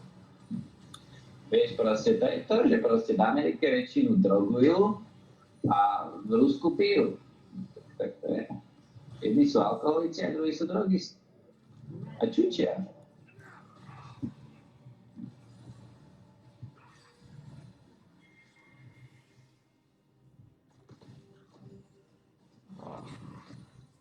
Keď to vidíš, aké sáčke je celé ľudstvo, končí sranda. A sranda to aj nebolo. Lebo mne to prípada, že oni z tej televízie, aj z tých novín, oni majú úplne vymyté mozgy. Oni ich tam kompletne pucujú, tí kokos. Či to ich normálne pucujú, tí ľudí. Oni im dávajú, oni z nich robia to, čo z nich mať. A tí ľudia vôbec, oni ani to nie, že oni nepoužijú mozog, oni ho reálne nevedia používať. Proste oni len hltajú to, čo im je dávané na tanieri. Lebo oni nevedia, oni na to nemajú proste, nemajú to schopnosť. To vidíš, že na Robedovi, Robed nemá schopnosť. On nemá tú schopnosť vidieť veci, on nemá tú schopnosť uvažovať. On len hltá to, čo mu je dané, to, čo hovorí spoločnosť. Je zaujímavé, že prečo nehltá to, čo mu hovorím ja. A je to príliš ťažké na hltanie. Oni im dajú asi jednoduchšie veci. Robert, a čo mňa po nich, nech si zarobia. Vidí to veľmi jednoducho. Čo mňa po nich, nech si zarobia. A čo si mu vysvetlil? Koľko si mu vysvetlil? No veď ti sa nedá vysvetliť nič.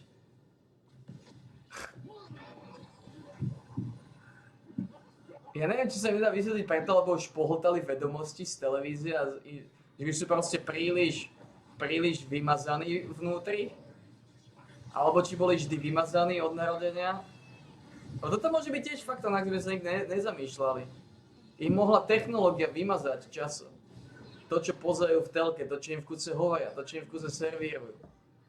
A to by dalo takisto zmysel. A to je niečo ako s tým Legom. Lebo ja som televíziu pozeral minimálne. A hlavne v tých časoch, keď som teda akože dospieval, dá sa povedať, alebo keď som mal pubertu a tieto časy. Ja som minimálne pozeral tieto veci. Ale neviem, či to bude celkom tým, ale ja som pozeral telenovely. Áno, to tým určite tak. Možno ma telenovely ovplyvnili. Možno preto som taký citlivý, lebo tam som pozeral citlivé veci z rady a kokotiny. Tam proste do 15 rokov reálne by si viac ako 2 hodiny denne nemal čučať na týchto veciach, lebo to ťa psychicky mení. Ovplyvňuje ťa to masívne. No veď, samozrejme, že to ovplyvňuje. Myslím, že to ovplyvňuje. A proste to, čo je všetko v televíziách a takto to iba degeneruje ťa. Aby ťa mali vo svoj obraz. Ten systém je tak nastavený, aby tie technológie ťa opantali. Natoľko, aby si bol priveľký kokot, aby si proste sa začlenil do ich systému. Oni majú jeden proste systém, ktorý keby ľudia im nežerú, tak ich to krachne. Lebo sila je proste v hento. V grupnutí sa, nie v jednotlivcoch.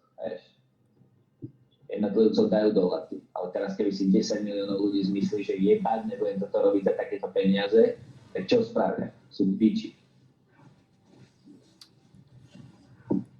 No lenže to nikdy nerobia, lebo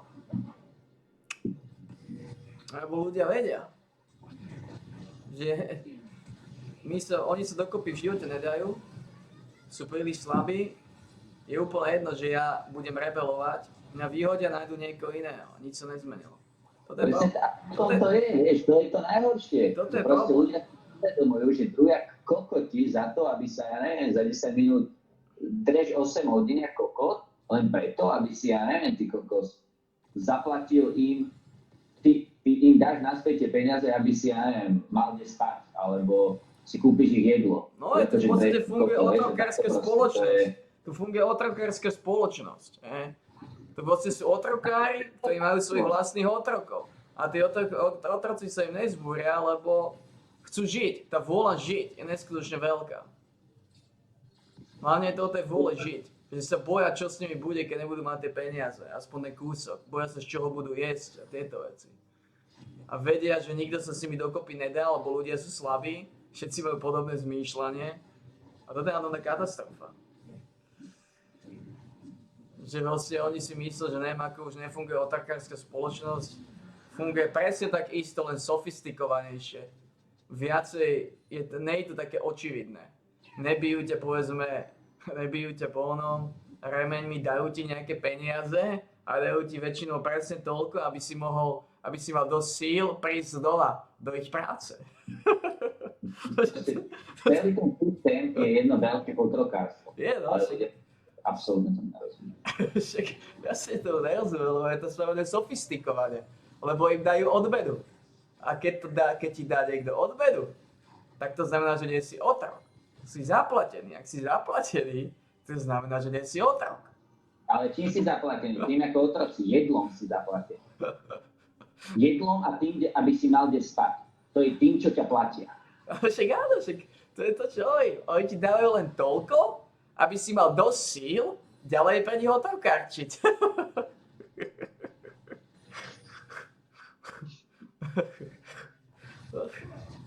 Bože, to ako, čo je?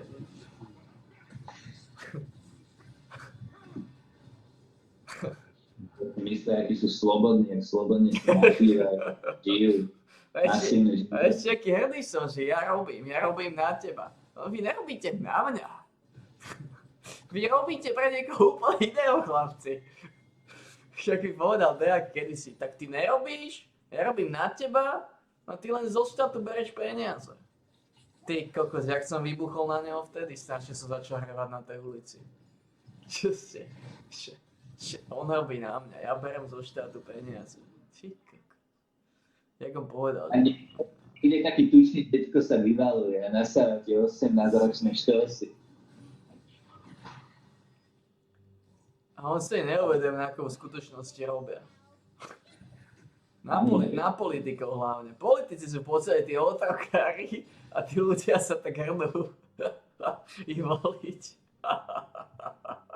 Oni sa hrnú voliť svojich vlastných otrokárov. Holy shit. Ako, smutné je, že ako tí politici majú vo svojej moci v podstate zmeniť životy tým ľuďom, ale väčšinou ich zmenia iba k zlému. A najspodnejšie na tom je, že okej, táto vláda, ktorá bola, ona to úplne zmenila k totálne zlému. A teraz táto ďalšia vláda, ktorá príde po nich, už bude hodnotená ako dobrá, lebo to už není moc čo pokaziť. Oni to už nedokážu zhoršiť. No, oni to môžu už len fixnúť, už to môže byť len lepšie, to nemôže byť horšie. Oni zvyšovať dane nebudú, oni len dane znížia a podobné veci a všetci ich budú oslavovať. Ale pritom reálne nič nespravili, len urobili to, čo tu aj tak malo byť. Lebo teraz rozprával ten z SNS, že by mali byť dane na 5%. Lenže tí politici, oni odmietajú presadiť isté veci, lebo to je ten problém, ktorý tu je. Oni nepresadia tie veci, lebo potom by oni nemali dostatočne veľa peňazí pre seba. Toto je problém, ktorý tu je. Tak ja som veľmi zvedavý, ak sa SNS dostane do vlády, či vôbec bude bojovať o to, aby dane išli na 5%. Ale ja sa obávam to, že SNS nedostane do parlamentu, nie to do vlády. A toto je problém, tí politici, oni to je to, že ja si myslím tú vec, že možno aj oni niektorí tam idú s tým úmyslom, šťastí, pomôcť ľuďom, ale už keď sa dostanú k tomu koritu, už keď vidia to žele, už keď vidia, oni tam idú s tým úmyslom, vieš, vidíš ženy, ideš s tým úmyslom medzi tie ženy im pomôcť, povedzme, ale už keď dojdeš medzi tie ženy a vidíš, že sú to masívne koste, už im vás už upiči pomôcť, už ťa láka ich viacej šúpať, A to isté to bude asi s politikou.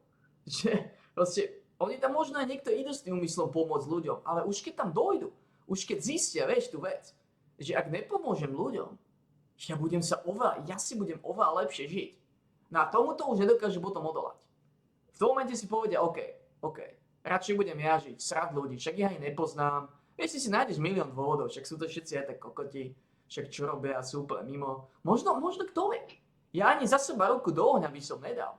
Možno, ja by som za seba vôbec ruku do ohňa nedal. Išiel by som ja pomáhať ľudskej rase? Išiel by som znižovať dane? Ja neviem popravde. Ako možno by som mal tú retoriku. Ale či by som to spravil? Pozri sa, ja nejdeme sa baviť o tom, že treba mať nejaký systém a nehovorím vyslovene, že je to úplne katastrofálny systém, lebo čím viacej ľuďom dovolíš, tým viacej budú dobrdzať a proste budú väčší a väčší kokoti. Ale tá pointa, o čom sa tu bavíme, je tá, že oni si myslia, jak si nažívajú, jakí sú slobodní a ja neviem čo, a pritom proste sú úplne hovna a totálne zotročení a niekto sa na druhej strane totálne smeje, vieš? Že proste tá hlúposť, že jak si oni myslia, jak to majú oni vo svojich rukách. A jaký dobrý život majú. No toto je ten problém, ktorý hovorím vždy. S veľkou mocou prichádza veľká zodpovednosť. Proste tu sú ľudia, ktorí nie sú takí tupí, ako väčšina. Do toho patria politici, lebo keby boli tupí, tak tam nie sú. Vedia ako na ľudí. Takže každý jeden z tých politikov, ktorý je v parlamente, má lepšie uvažovanie ako priemerný človek. To musí tak byť, neexistuje, že nie. No ale oni nevedia tú zodpovednosť využiť tak, ako by mali.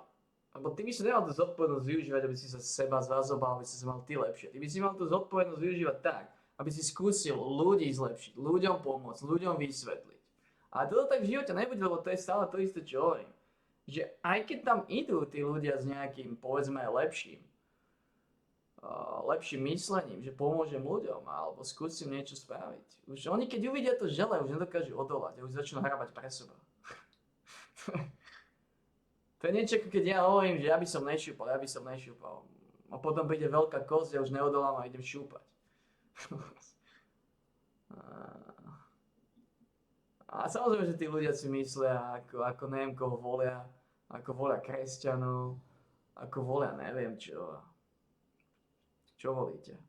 Volíte svojich otrokárov. Na tých, na ktorých budete robiť. A niektorí sú horší, niektorí sú lepší. Minulú vládu ste si zvolili katastrofálne tupu. Ako minulá vláda bola prísavačku najhoršia zo všetkých vlád, ty kokos. Ja som zvedavý, či ich nejaká vláda tromfne. Ako Matovič, zákaz vychádzania, ty kokos. A tak nešlo z Matoviča to zákaz vychádzania. A od koho? No to bolo celoeurópske, to bola Únia.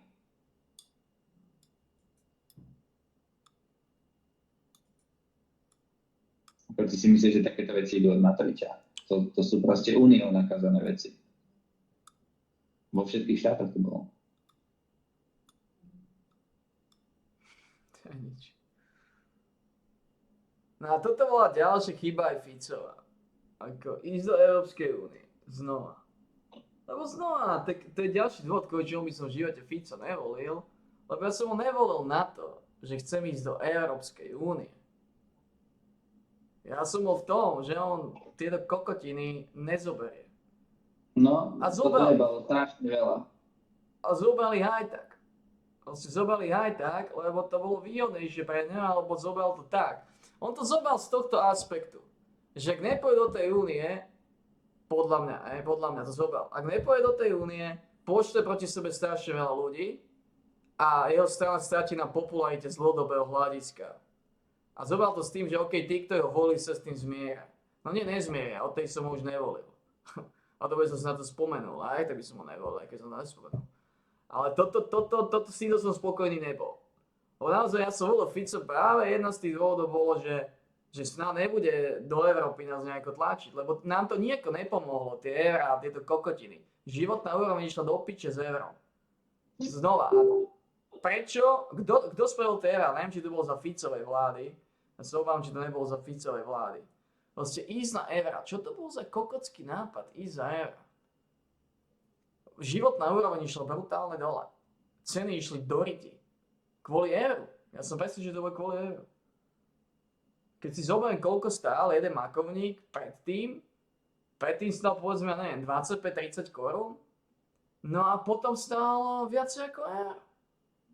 A to je stále viacej. O dosť viacej. Teraz stoja makovníky 2 eur. Ja som za nich platil okolo 20. 20 až 30, niečo medzi tým. Teraz išli ceny dvojnásobné. A platy nešli dvojnásobne, ale. Toto je tá smutná vec. Platy ostali rovnaké. Proste, ja neviem, už som nepamätám presne, že to bolo za Fico, ale Fico vláda to tiež, to bolo presne to isté. Oni hovoria jedno, ale oni aj tak spravia to, čo spravia, lebo vedia, že to prejde aj bez nich. Hej? Že proste vedia, že oni si tým iba poštvú ľudí proti sebe a nakoniec aj tak do tej Európskej únie pôjdeme. A preto Fico išiel do Európskej únie, aby si nepoštval proti sebe ľudí. Ale aj tak si nejakých poštval. Od tej som ho už nevolil. No ani by som ho kvôli tomuto nikdy nevolil. Lebo v čom nám Európska únia mi v ničom nepomohla. Jedine Ficovi a politikom pomohli. Eura takisto. Kvôli čomu? Myslím, že to bol predsa len Fico, ktorý na tie eurá pristúpil. No prečo pristúpili na eurá? To sme sa tiež bavili. Najviac pomohli eurá podnikateľom. Podnikateľom, ktorí brutálne zarobili viacej, lebo nemuseli robiť konverzie na slovenské koruny a vďaka tomu zarobili viacej zo zahraničných týchto všelijakých tradeov. Preto zobral Fico eura. Prečo ich zobral? Lebo je podnikateľ. Lebo zarobí viacej. Oj, bohužiaľ. Takto funguje systém. Prečo zobral? Podľa mňa Európsku úniu zobral hlavne kvôli tomu, že to vyhovuje jemu. Tak áno, lebo to vyhovuje jemu. No. A preto ja by som v živote nebol dobrý politik, aby som nedokázal takto operovať. Aby som nedokázal operovať na takejto strune. A mňa by ani ľudia nevolili, pretože nie je dostatočne veľa rozumných ľudí. Toto je ten problém, ktorý tu je. Lebo ja by som nedával ľuďom to, čo chcú počuť. Ja by som im dával to, čo majú počuť. A je veľký rozdiel. To, čo chceš počuť a to, čo máš počuť. Proste ja by som v živote nedokázal povedať, že 70 pohlaví. V živote by som nedokázal apelovať na gejov, aby ma volili. V živote by som nepovedal, že to je OK. Byť gejom je OK. V živote. Gejov by ma v živote nevolili. Lesby by ma v živote nevolili. Bohužiaľ. By som sa v živote... Čo? Nikto im ma nevolil, áno, lebo nie sú nikto z nich. Nedostatočne rozumný na to, aby strebal to, čo im hovorím. Aj keď ťažko povedať, zase keby som ľuďom povedal, že dane musia ísť dole, ceny musia byť primerané, možno sa mýlim, možno by tieto základné veci na nich stačili. Ale hovorím, je to katastrofa s tými politikmi, lebo oni nerobia pre ľudí. Ja si reálne nepamätám jednu vládu, ktorá robila pre ľudí, snažím sa spomenúť. Za ktorej vlády bolo relatívne OK. Žiadne.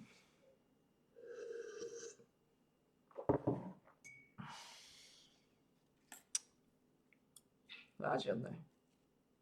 A tak bolo lepšie, ale to bolo lepšie len preto, lebo tie ostatné to viacej dosrali. Že to je to isté ako... To je to isté... Lebo neboli zás technológie tieto veci. No to je to isté ako s mojím životom. Môžem povedať, že čak si mal niekedy v pohode život. No v pohode s porovnaním s týmto, aký je teraz. Ale reálne v pohode nikdy nebol. Toto je ten problém, ktorý to je. Vieš, ale to by takisto vnímal, keby sa narodíš v roku 1950 a 1980, by si povedal, že už je to na sračku. Tak. Však samozrejme. Je to na sračku, lebo technológia to celé presiera. Toto je ten problém, ktorý to je. Čím dlhšie ľudstvo existuje, tým viacej sú tupejší. V tých primárnych hodnotách sú stále tupejší. A to ďalej to tak bude stále napredovať teraz. Všetká technológia, to vidieť v lige retardov, všetko sa prispôsobuje tak, aby si čo najmenej zaťažoval svoje myslenie. To vidno už iba na lige retardov a tak toto funguje. Ja by som bol zvedavý na tie pohovory do práce. Tie pohovory do práce musia stáť už za to tiež. Tak dej groš zaklínači. Možno Marianne kedysi nebol až taký zaostalý, ako je teraz. Chceš počuť pikošku? No. Michael Every streamuje lolko. Masne. možno Mikina bola tiež kedysi masnejšia. Čo sa čoho týka? Ľudia sú tak nenáti. Mňa toto už nebaví. Ja už by som chcel somať, ty kokos. Fakt som unavený z týchto ľudí s nimi bojovať. Ich počúvať, ich trpieť. Snažiť sa ich tolerovať. Proste to, akí sú tupí. To, ako sa nevedia s ničím vyrovnať. Akí sú zaostalí. Mne by stačilo, kebyže takí ľudia, ako sme my, zmýšľajúci, proste by boli na jednom ostrove. Alebo. To je dobré riešenie. Konečne by nikto nebuchal po vtákoch. Proste ľudia so zmýšľaním, ako máme my, tak takí by fungovali na ostrove. Aby sme žili v súlade s nejakou prírodou, tam bačovali, stávali šeltre a čučoviny.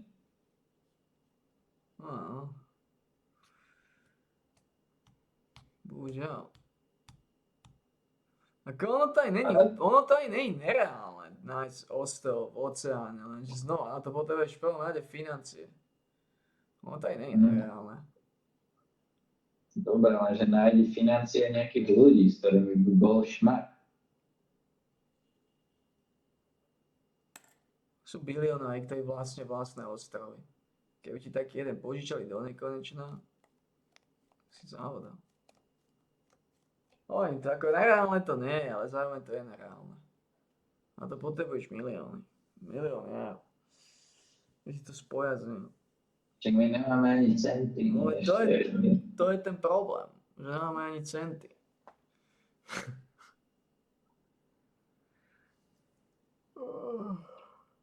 Takže vieš, kde je problém?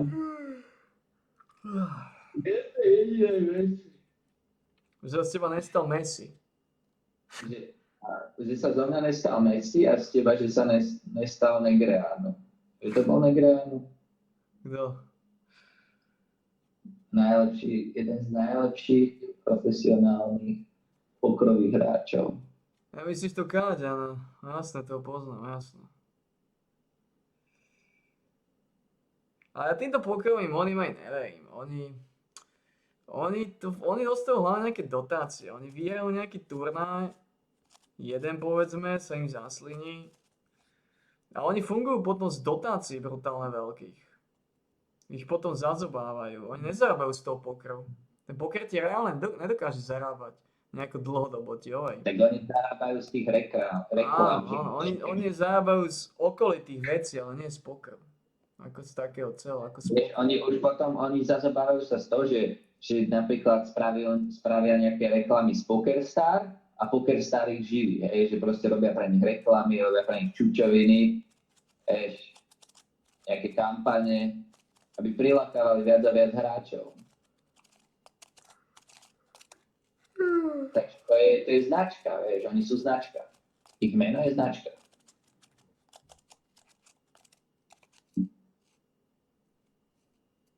A to není o tom, jak si dobrý, ani to není podľa mňa o tom extra, jak si dobrý v pokry, ako o tom, že či si zaujímavý typ pre nich, či dokážeš predávať, dokážeš nadiť tých ľudí.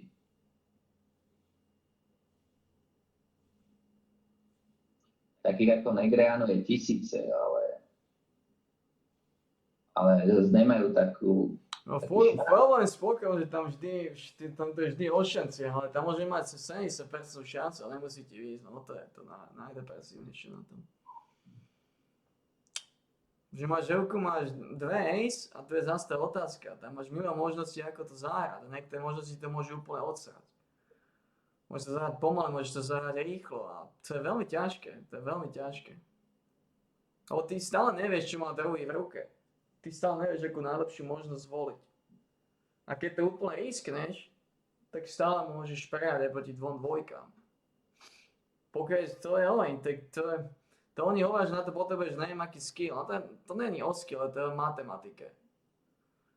To je o matematike a hlavne o tom vystrašiť toho protivníka, čo najlepšie ako sa dá.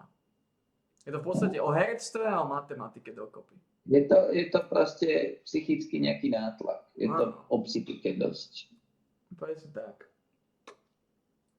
O psychike a o tom, že vieš rozmýšľať ako oni, dokážeš ich nejako prečítať toho človeka, ako by zmýšľal. No ale to aj tak veľmi ťažko prečítaš, pretože ľudia sú kokotiny, to už sú tam sú kokoti tam. On môže čokoľvek urobiť. Lebo tam on si môže povedať, že ty nič nemáš, že povie, že máš 2 ace, a on ti nebude veriť, Ty ideš all in, povedzme, lebo chceš trošku vyžmýkať, chceš vyťažiť čo najviac, a chceš by to foldol, povedzme, je tam nejaký sú tam nejaká dobrá peňažná suma na tom stole a chceš to zobrať pred flopom, máš 2 ace.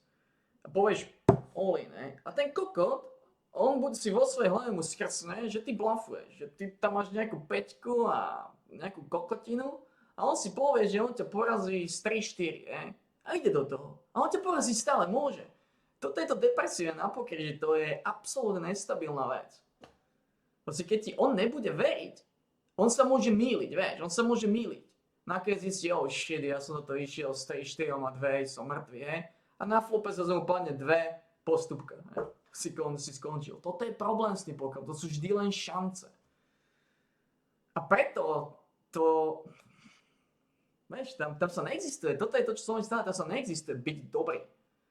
Lebo proti tebe môže byť kokot, ktorý má v hlave nasraté, on si povie, on blafuje. Jebne to z nejakého 3-4 a porazí ťa aj tak. A ľudia by to obhajovali, že to sa nestáva často, jedno z druhým, že väčšinou prehrajú takí ľudia. Ja by som aj nepovedal.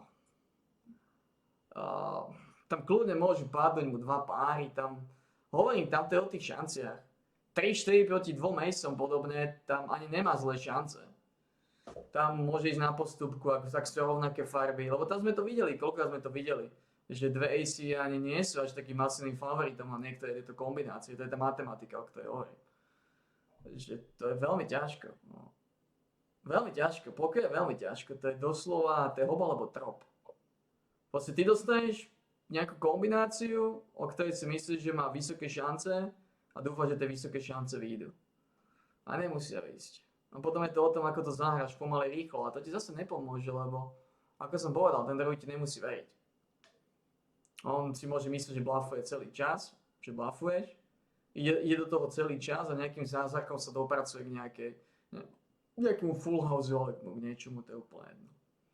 Ale pokiaľ by som si dal. Teraz z týchto časov je to celkom ideálna vec. Ale to poker, to je... Ty galimatiaš, no. Ty galimatiaš. Strašne.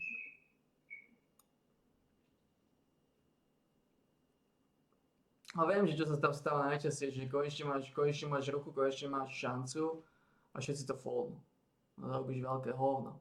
A v tom je problém poker, že pomaly každú ruku musíš hrať. Pomaly každú ruku musíš hrať agresívne. Lebo, ako som povedal, tam ťa nemôžu prečítať. Tam aj keď máš hovno, musíš do toho ísť celkom agresívne a celkom nepredvídateľne. Lebo keď budú vedieť, že do toho pôjdeš len keď máš nejakú kombináciu, tak ti vždy foldnú. Ako oni tam máš milión stratégií, to je... Zohráva tam veľa rol v pokeri, veľa vecí, ale najväčšiu rolu tam stále zohráva slina. Vždy to bude nejakých 60% slina. A 40% povedzme, že skill, predvídanie, pavúči inštinkt, no tieto veci, ale čo z toho, keď to není ani 50-50. V najlepšom prípade to 40/60. A hlavne, keď nie si bossom milovník. Ja som prehral niektoré veľmi tvrdé kombinácie. Veľmi nepríjemné. No ešte. Nie som moc bossov milovník. Neviem, na čo ma tu boss drží, keď nie som jeho milovník. Máme tu držať iba milovníkov. Možno som jeho milovník, len mi to dáva na vedomie takou divnou formou. Možno som bossov milovník. Možno preto mi dal to pitie. Možno preto mi dal nájsť 20 korún. Ale to, čo hovoríš, proste, že vždycky je to 60/40, tak to by malo znamenať, že vždycky z dlhodobého hľadiska by si mal byť v pluse, keď si šmak. Ale to je 40% robí ten šmakoizmus. 60% je v podstate boss, či ti dobré alebo nie. Rozumieme sa. To není, že 60% skill. 40% je to menšie číslo. To je A to si vytiahol číslo z piče. No to číslo sa hýbe medzi, poviem to inak, hýbe sa medzi 30 až 40%, si spokojnejší, alebo môže sa hýbať medzi 30 až 45. Ale nie je to 50-50, není. To ako 50-50 neexistuje, že to je.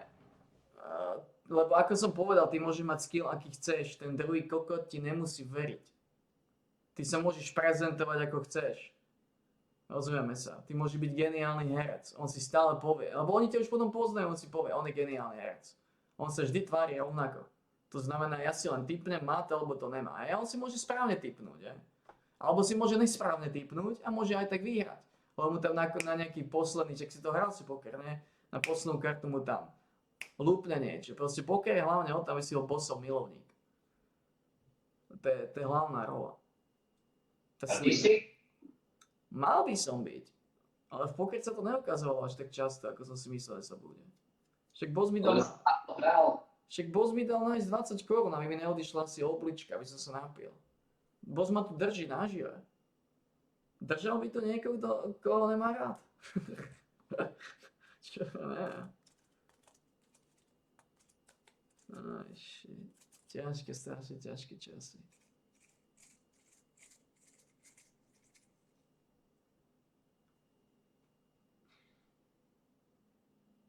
Mal by si ešte skúsiť poker, dať tomu šancu.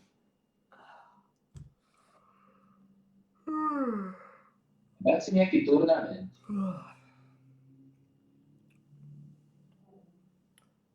Ako na to by som išiel. Ale tam podľa potrebuješ občianske takisto. Kto je, možno by sa podarilo vyhrať. To nikdy nevieš. Keď si hrávate online turnamenty, PokerStar. Ale tie online, tým ja ani moc neverím. To je tá vec. Vieš, to je elektronika. Ty nevieš, ako je to spančované. Ty nevieš, toto je to. Tam to naozaj, lebo vieš, to je systém. To je elektronický systém, ktorý môže byť hociako nastavený. To môže byť systém, ktorý ti nikdy nedovolí zarobiť. Ty tomu veríš na 100%, že proste ľudia vytvorili nejaký systém a nespančovali ho proti tebe? Vieš, to je moc naivné myslenie. Preto si myslím, že osobne je to niečo ťažšie pančovať ten dealer. Ako aj osobne to môže pančovať, samozrejme ten dealer, dá sa to, ale to už aspoň máš teoretickú šancu si to možno všimnúť. Lenže tuto v týchto elektronických systémoch ako PokerStars tam ani nevieš. Tam nemáš ako ty zistiť, či to je pančované alebo nie. Lebo ja si myslím, že to pančované je. Oni vždy vyberú niekoľkých ľudí, buď náhodne alebo nenáhodne, ktorí vyhrajú nejaké peniaze, lebo niekto musí vyhrať. O niekom musí byť známe, že slušne zarába, vieš, aby natiahli tých ľudí. Ale ja si nemyslím, že je to košer. Lebo ja keby som založil takúto firmu ako PokerStar, ja by som sa nespoliehal na to, na nejakú náhodu. Respektíve na 60%. To je stále málo. Dobre, nespoliehal by si sa na nejakú náhodu? Zo začiatku možno, ale teraz, keď to môže byť upredele, keď mám toľko peniazy. Ako to je pravda, lebo väčšinou tam tie peniaze nejdú z Ivrecka. To prerábajú si navzájom medzi sebou, tí pičusové. No. Ale tam je to ako PokerStars, to je ťažké ako ono. Lebo tam tí ľudia, to je to, čo hovorím. Ty môžeš mať kombináciu, on by to mal foldnúť, ale on to nefoldne, lebo on tam má nejaké 2 dvojky a spolieha sa na to, že mu padne tretia. A jemu padne tá tretia.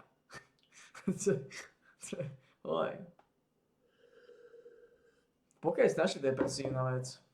Tiež, ale to je tiež služia depresívna vec. Poprvé to môže byť teoreticky ešte viac depresívnejšie ako Liga retardov.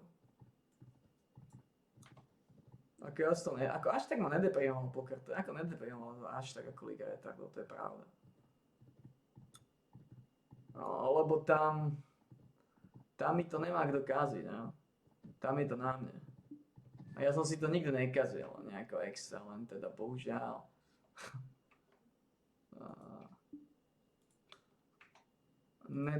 Neblafoval som, tam musíš dosť často blafovať. Lenže to je oj. Blafovať tých ľudí. Tam musíš blafovať a potom keď to zoberú, musíš dúfať to, že ti to prejde aj tak, že ti boss požehná. Toto je stále čo? Že ti boss požehná. Ako boss mi nechce požehnať v tom pokry, bohužiaľ. Možno by sa to mal skúsiť znova, či nezmenil svoj postoj k tomuto. Či by už nezačne požehnávať. No čo? Ne, boss má divnú ruku na mňa. Boss má divnú ruku.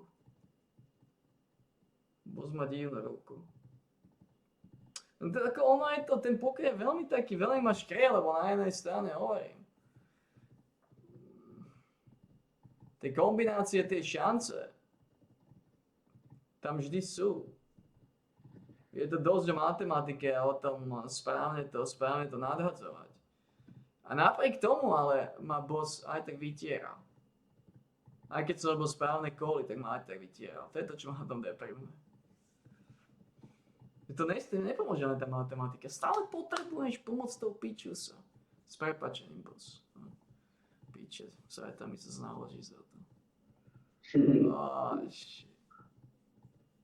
No tak on vie, že ako to myslím, snáď.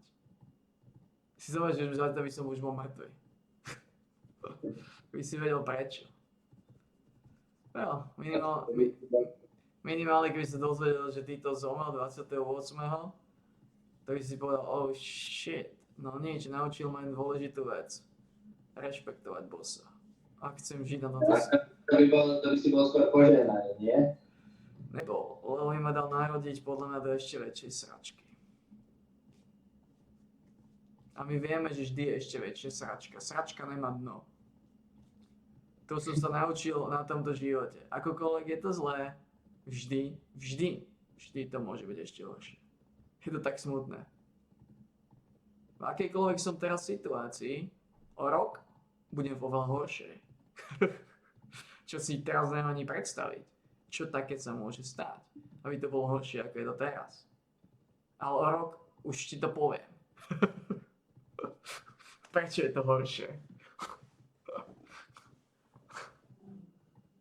Oj, sračka nemá dno. Ako život ťa naučí veci, sračka nemá dno. Tak keď si niekomu povedal tú vetu, môj si Marianovi povedať, Marian, sračka nemá dno. Čo to znamená, synak? To znamená, bieda nemá konca. Vždy môže byť ešte horšie.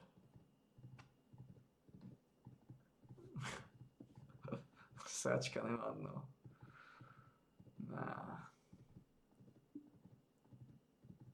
Strašne ťažké obdobie nastalo. Je neuveriteľné, ako jeden spičený tučniak mi takto dokáže úplne celý rozsrať. Akú takú posledné známky pohody, ktoré som mal. Jeden tučniak mi ich poslal po prdele. Svojim vybuchávaním.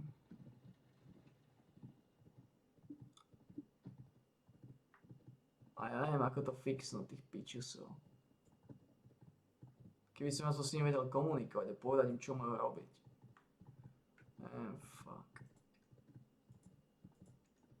Skúšal som fix, že im zabránim chodiť na tú lištu. To bol katastrofálne zlý fix. Oni potom chodili na 5. poschodie k tomu tučkovi, ty kokos. Fuck.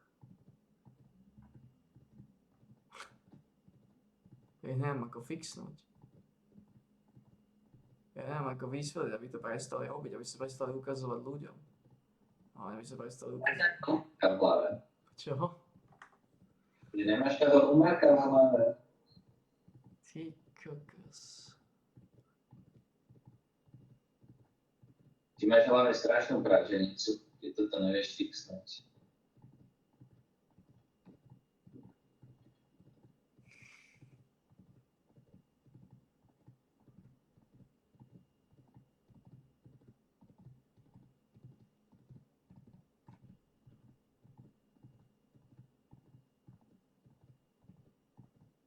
by skôr zaujímalo, či to robí celé 4 roky z času na čas priebežne.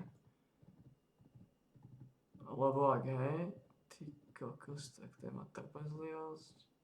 Alebo ja by som to Ako si starší, tak tým menej a menej veci vieš fixnúť. A ako fixujem to, aby sa neukazovali pičusov? Ak im tam zabránim chodiť, tak chodia priamo k pičusom. Priamo na baštu sa im tam ukazujú, lebo že im na hlavu sa neposadia. Keď joj, oni sú schopní, keď celé by som to zabezpečil, celý balkón, Tučkov bude vonku fajčiť alebo čo robí, možno on tam chodí fajčiť, toto je ten problém. Kto je? Lebo jeho matka chodila vždy fajčiť na balkón. Možno aj on chodí fajčiť na balkón, ja neviem, aj keď pochybujem. Vadí. Lebo viem, že keď chodila jeho matka, tak dosť pristával aj na našom balkóne, pristával popol. A otec sa na to vždy rozčuloval. A teraz tam nevidím popol. To znamená, asi fajčiť tam asi nechodí. No to je bol pop. Alebo si na to dáva bacha a má popolník. Ale možno dáva to popolník. Možno. Prečo sa na to otec rozčuloval? Nemá rád popol na balkóne z cigarety. Čo ti poviem?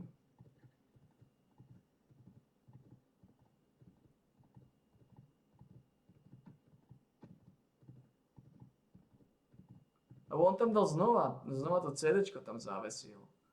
On ho tam zavesil, no. Zavesil ho tam, len zavesil ho moc vysoko. Takže on ho stiahol, naozaj ho stiahol a stiahol ho preto, lebo chodili jemu na balkón. V podstate on ani nechce. Ja neviem, čo on chce. Možno naozaj, ja neviem. Mne to na jednej strane prípada, že ich nechce z môjho balkóna odháňať. Že nechce, by chodili iba na jeho. Ale to i potom znamenalo, že vždy, keď začne búchať, že nejakého tam mal na tom balkóne. Lebo mne sa stále zdá, že búcha, aj keď tam nikoho nemá. Lebo on mi to CDčko už neposlal sem do tejto zóny. On to nechal visieť, ako som hovoril, na tom svojom plechu.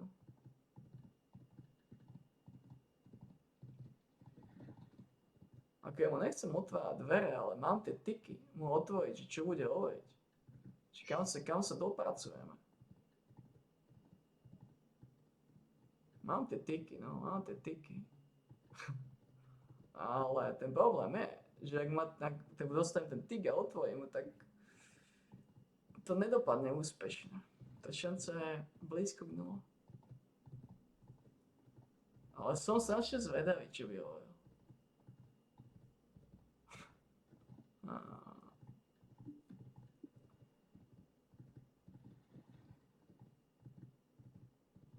Lebo fašírky začínajú robiť strašné problémy. Fašírky sa tiež začínajú ukazovať, čo som. God damn, to bude ťažká doba. Toto bude strašne ťažká doba. Tak ich zober dovnútra. Unes fašírky, no. To by nebolo dobré riešenie. Fašírky by si moc nerozumeli s Gurmiciusom. On by veľmi rýchlo spráskal. Čo to znamená spráskal? Veľmi rýchlo boli oholení od peria. Prečo? Chodili tam také holobrdy. Ale ty si očivne nepochopil, ako si holuby strážia svoje teritorium. Gurmicius vníma celú kuchyňu ako jeho teritorium. Pokiaľ on sem nepozve nejakého holuba, pokiaľ není ním pozvaný a dáš nejakého tam, tak ho spráska. Bude oholený od peria, čím dlhšie ho tam necháš. Keby si s Gurmiciusom nechal týždeň holuba, ktorého mu tam dáš, za týždeň je holý ten holub. Ak bude žiť, tak bude holý. Lebo ten problém s holubmi je ten, že oni nebojujú, oni bojujú vždy iba o svoje teritorium. To znamená, ty, keby si dal neviem akého silného holuba sem, on stratí na sile v momente, ako nebude vo svojom teritóriu. Z nejakého dôvodu Oni sa nechajú podmaniť, oni nebojujú väčšinou, oni len utekajú, keď nie sú vo svojom teritóriu. Samozrejme, iná vec bola, keď Ak nikto nemá žiadne teritorium a je zase tiež by si ho dal prvýkrát do kuchyni, tak tiež to môže vnímať ako svoje teritorium. Nie, nebude to vnímať ako svoje teritorium, on niekde má svoje teritorium. On niekiaľ si ho zobral. Rozumieš? A keď tam dáš novonarodenca, tak ho aj tak spráska ešte ľahšie.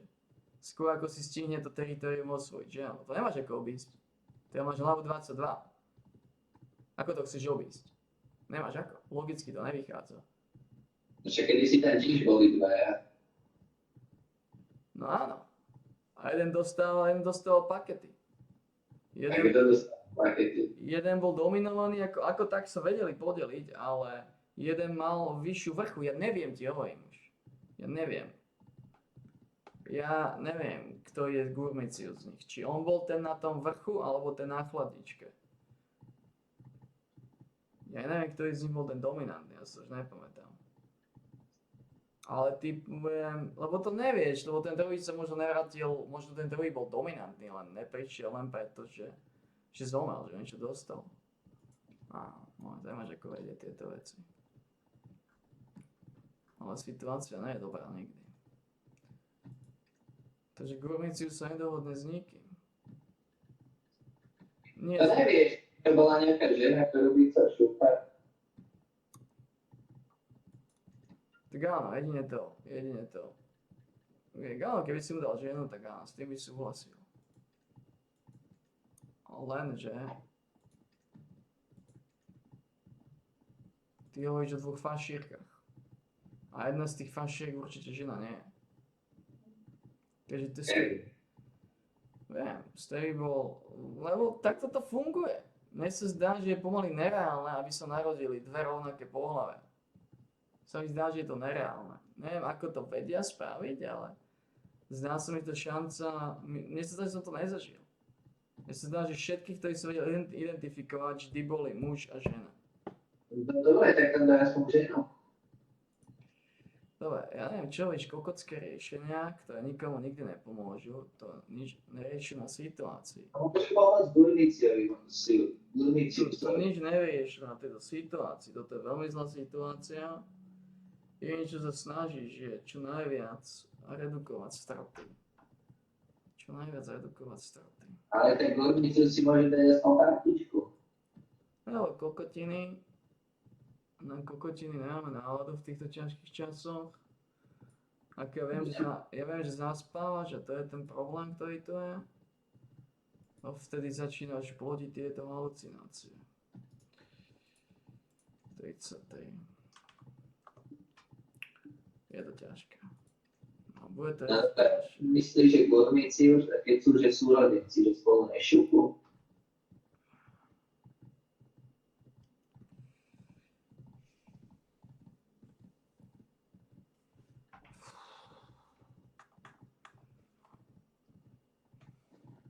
Tak šúpať môžu, ale to nič nemení na situácii. Čo to vlastne mení na situácii, nechám. Joj. Aj muž nechá ženu na seba vyskočiť, aby ju šúpala, takže... Bubák to robí veľmi často. Je to veľmi prekárna situácia. V veľmi zlej situácii sme sa ocitli.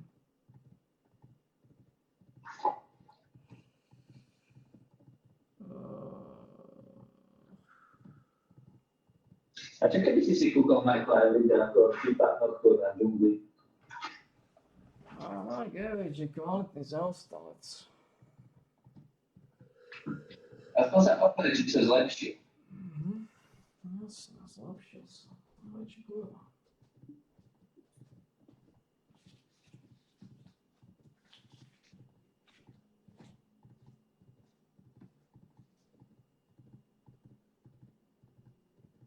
Či to kokotienko hovorí, že je milión píkov.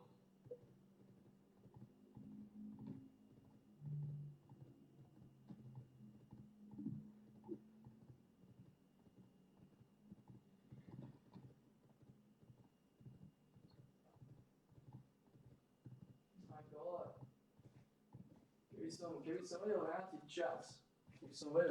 čas, tak v živote nenechám narodiť sa viacej, ako bol jeden pelandrek. Toto som nevedel prichádzať. Ja som myslel, že jediný problém budú vrany a s tým sa vysporiadam.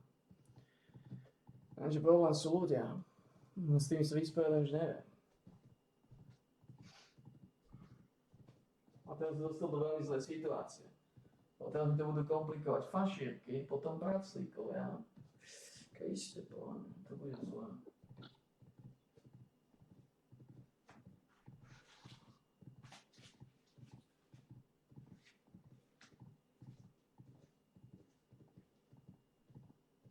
A potom budú ďalší a ďalší.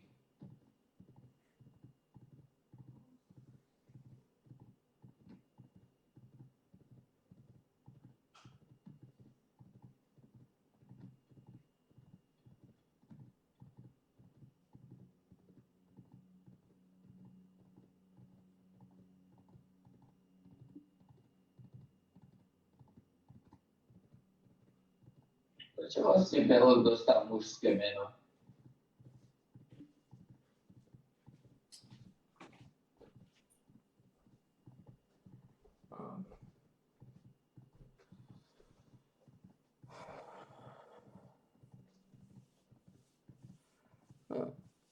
Možno dostal ešte vtedy, keď som nevedel po hlave. Napríklad aj Pelendek,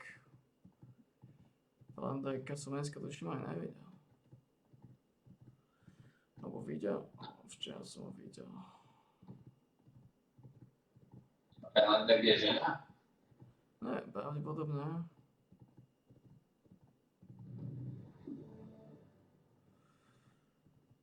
Je to problém, ty kone, je to problém. Pekne zavarená situácia.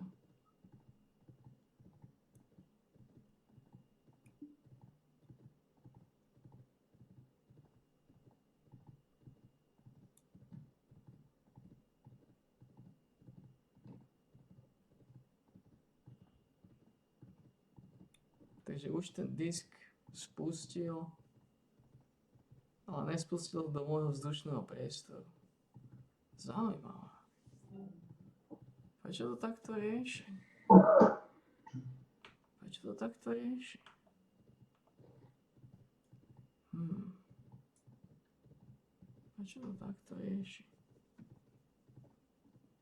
Tu sú otázky, na ktoré nedostaneme odpovede asi. Nespustil ten disk do môjho vzdušného priestoru.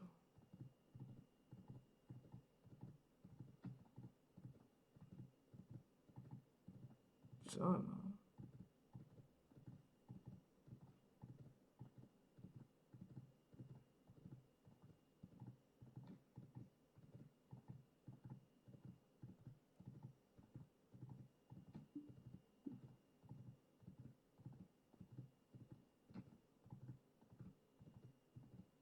Ten satelit mi pekne komplikuje situáciu.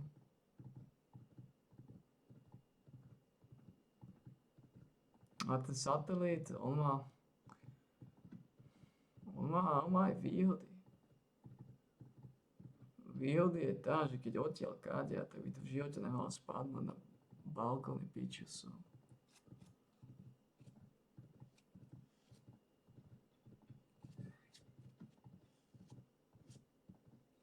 Nevýhoda je, že keď si ho na satelite tučkovi vidí.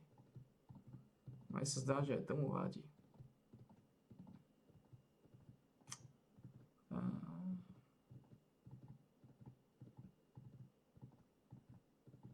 Prečo nemôžu byť balkóny nejako tak filtrované? Že každý má balkón niekde inde, že nie sú pri sebe. Že ja by som mal balkón zozadu, ten nadol spredu. To by bolo fajn. Fuck.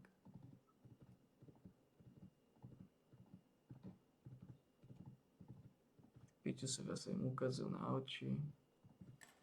Nah.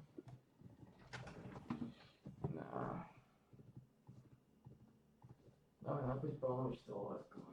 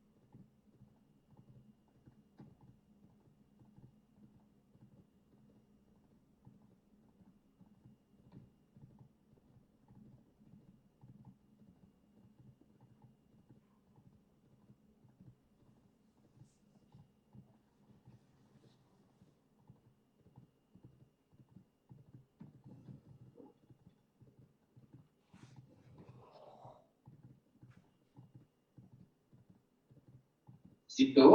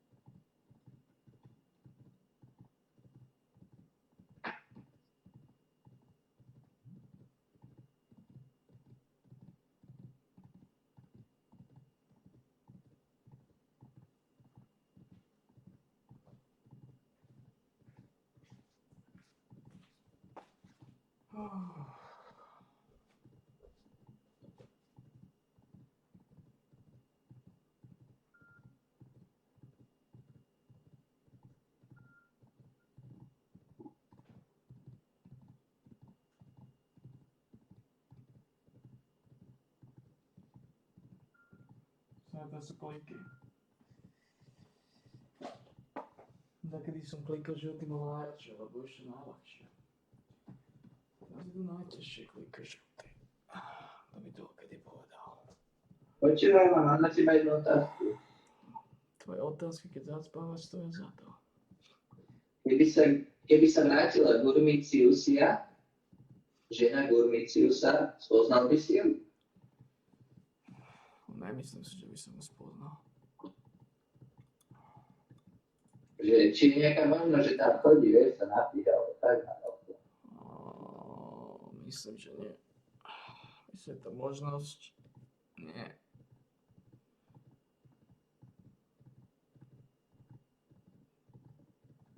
Pretože som nechodí žiadny čierny holub, ktorý môže spĺňať jej vek.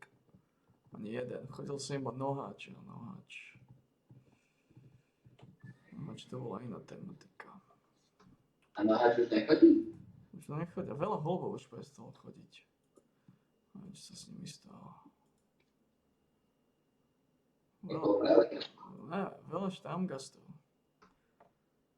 Už som dlho nevidel tú bielu noháča.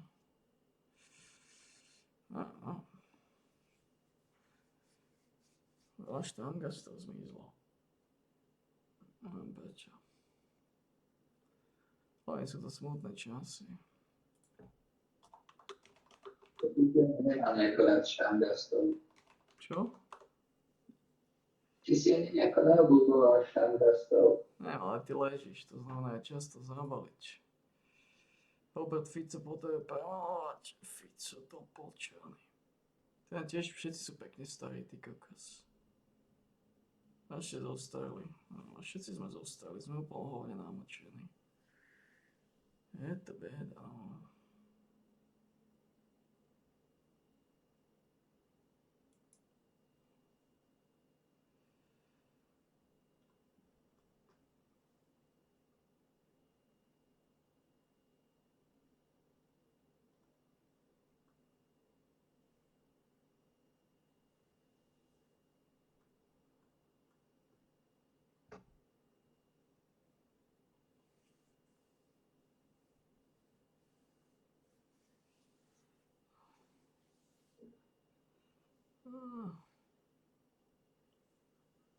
Je to bieda. Áno.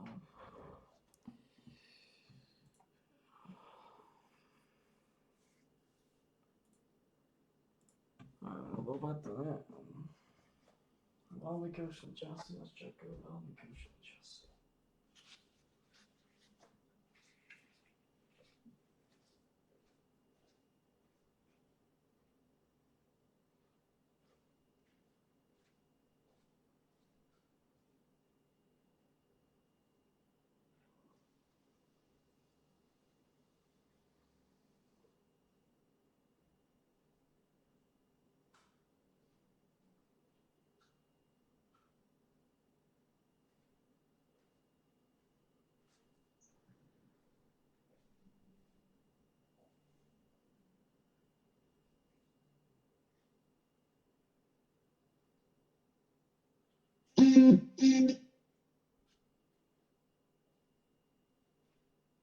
Je to bieda.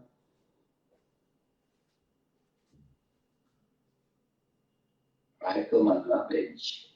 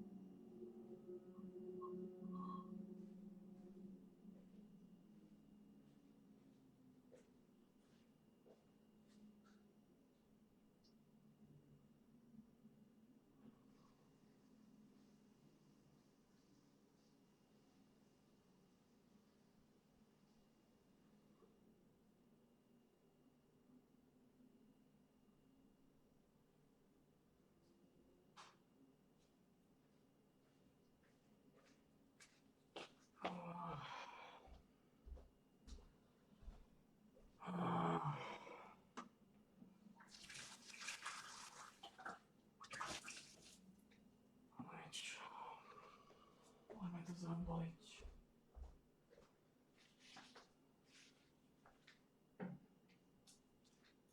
Čo si kľúče neviem, môžeme to zaboliť.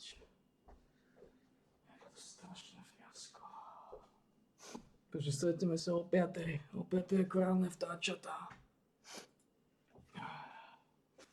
Joj. Čo? Nešpekuluj. O 5 ráno sa vidíme ako správne ranné vtáčatá.